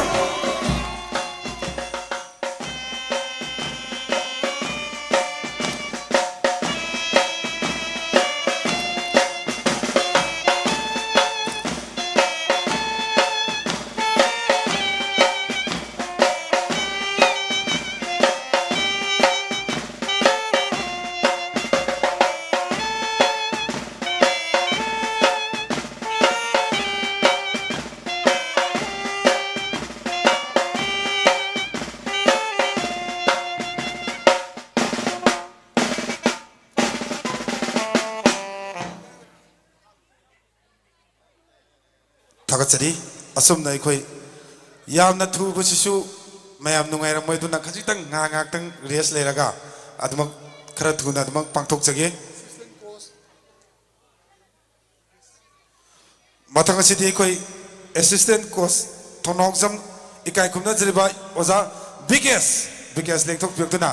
ngasiगी असिस्टेंट सोशल डेवलपमेंट क्लब के असिस्टेंट कोच थोनोगजम बिकेस कोथोकसरी हाइब बना सिंग असिगे इकाई खुमना जरिबा अखोइगी मेय ताबन इलेक्शन बिरिबा अखोइगी पाबुंग थोकसोम इबोतबि सिंगना पिबि नबगी दमक कोथोक सरी लेंथोक पिरक्से असिगुमलबा ओजा सोशल डेवलपमेंट क्लब के सानोय सिंगबो लबजिंग लपताक पिदुना माइ पाकबगी नबीदा पुजक पिरकपा चोबो दायित्व लोरिबा ओजा बिकेस के अहो कुमामता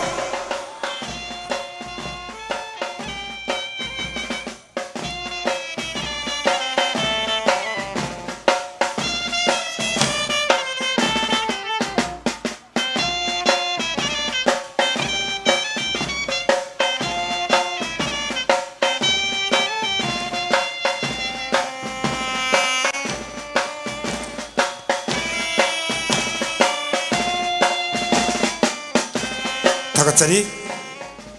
मथंगसिदि अखोइगी ngasiगी सानकिबा टीमनिमकी अहानबा स्कोर तौखिबा मदि अनि सुबा स्कोर तौखिबा साद्रोय सिंह मना बिजनबगी तंजाद लौजगे ngasiगी अहानबा स्कोर तौखिबा अखोइ प्लेयर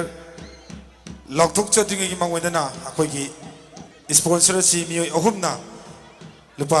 चंवा की केस स्पॉन्सर तौरक्तुना अपुन बसेफम मसी 1500 की अपन बसेंफम नि अदुगा एकोइ प्राइस असि इकाई खुमना जब प्लेयर सि कोथोंचरगा पुन्ना एकोइ स्पॉन्सर दु कोथोंचगे ngasiगी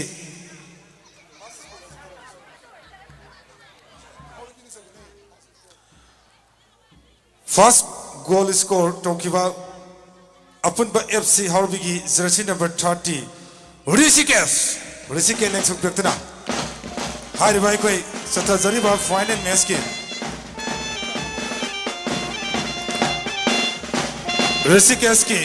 ऋषिकेश ले तो फिरतना बिस स्कोर तो किबगी मनासी लोबिगनी स्पॉन्सर तो बिरंगी बसिना इकाई गुमना जरीबा याम्बा हिदम जानेद्रो मितेना मागी लेखिद्रबा पाबुम हिदम याइमा मितेगी मिंगदा लुपचवा की केस स्पॉन्सर तो बिदई लोनाना पले ममा अपन बलमजिंग लोग समरो मखा इकाई इमाई बेल सिंगना चंवा की केस स्पॉन्सर तो बिदई लोनाना अखम बोये मागी लेखिद्रबा पाबुम अखम रविचंद्र की मिंगदा लुपा चंवा की केस स्पॉन्सर तो बिदई हाय बना से पुन्ना इकाई खुना जरीबा अखम मिंग पंजरका बोये लोनाना हिदम जानेद्रो मिते पुलप पीपल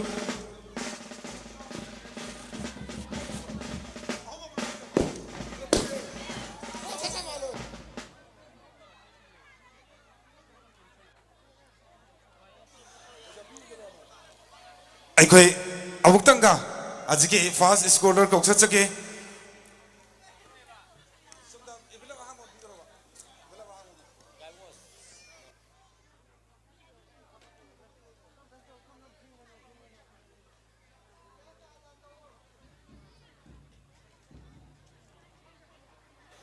ꯑꯩꯈꯣꯏ ꯔꯤꯁꯤꯀꯦꯁꯇ ꯑꯩꯈꯣꯏ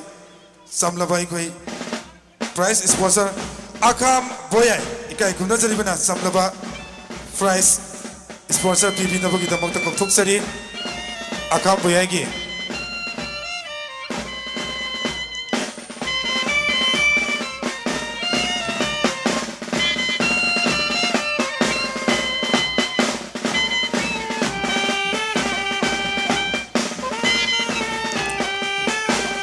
이까이 금단자리바 사나로이 오르시케스키 어우 고마움당 다같자리 레네나 아니시바 골 스코어 토키바 사나로이 서브로 유나이티드 키 저시 넘버 16 Y 우tamY tam 렌터 프렉시 아니시바 골 스코어 토키바 사나로이 Y 우tam 하이브 게스 스폰서 1000기 스폰서 tawbirakpa aigidi ibai hidam daya sankar singh manipur police department na hakthengna haiba mana cpv na bugi dong to thoksari hidam daya sankar singh lengthok pyotuna haiba mana si lobina pv na bugi singjari loida Summer United jersey number 16 Y utam ki au kumamtang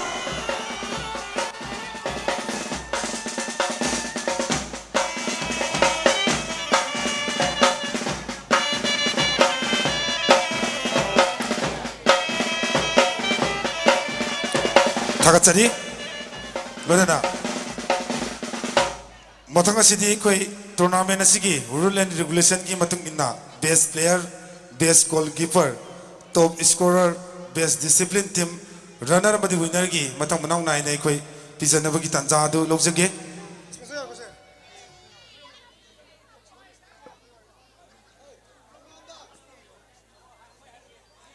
ngayak tang ai koi Miko khara tang tanja silong jage top scorer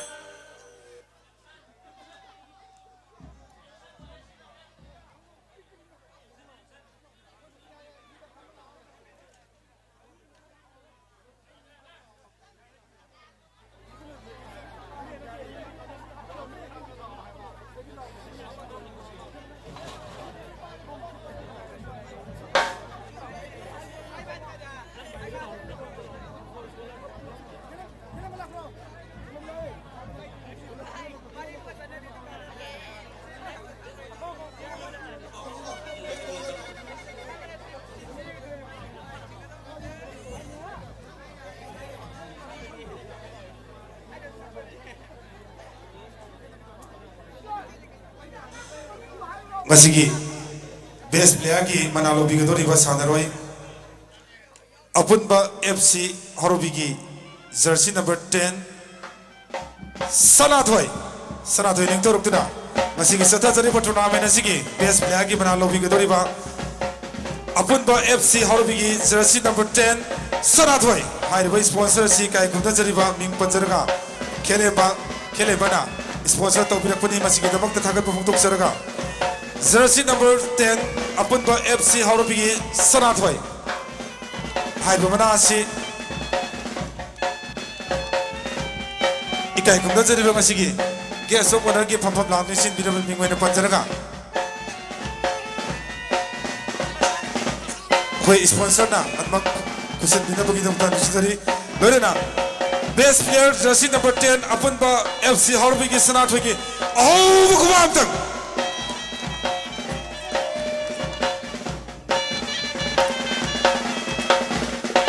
다같자리 마탕가시디 best goalkeeper 기 mana lobigadoriba Samro United ki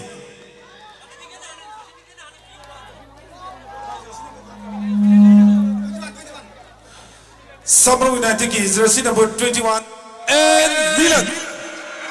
Best goalkeeper ki mana lobi ka dori ba sponsor na ikai kumna jari ba TS Navakumar Elias Abuba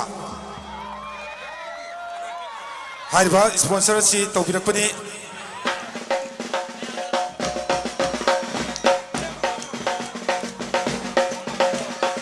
ikai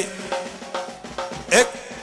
mihamba thoksom apik na hai ba si kudon tabina bu to thong sari loina na Best goalkeeper Samro United ki and Milan ki au kumam tang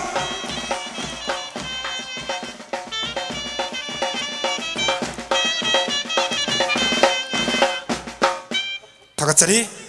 mathang asidi koi best scorer ki mana top scorer ki mana lopi gatori ba sanaroi YSC Naurem Sapogi Atokpam Emson hai ba sponsor se koi khele bana ikai khumna jarbe khele bana sponsor tawbi bani unai dom tagi lempirak pa yamba ikai khumna jari bana sponsor tawbi bani haktheng na nai sana bibi na bagi to thok jari yamba khelemba kuraizam khelemba unai dom tagi lempirak pasina ngasi ke top scorer ki mana lobi ke dari YSC Naurem Safro Atokpam Emson ki au bukumaptang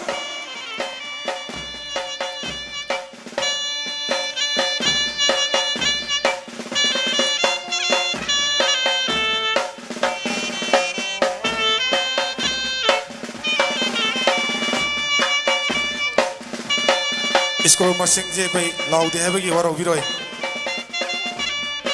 thagachari mathangda best discipline team gi mana lobi ge dori ba team ko thoksage Aryan FC Lilong gi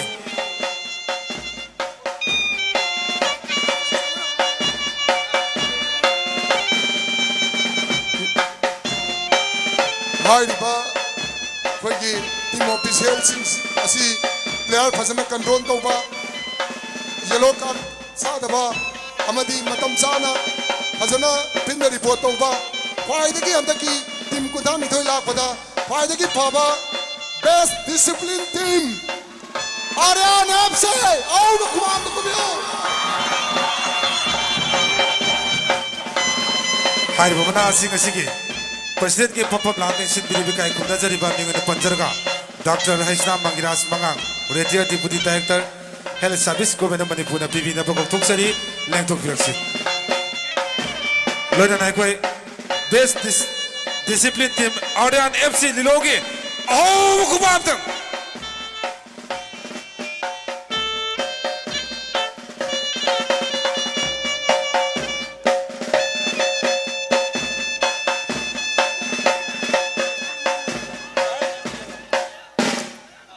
thakachari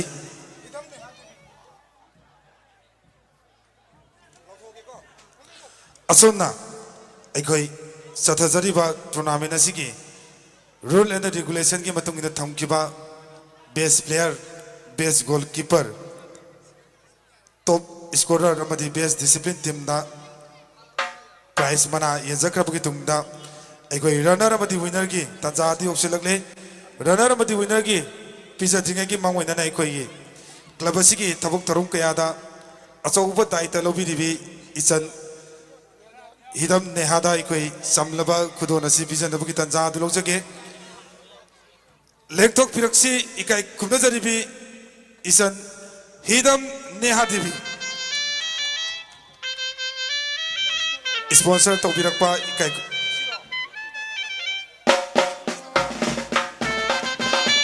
sponsor to birakpa aigi isenapa hidam daya frame niyamna noksa aina khangna napigani daya patra haiba niyamna noksa aina khangna ribasina adena pibina bokok toksari isan nehagi oh bokubamtam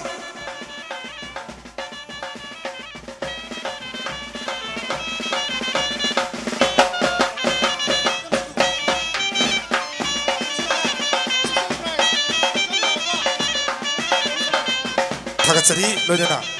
mathang asidi khoi breast thrower haibadi yamna phajaba khoi special oina akanana thamjaba prize ni ꯀꯧꯊꯣꯛꯆꯒꯦ Thokchom freedom ꯁꯝꯔ ꯌꯨꯅꯥꯏꯇꯦꯗꯀꯤ ꯁꯥꯟꯅꯔꯣꯏ ꯍꯥꯏꯔꯤꯕ sponsor ꯇꯧꯕꯤꯔꯛꯄ ꯏꯀꯥꯏ ꯈꯨꯝꯅꯖꯔꯤꯕ ꯍꯤꯗꯝ ꯖꯥꯗꯃꯨꯅꯤ ꯁꯤꯡꯅ sponsor ꯇꯧꯕꯤꯔꯛꯄꯅꯤ ꯃꯁꯥꯃꯛꯅ ꯂꯦꯡꯊꯣꯛꯄꯤꯔꯛꯇꯨꯅ ꯍꯥꯏꯔꯤꯕ ꯃꯅꯥ ꯑꯁꯤ ꯄꯤꯕꯤꯅꯕ ꯅꯤꯡꯁꯤꯡꯖꯔꯤ ꯂꯦꯡꯊꯣꯛꯄꯤꯔꯛꯁꯤ ꯕꯦꯁ ꯑꯈꯟꯅꯕ ꯑꯩꯈꯣꯏ ꯃꯅꯥ ꯑꯁꯤ ꯍꯛꯊꯦꯡꯅꯅ ꯑꯩꯈꯣꯏ ꯏꯀꯥꯏ ꯈꯨꯝꯅꯖꯔꯤꯕ ꯃꯤꯡ ꯑꯣꯏꯅ ꯄꯟꯖꯔꯒ ꯍꯤꯗꯝ ꯖꯥꯗꯃꯨꯅꯤꯅ ꯄꯤꯕꯤꯅꯕ ꯀꯧꯊꯣꯛꯆꯔꯤ ꯂꯦꯡꯊꯣꯛꯄꯤꯔꯛꯁꯤ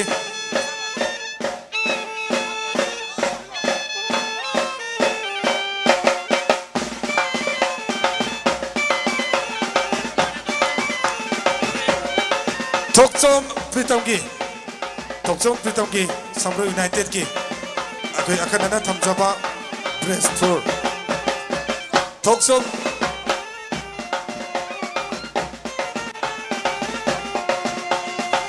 ꯑꯩꯈꯣꯏꯒꯤ ꯁꯝꯔꯣꯏ ꯌꯨꯅꯥꯏꯇꯦꯗꯀꯤ ꯊꯣꯛꯆꯣꯝ ꯄ꯭ꯔꯤꯇꯝꯒꯤ ꯑꯍꯧꯕ ꯈꯨꯕꯥꯛꯇꯪ ꯑꯩꯈꯣꯏ ꯊꯥꯒꯠꯆꯔꯤ ꯃꯊꯪ ꯑꯁꯤꯗꯤ ꯑꯩꯈꯣꯏꯒꯤ ꯁ꯭ꯄꯦꯁꯤꯌꯦꯜ ꯄ꯭ꯔꯥꯏꯖ ꯑꯣꯏꯅ ꯑꯩꯈꯣꯏ ꯁꯃꯔꯧ ꯌꯨꯅꯥꯏꯇꯦꯗꯀꯤ ꯁꯥꯟꯅꯔꯣꯏ ꯑꯦꯜ ꯒꯣꯜꯀꯤꯄꯔ ꯋꯩꯔꯤ ꯄꯣꯟꯁꯔ ꯇꯧꯕꯤꯕꯅꯤ ꯃꯁꯥꯃꯛꯅ ꯄꯤꯕꯤꯅꯕ ꯀꯧꯊꯣꯛꯆꯔꯤ ꯂꯦꯡꯊꯣꯛꯄꯤꯔꯛꯁꯤ ꯂꯣꯡ ꯖꯝ ꯅꯥꯎꯕ goalkeeper ꯁꯃꯔꯧ United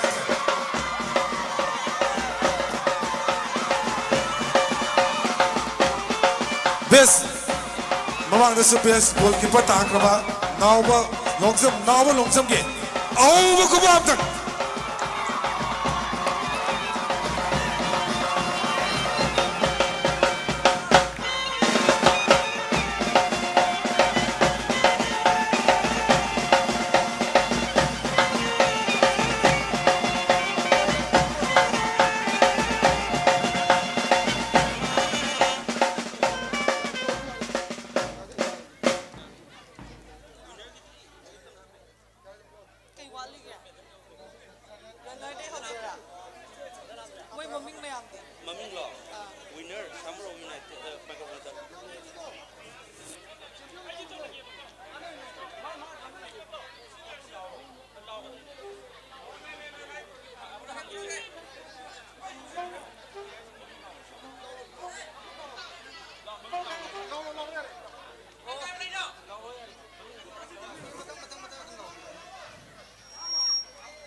Everyone, we are now going to hand over the prizes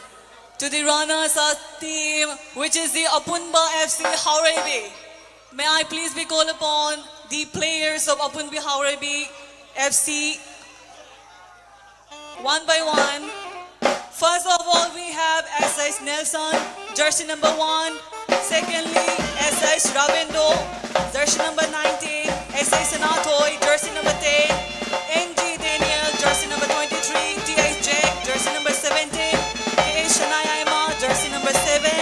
A. Tikendrasi, jersey number 8. L. Rishikesh, jersey number 30.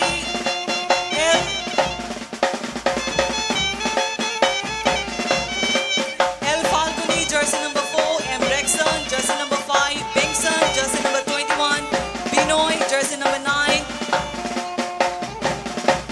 Shibarsa, jersey number 20. Nansingan, jersey number 11. And last but not the least, B. Sumit, jersey number 3. Please come upon the stage. Team coach of the Apunba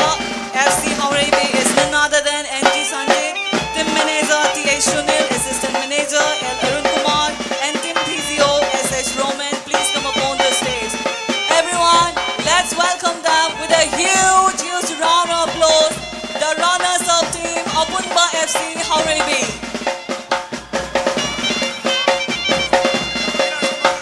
To hand over this prize, I would like to request our respected President, Dr. Haisna Mungiras Mangang, on the stage.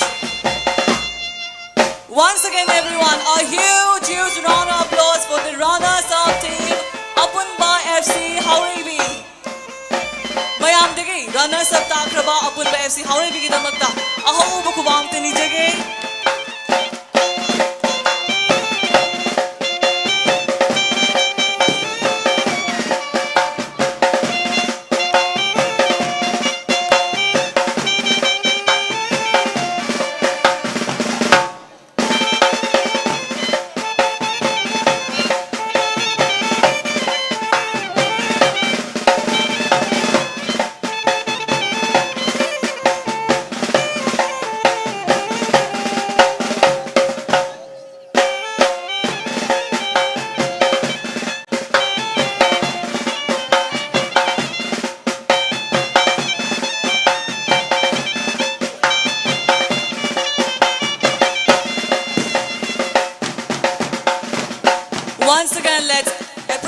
stand for their mesmerizing Mets with a big round of applause.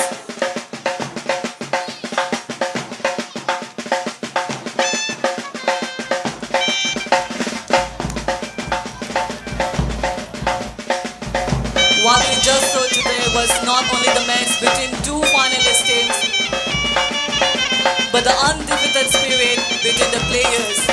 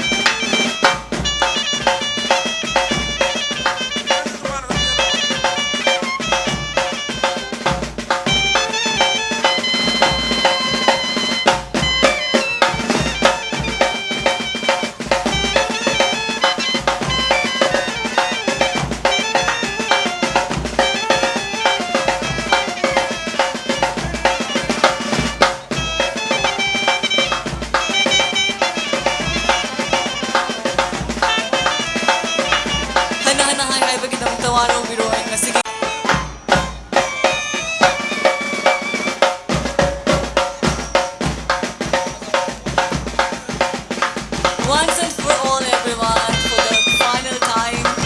the winner team, Samuro United, Samuro.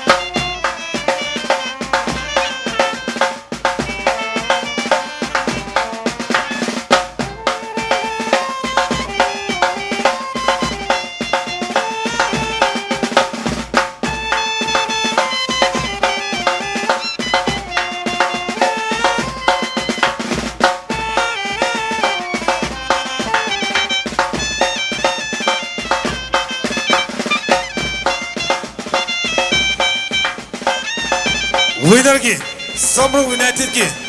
kwai kodi bang tiki aroi boy na, oh, kawam tang. Thank you, Takachari. Asumna, Satazari ba the second myself Samro Sigong Trophy. Agoi official sing, sat pingeno official sing agoi saroi sing ka. Agoi pun namutang photo amtang di. Agoi memory wina namang nabugi tanja dirong jage. Official sing loi na bang section piro. Koi sanroi sing ka official sing ka punna photo amatang ai koi nam nabugi tanja dirong jage. Koi isoi bungo nang tara kajeng tang photo session ka pasti tang yobi nam sing jari.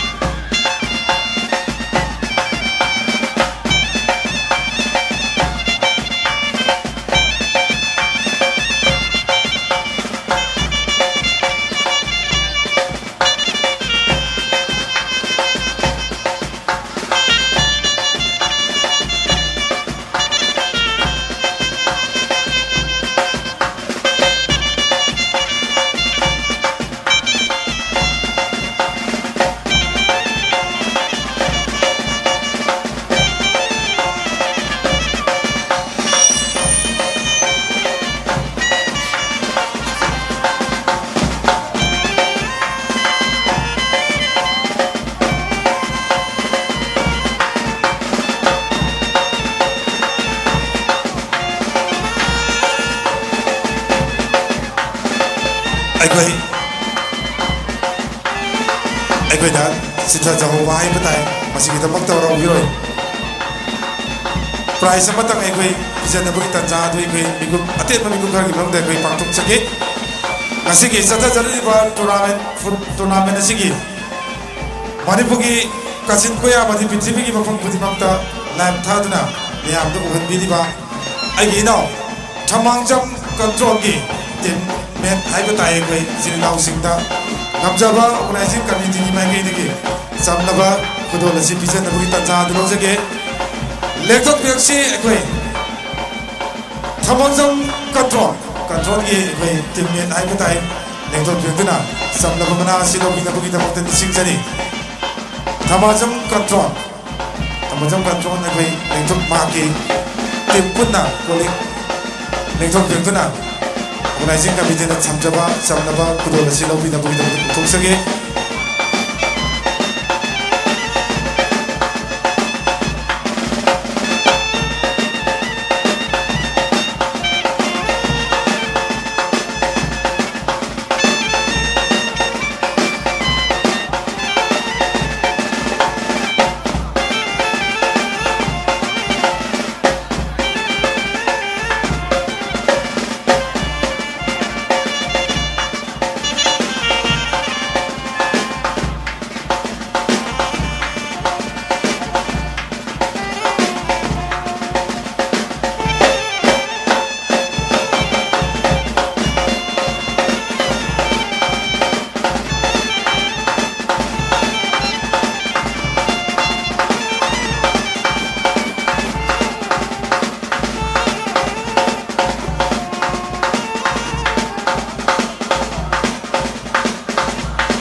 Photo section अदु अखोई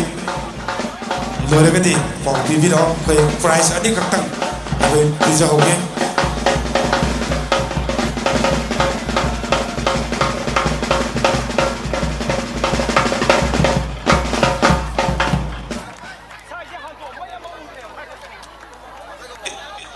अखोई prize अनी खक्तंग पिजगे ngasi VIP sing butaram no piriba badi achopor reception gi daita no piriba lekai sigi ladies volunteer chelse sing dai khoi club sigi organizing committee gi mai kai digi achamba ai khoi khudon jan bugi tanja de lojja ke loina ngasi lab gi hek howdi na loiba fawa sarugya piriba lekai sigi ina bungo thamonjong control gi team haija batai khoi makhoi kolikta namjaba khudon asi bijage photo section se loibuga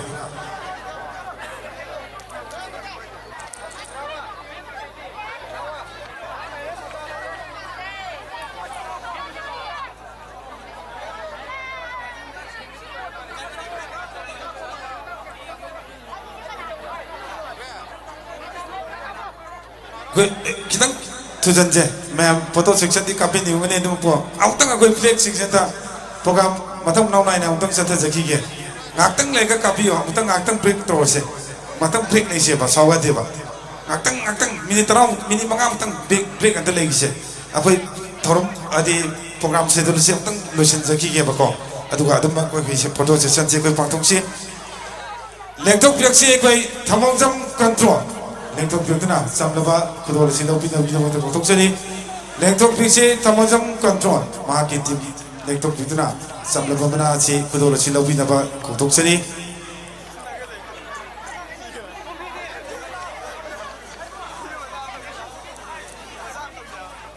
thamongjam control nong tang thokro control ta map se ta phang le ga di hong tang thok pi tuna samlaba mana si lobi na ba kum thok sage thamongjam control ina si am ho bu gi ngasi phawa le pa le tana acho ba tai ta lobi di ba ina am ta ka kum thok sara ga thamongjam control aduga ba ke ina upa thamongjam rohit punna lengthok piak na bagi na mata thok sage thamongjam control amadi thamongjam rohit magi friend colleague haijaba tai amutan lektok biar thamojam kadron mayam se ta pham de legadi atu matam damadi thamojam thamojam rohit amadi na ki friend circle ki sin naw sing amutan lektok biar lo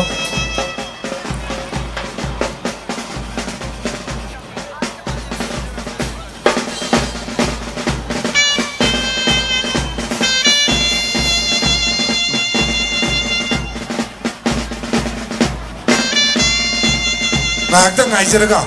masiki aikogi latest broadcast singda club asigi ngamjaba kudon bisa nabugi tanjang lojage lektok pirsi ji social development club ki latest club ja punna thokpiro punna lektok pirokda koi club asida ngamjaba samlaba kudon mana asi nabugi nabugi damata thoksage isal se sing maming amam ta 15 ka su punna thokpiro de arai bigi thokpiro lo nakoi wa bana wa bi bani hele dumapo aikogi club asi lairaba club oi bana mara moraga aikoi ngam pijaba samlaba kudon asi harok te am lobi duna aikoi isale se singna nai fabu dang di mate pangbiyo hai bana si koi ge bunai singi achobo dai te lobi di be yamba talk show ni ko singana tv na bagi to moto talk seri lektok pirsi le da club asi ki latest film jagi aho ko bamta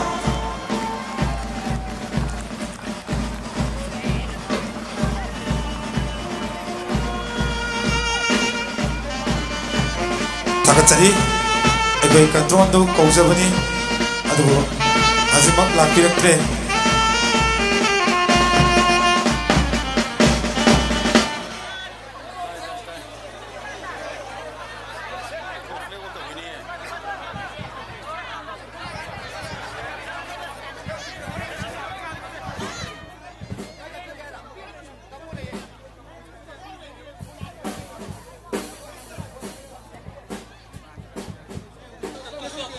Aigoi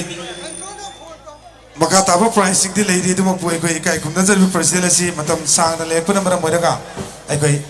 thoro pareng sing asi makha chatha jau da kadi koi aroi bai bu de le roi da badina asam nai koi di social development club samru na sinja langje duna paktok sarakpa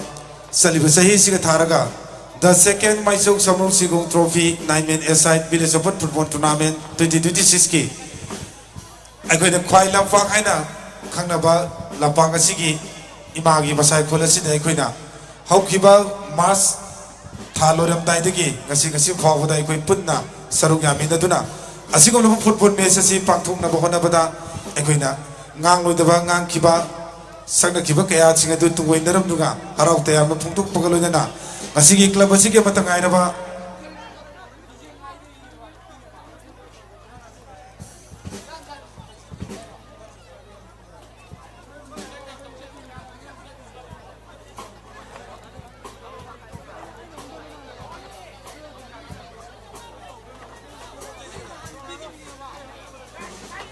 Kwai pudimaki lengbirang di kwai tara dai koi thagat wai board of things ki waron thambina bugi da makta ikai kumna jari ba yamba nawre bijen singna board of things ki waron tetak na thambina bugi da makta kokthok sari lektok pirsi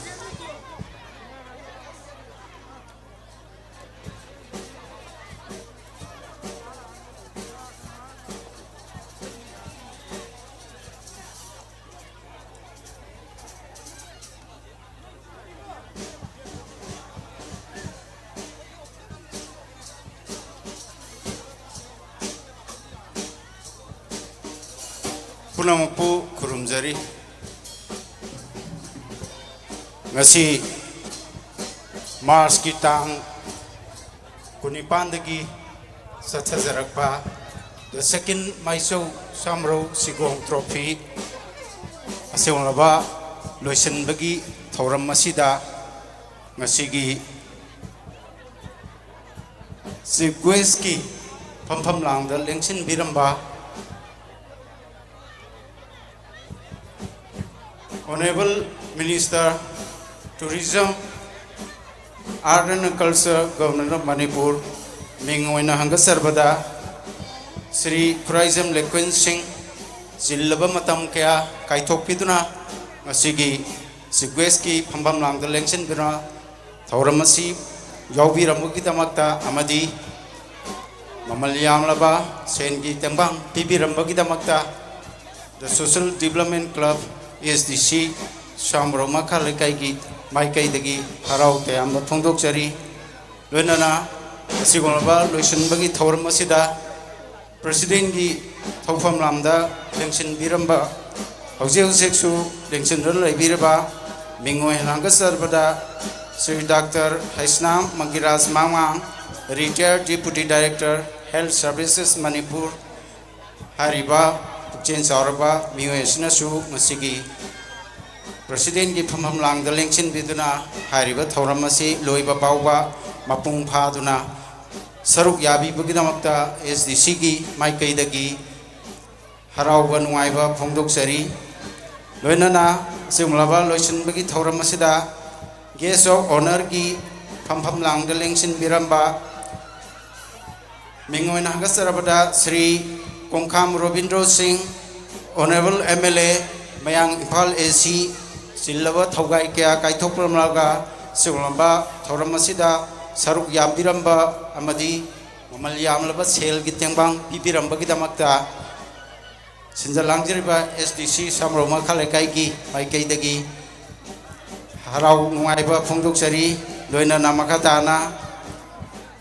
Guest of Honors Gi Phambam Lang the Lengshin Biramba Singh Sri Kanguzam Santabirin Singh Special Contractor PWD Government of Manipur Hariba Puchen Sorba Mio Yasinasu Nasigi Loishin Bagi Thoramasida Nasagi Silva Thogai Kya Kaithopiramaga Mapung Pana Saruk Yapiramba Kidamakta SDC Samro Makalakagi Maikaidagi Tagasaba Pongdok Sari Mathangda Sri Yumnam Sunin Singh Special Contractor PWD Government of Manipur Hariba Puchen Saurabamiyo Sinasu Haribat Lokshan Bagi Thoramasida Mapung Pana Saruk Yabiram Bagidamakta SDC Samro Makalagagi Maikaidagi Harau Tayamba Pongdok Sari Loinana Sri Nongthombam Arun Singh Special Contractor PWD Government of Manipur Puchen Saurabamiyo Sinasu Ngasigi Loishin Bagi Thoramasida Harau Harau Saruk Yabiramba Gidamakta SDC Gi Maikaidagi Harau Nungaiba Pongdok Sari Mathangdasu Sri Moirang Them Gunei Singh Special Contractor PWD Government of Manipur Hariba Puchen Saurabamiyo Sinasu Asigulabu Loishan Bagi Thoramasida Saruk Yabiramba Gidamakta Amadi Mamal Yamlaba Sen Gitembang Sing Bibiramba Gidamakta Su SDC Gi Maikaidagi Harau Tayamba Pongdok Sari Loinana Sri Tongbram Sana Zauba Singh Special Contractor PW Government of Manipur Hariba Mio Yasinasu Asigi Sigulaba Loisan Bagi Thoramasida Jillamatam Kya Kaithopiduna Saruk Yabiramba Madi Mamal Yamlaba Sel Gitembang Bibiramba Gidamakta SDC Gi Maikaidagi Thagatpa Pongdok Sari Loinana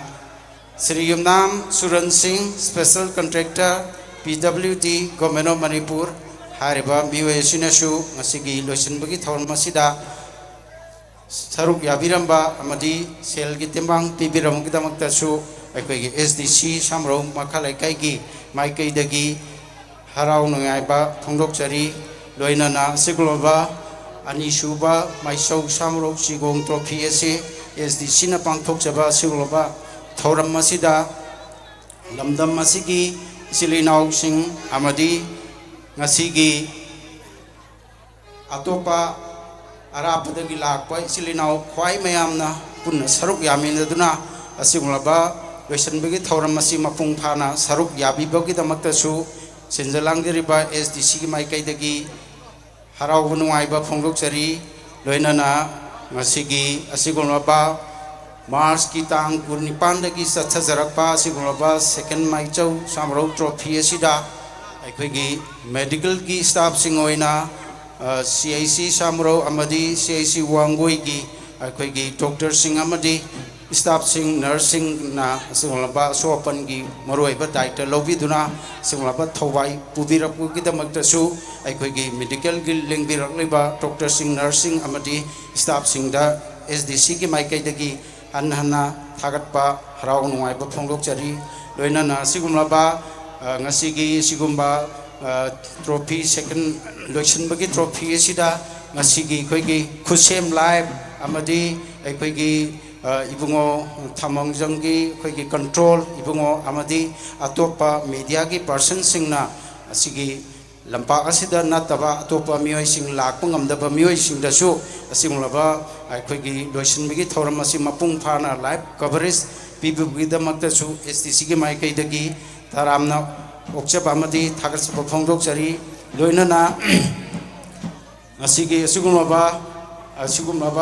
tournament asida Manipur gi mafam kaya dagi akoigi sanaroi sing club akoigi local gi club sing haibadi timung kuntrani thoina saruk yabi duna asigumaba akoigi second maisau samrok sigong trophy ase mapung phana saruk yabi bagi damakta su asimulaba tim singado SDC samro makalai kai gi maikai dagi thaga saba phongdok jari loinana asigumaba ngasigi loisinbagi thoram asida ekhoi light ki amadi sound ki mating pangbiriba ekhoi silinau sing khwai punamak usu ekhoi SDC mai kai dagi SDC samro makal kai ki mai kai dagi harau nangamba taram phongdok chari loinana asigumaba loisinbagi thoram asi anakpa amadi arapadagi lengdirikba amadi ekhoi silinau sports pu pamjaba silinau kaya amana aikoigi sel gi adagi pungning gi wakhal gi thona gi mateng pangbiduna asigumaba second maisau samro sigong tompi se mapung phana sinba ngamba pina biboki damakta su aikoigi ishorda thagasaba phongdokchari loinana mathang lakadaba sahi dasu asigulaba maisau samro sigong topi se mapung phana sinba ngamba isona pina bisnu haiba wai si thamjaraga miyamdagi bidai longjargi thank you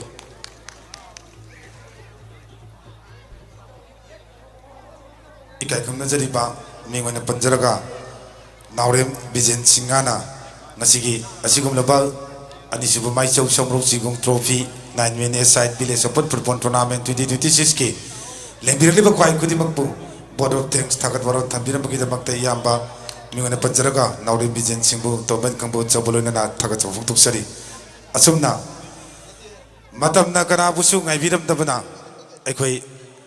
the social development club samrogi amata ngai raba sana hing machugi firalasi aikhoi thoromasi loypugi iruinana nongdon atia dagi singtharak tunai khoi thoromasi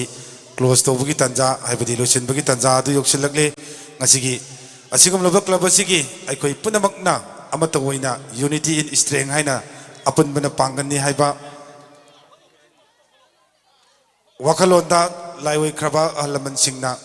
the social development club haina ming tholamba sana hing mosugi firana se khoi singthaduna aikhoi gi thoromasi lotion bugi tanja adu pibinaba ngasigi Thorma Point President ki Pam Landing Sin Biribai Kai Kumnazarab Mingwana Panjaraga Dr. Haisnam Mangiras Mangang Retired Deputy Director Head Service Manipuna Ariba Pegi Klabasiki Matangar Prial Sitting Tabiduna close to Bina Bugita Mokta Kochaki Nento Friction Lona Kai Kudimakna Miku Karadang Aikoi Punna Limidaduna Asikum Laba Satazariba Tunaminasi Mapung Pana Pangtopa Loi Kifa Maki mating ni amadi tungda matangi chahi third maisau samro sigong trophy 2026 pangthok pada ibudo humna sanbibo irasanu haina khoi mangjong nani ibudo da thoni jabol lena khoi gi firalasi singthana bugi tanja de lobinasi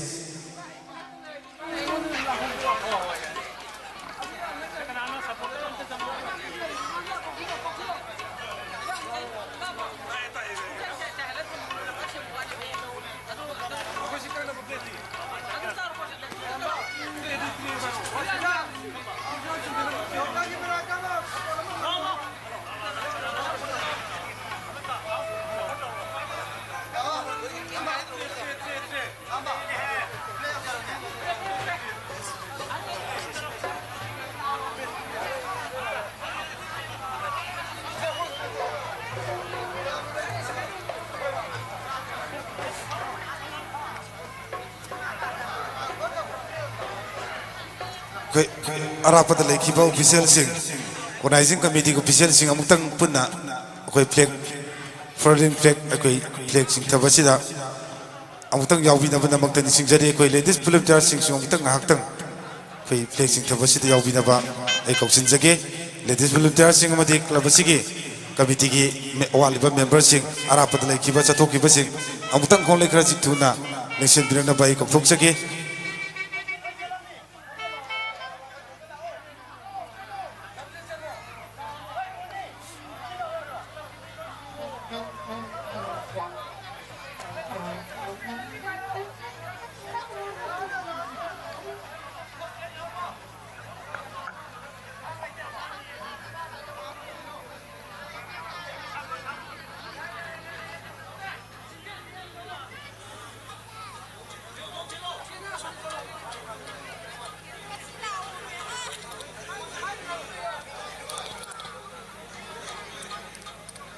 ꯃꯇꯝꯅ ꯀꯅꯥꯕꯨꯁꯨ ꯉꯥꯏꯕꯤꯔꯝꯗꯕꯅ ꯉꯁꯤ ꯑꯁꯨꯝ ꯑꯁꯨꯝ ꯍꯧꯈꯤꯕꯅ ꯃꯔꯝ ꯑꯣꯏꯔꯒ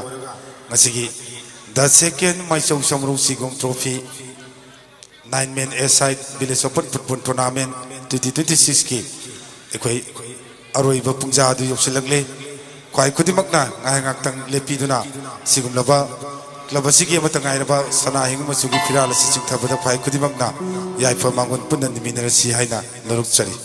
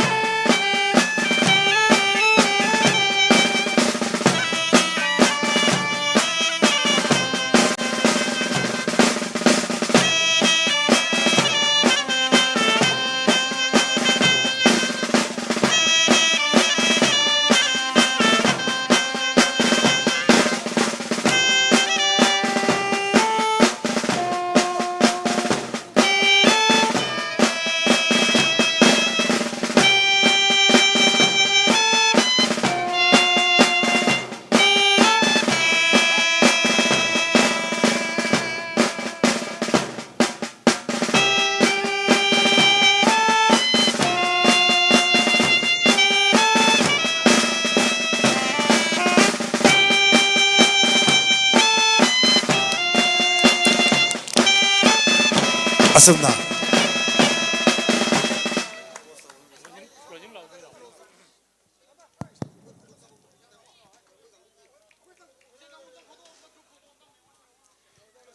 ngasi asugum laba nungai raba mikup asida haukiba Mars ki tang kunipan ngasi mak tha ahum pha rabani ngasi mak ngasi si June ki tang kuntaret haukiba nimit kaya ni sida sugum laba anirak suba Maisau Samaro Chigong Trophy 2026 Pangthok Karba Matungda Ngasigi winner amasong runner up team animako congratulations taujari loina na sigum laban nungaraba closing ceremony asi mikup asida